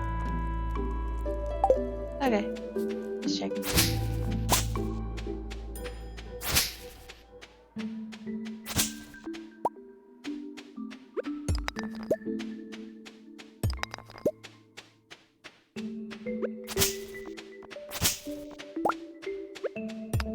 There we go.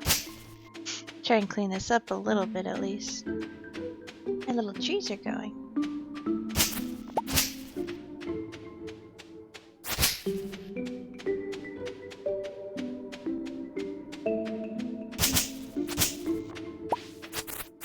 I got some seeds.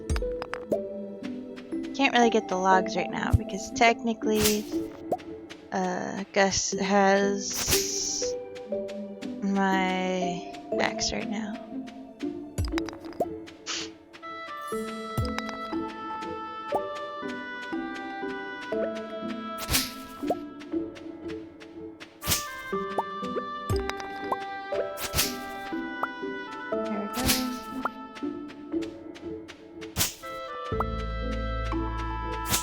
Ooh, so what are you playing tonight, Brittany?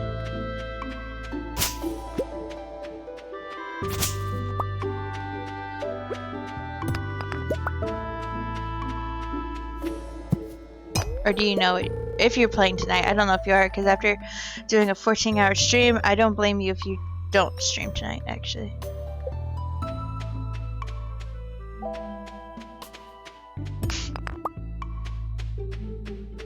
Yeah, that's why I thought, since you did the long stream, I figured that you probably weren't going to stream and that you're probably gonna like take a break and just chill.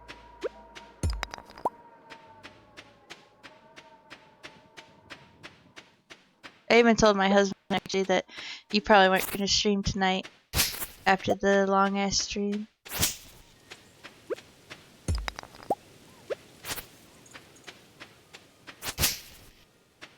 My brain is mush. I had the same thing after you just have to 14 hour. I cannot imagine how much your brain is. I didn't have to 11-hour. I was just like, yeah, no. Even though I still streamed the next day, I was just like, yeah, I need something like super simple that I don't have to think with.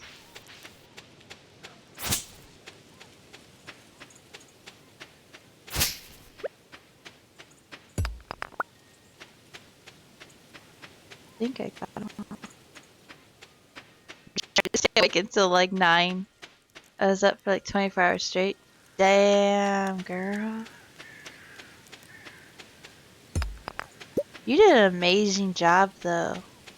That is definitely an accomplishment to do the stream for 14 hours. That is still something.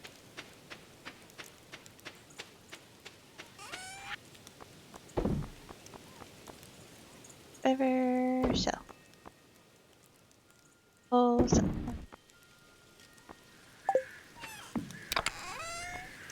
I don't know if we need a sunflower or not. I'll sell it.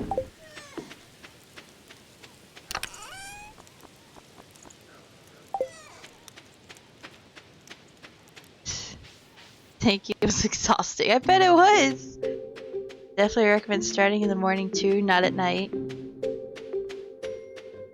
I'd imagine it'd be harder at night too. Like if you start during the day, it'd be easier. Also, probably get more people or friends in.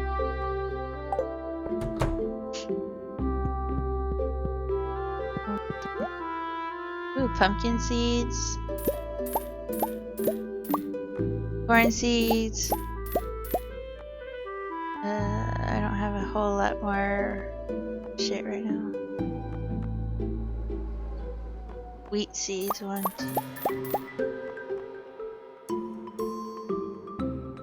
2. Grape starter. Cranberry seed. How much are this?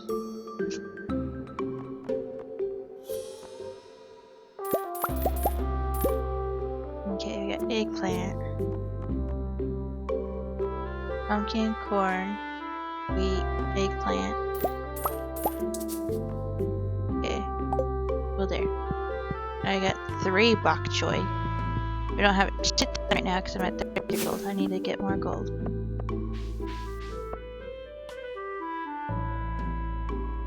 Twelve years in interactions. Yeah, it's good though. Just starting at night, and then when I was done, it was like done either. Just kind of awkward. Oh yeah. I get. No, yeah, I didn't think about that. Just the awkwardness of that. Whereas if you start at the day, then you could try and end closer to around night.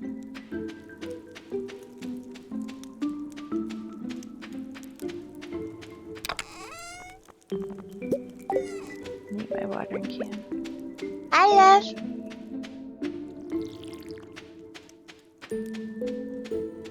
Right, yeah. It's impressive that you did it, though. How do you feel after doing it? I mean, besides tired. I mean, like, you know.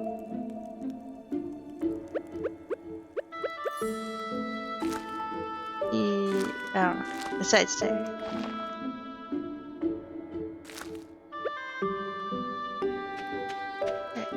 There it is.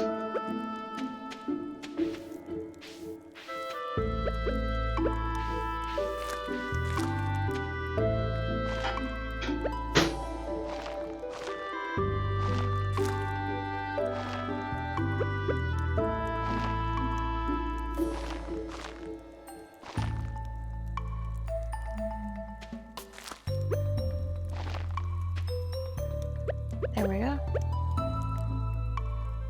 I had blessed doing it. It was a lot of fun. Good. That's the important part. Is as long as you had fun doing it. I need fertilizer. I don't know if I have enough fertilizer. Do I?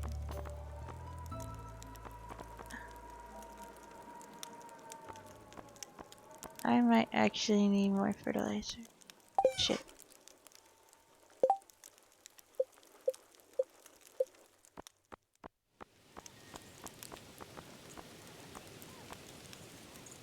Speed grow, basic retaining soil.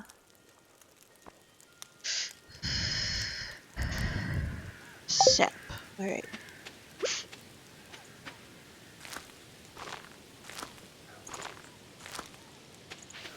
Let's see how much sap I have. Where did I put sap?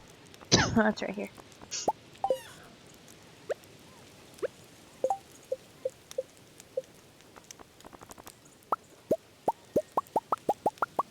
I don't know how many I need. I'm gonna make like 30.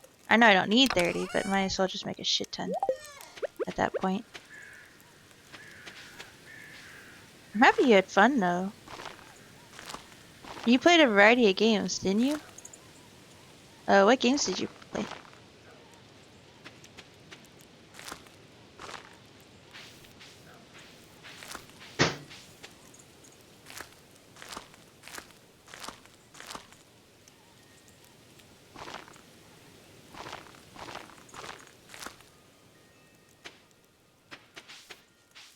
Right.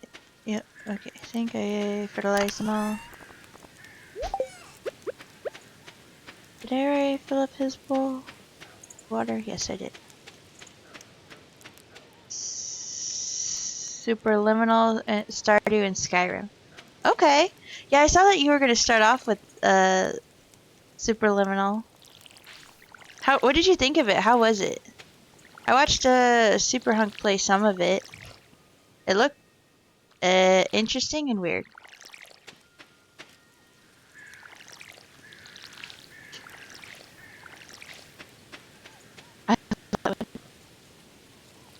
It looks interesting, like the concept is interesting.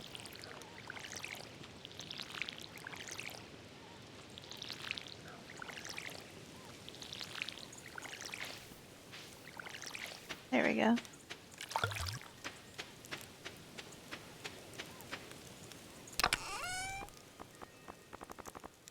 Oh.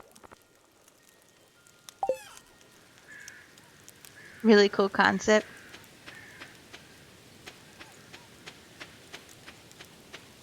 That's good though. Yeah, because I saw like it's a puzzle game. Yeah, at least from when he was playing, it looked like it was a puzzle game, and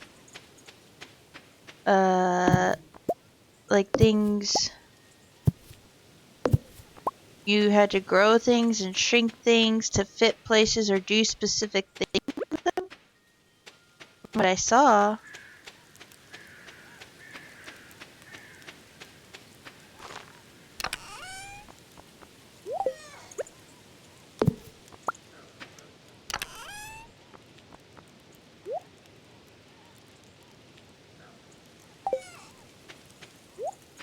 Yeah, yes. Yeah, pretty much.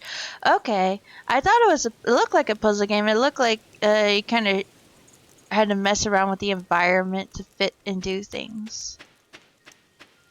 It was some sort of dream therapy. That explains why it was kind of weird. Like cool, but weird.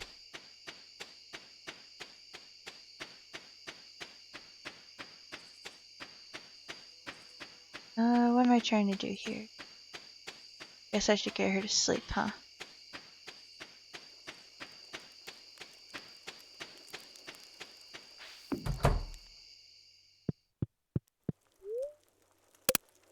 There we go. I love the ending. It actually had like a deeper meaning to it. Oh, you finished the game? You started it and finished it? How long did that take?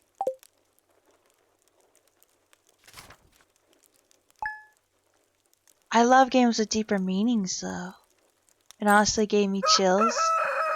Damn, girl. Wait, I didn't see that. It said that something damaging weeds. What? I saw the weeds caused damage. But the stupid thing went away before I could see what it said. Yeah, it's only a 3 to 4 hour gameplay. Oh, yeah, that's like, yeah, for both of us, that's like one stream. It's like one stream's worth.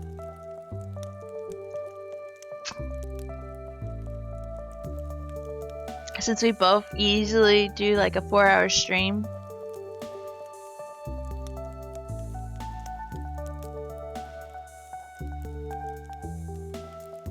Yeah, exactly.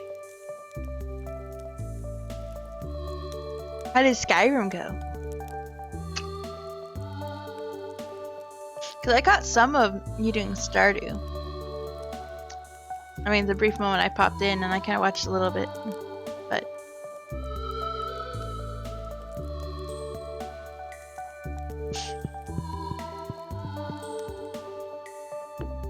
look at the petals. They're so pretty.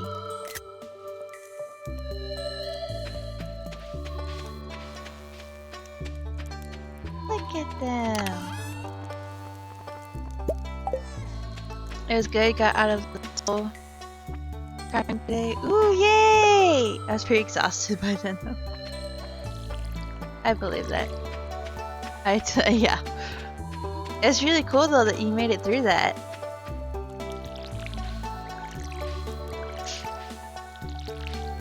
Did you finish the vampire storyline yet? I'm trying to remember. Not if you finished it. I was trying to remember how much of that there was to do. 'Cause you seemed like you were doing pretty good at doing it. Last time when I watched you play some Skyrim.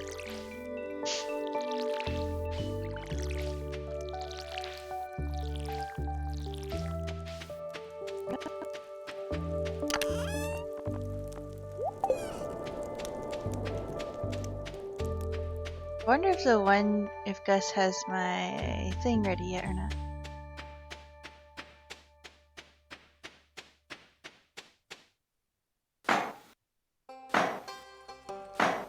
Oh, what are we doing? Ah, hello there, Lily. You showed up at the perfect time. Okay, it looks like a bulletin board. It's our new special orders board. I built it from scratch. Lewis, all you did was hold the nails. I was thinking that. I'm like, I'm sure she did everything. I finished everything with Serena's mom and the dragon. I think at least everything in the barn. Okay. What did you think of it?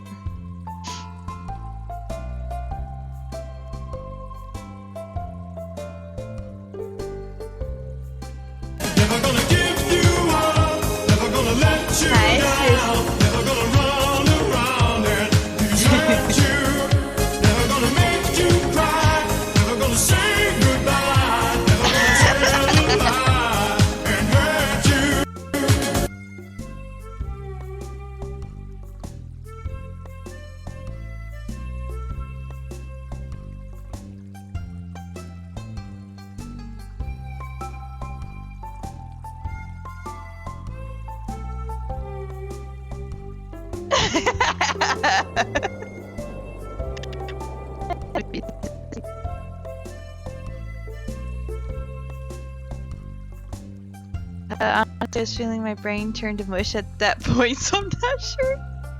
Yeah, I guess at a certain point when your brain is mush, you're just like, it doesn't process it as much, or how you normally would. You're just like, okay, I did the thing. It was alright. I was so out of it, I was totally with it.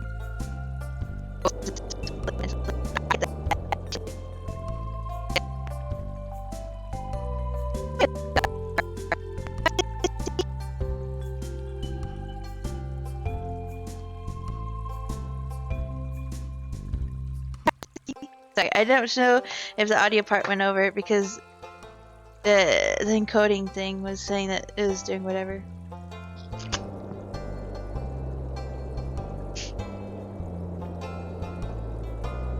Yeah, pretty much my whole Skyrim portion, I was just pushing through.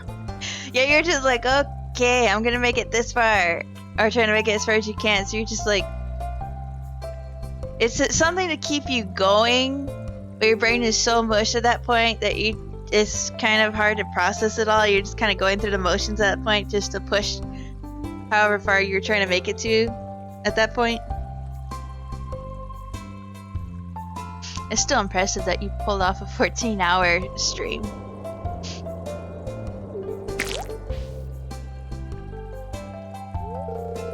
Ignore her. Now let me explain. You see, with Bubbleview Farm back in business, the local economy has really been picking up. As a result, some of the local townsfolk have been asking me for a way to source local ingredients for their businesses or personal projects. So, Rob and I came up with the idea of a new special orders board where people can post bigger jobs then would make sense for the old billboard outside Pierre's. Yeah, for example, I plan on requesting some hardwood for a bed I want to make. I won't put it on the spot, but if you want to help me out, you can just accept the job from this billboard. Put you on the spot. Who knows, maybe if the bed turns out well, I'll start selling them in my shop. Okay. I look forward to helping. I thought so. I wouldn't expect anything less from you, Lily. So, can we say that you're on board? Oh, dear lord. Well, I'm sure you're busy, so we won't keep you away from your work any longer. As always, I appreciate your willingness to contribute. Take care, Lily. That's pretty cool. I was wondering if at some point you would get better jobs that hopefully also would pay more too.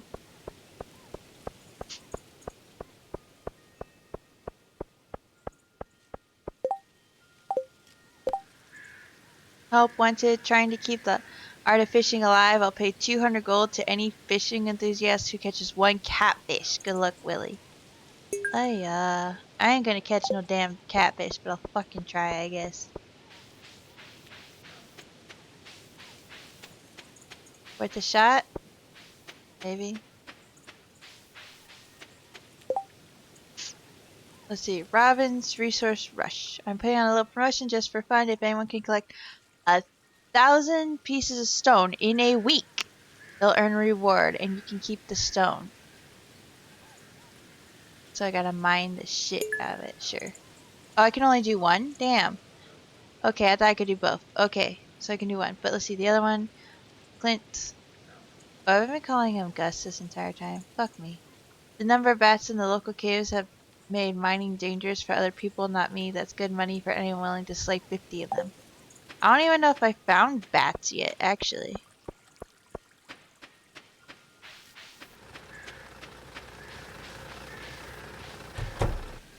I can see.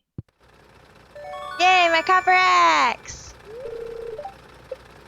Yay! I was hoping he was done with it. Alright, so she needs wood. Train is passing through Stardew Valley.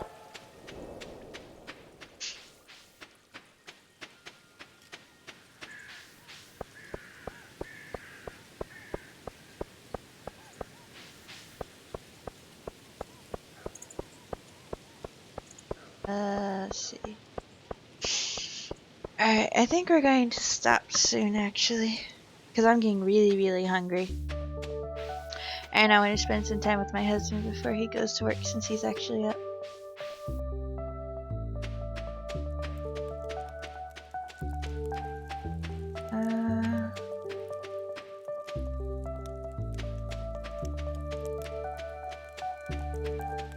I just got here.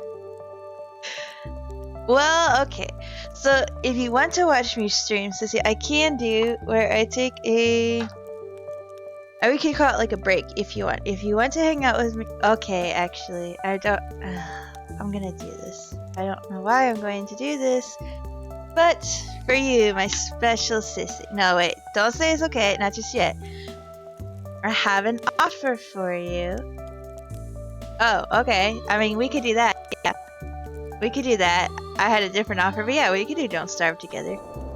I mean, it won't be until after, like, 8:30 when he leaves, because I'm going to spend time with my hubby. But yes, we could do that. We could do Don't Starve together. My offer was going to be that if you want, I could basically stop and then, stop and then start another stream that you can hang out with, and I was going to say I could play Outlast, so you can enjoy the horror game. But yes, we can do Don't Starve together instead. Or you can relax and we can play Wednesday. Well, I was gonna offer, actually, I was gonna text you today and actually ask if you wanted to play Don't Starve together Wednesday. But that also depends on if we're doing D&D that night, I guess, too.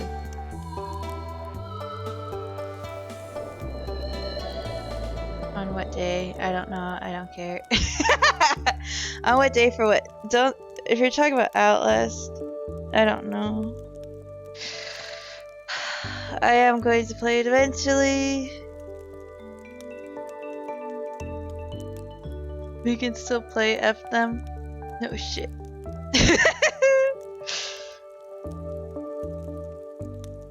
It's not like we don't already try and do shit in the background with those guys.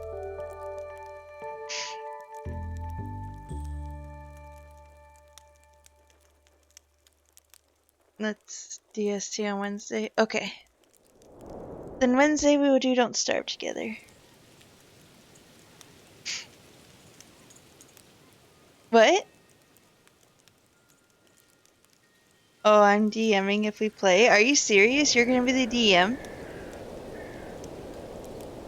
Is this Steven? Does he know this?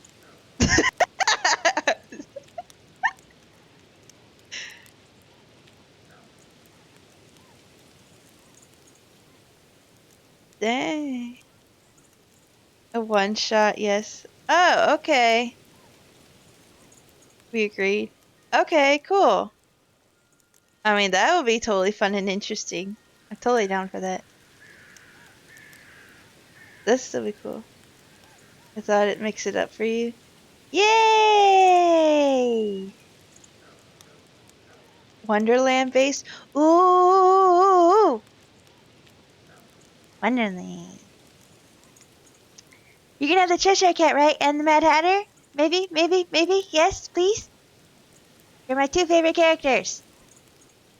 I know you say Wonderland based, so it doesn't necessarily mean anything, but I can hope. I have both. Yes! They're my two favorite characters.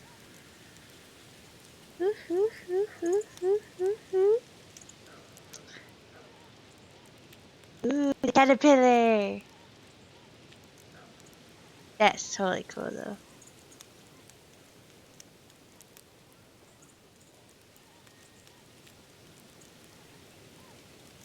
No queen, though? Different villain? Oh, no, that's really cool, though. No shit. Like, seriously, that's cool that it's gonna be a different villain, though. Because, I mean, the queen's cool and all, but yeah, a different villain is awesome.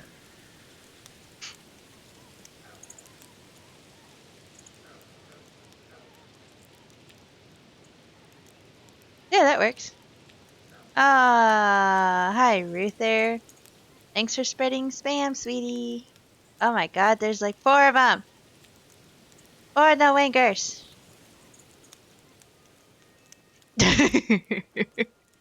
Thank you, Sissy, for timing them out. I appreciate you staying on top of that, actually.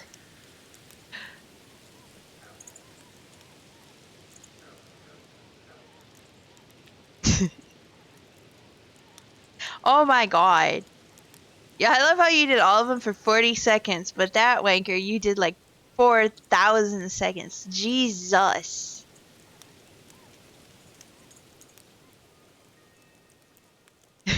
It's just standard to have queen. Yeah, I mean, I know having the queen is normal, but at the same time, I kind of feel that I don't want to say, not, uh, not boring or anything, but because it's so regular and standard that mixing up would be a lot of fun. Although with you, it would be interesting to have the queen because you would add the queen with a twist. It wouldn't just be the queen. It would be, an interesting. And if she's in it, you all just target her due to the story. Well, unless you mix up her personality and gave us a reason not to want to kill her. Of course, I'm not as violent, so I'd be like, okay, well, let's discuss this and figure this out. The guys on the other hand would be like, let's kill her, let's kill her. I'd make her the good one, and you'd murder an innocent person. I wouldn't know. I'd be like, okay, I would want to investigate them and talk to them and shit. The guys on the other hand would probably be like, murder her, because it's just like killing shit and picking fights.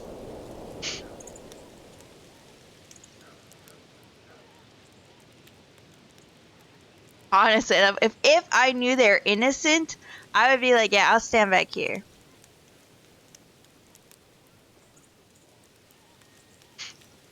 But they would. They would. They would. They would.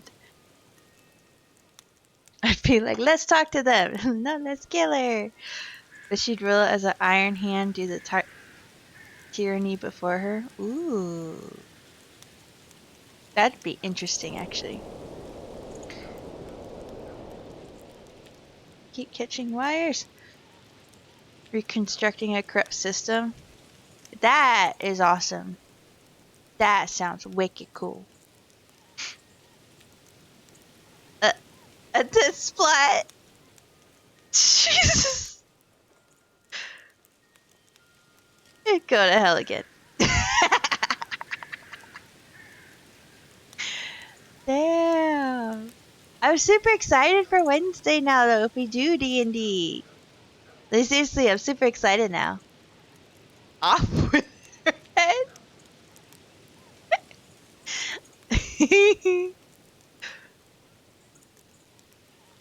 Off with her head.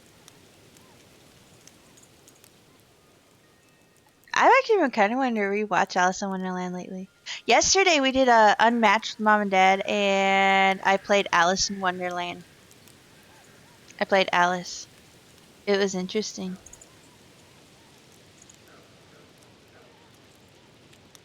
Because, like, her partner was a Jabberwocky.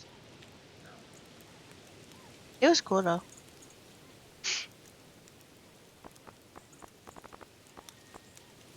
Organized. Oh. Community center. That's cool. No, I didn't want to unpause it, damn it.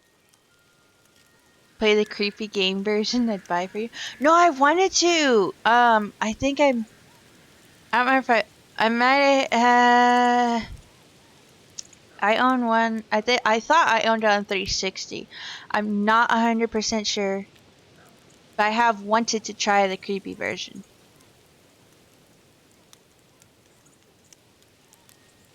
Do you? But okay, so do you want to play? Don't start.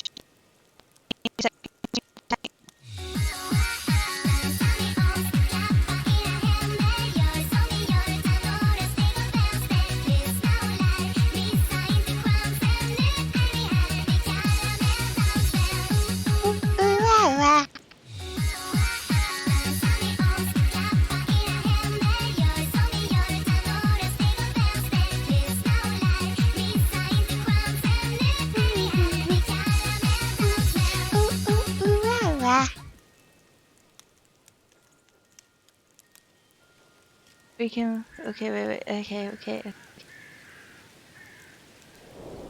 Later in day, at work, or later if no D&D, or Tuesday in E. Okay. Yeah. Yeah. Yeah, we can do either of those days. So I play with Joel on Tuesday. But, so see, probably play until like 8 anyway. And then Hubby goes to work, and then we could play Don't Starve, or Wednesday, it doesn't matter. Because if we did it earlier in the day, then we could always stream it together. So, I mean,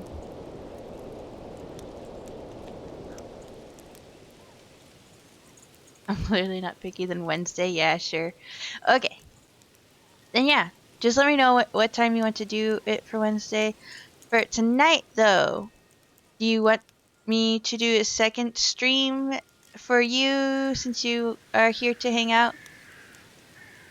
You want me to do a second stream? I just don't want to shortchange your time with. Don't shortchange your Joel time. You're good.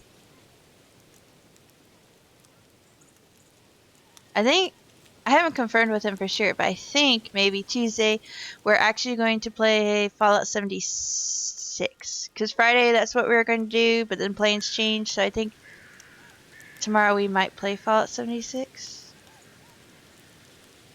You can chill, relax, drink tea. Okay.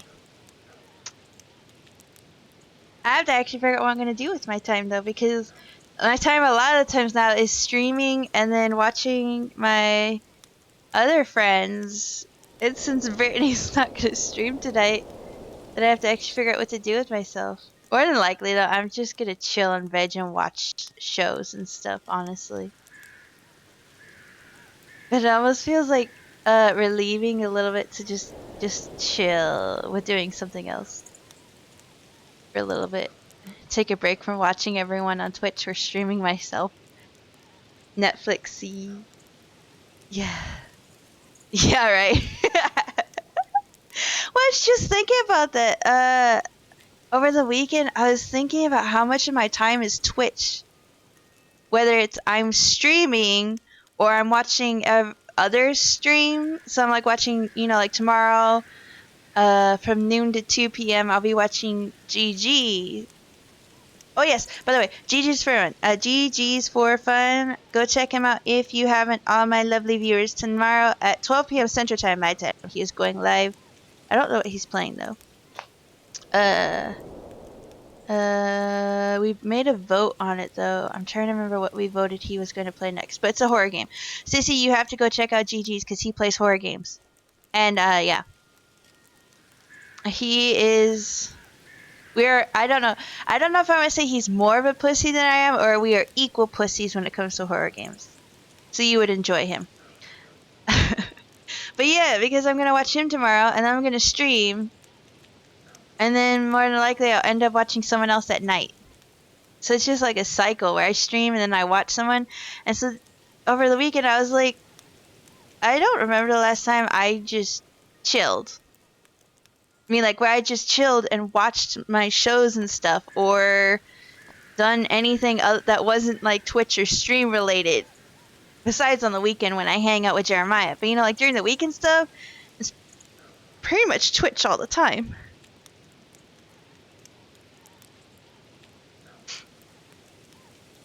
So I got a little overwhelmed for a bit trying to keep up with everyone for a bit. I love it, but I have so many friends who stream now. It was constant for a bit there. Well, yeah.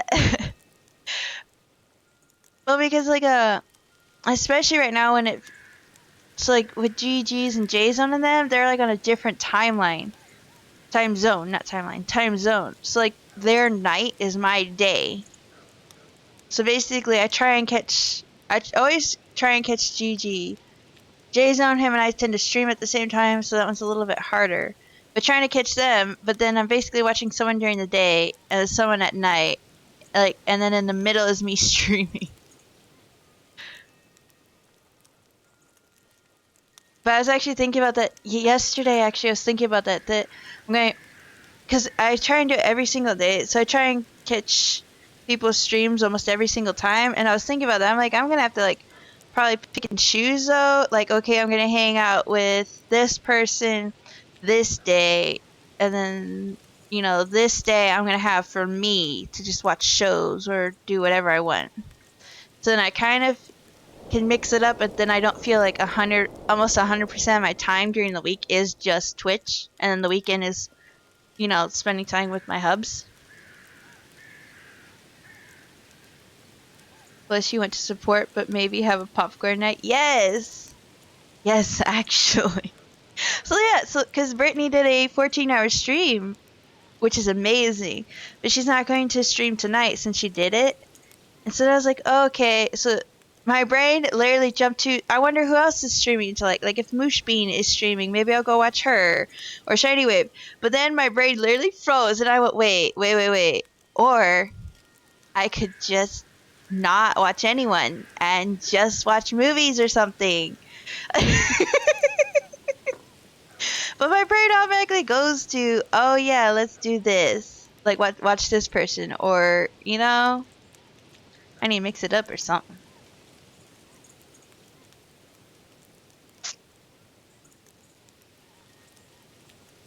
So yeah, so tonight I'll probably, my husband and I just got Hulu. We've had it for a month now. I got it so I could watch, we did the trial so I could watch an anime. Because Log Horizon, they only had season 2 on Hulu. So I got the trial so I could do it. But then my husband and I actually have really liked all of the shows they have on Hulu that we decide to keep it. So I might get on Hulu and just binge watch some of the shows that I haven't, watched in forever. Same here. I just breathe work, so I miss everyone anyway, clearly.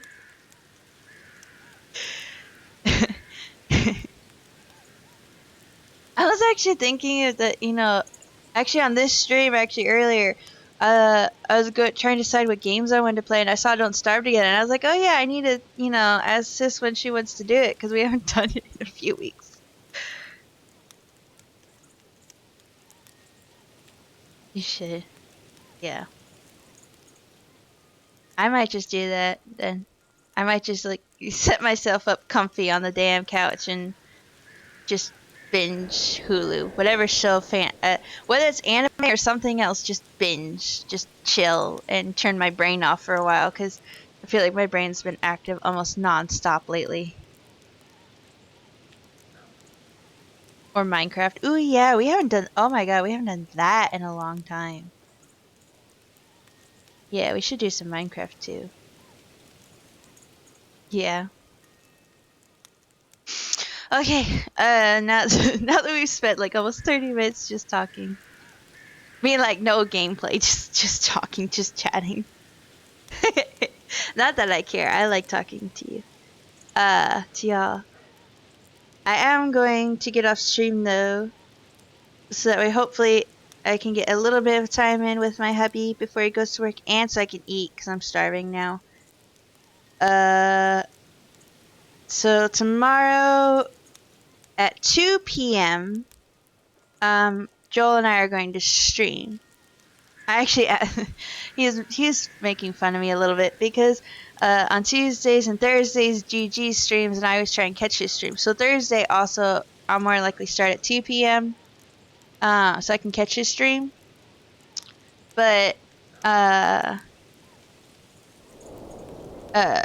asked Joel if he mind if we start on Tuesdays, if we could start at 2, and he was making fun because he's like, don't we start around 2 anyway?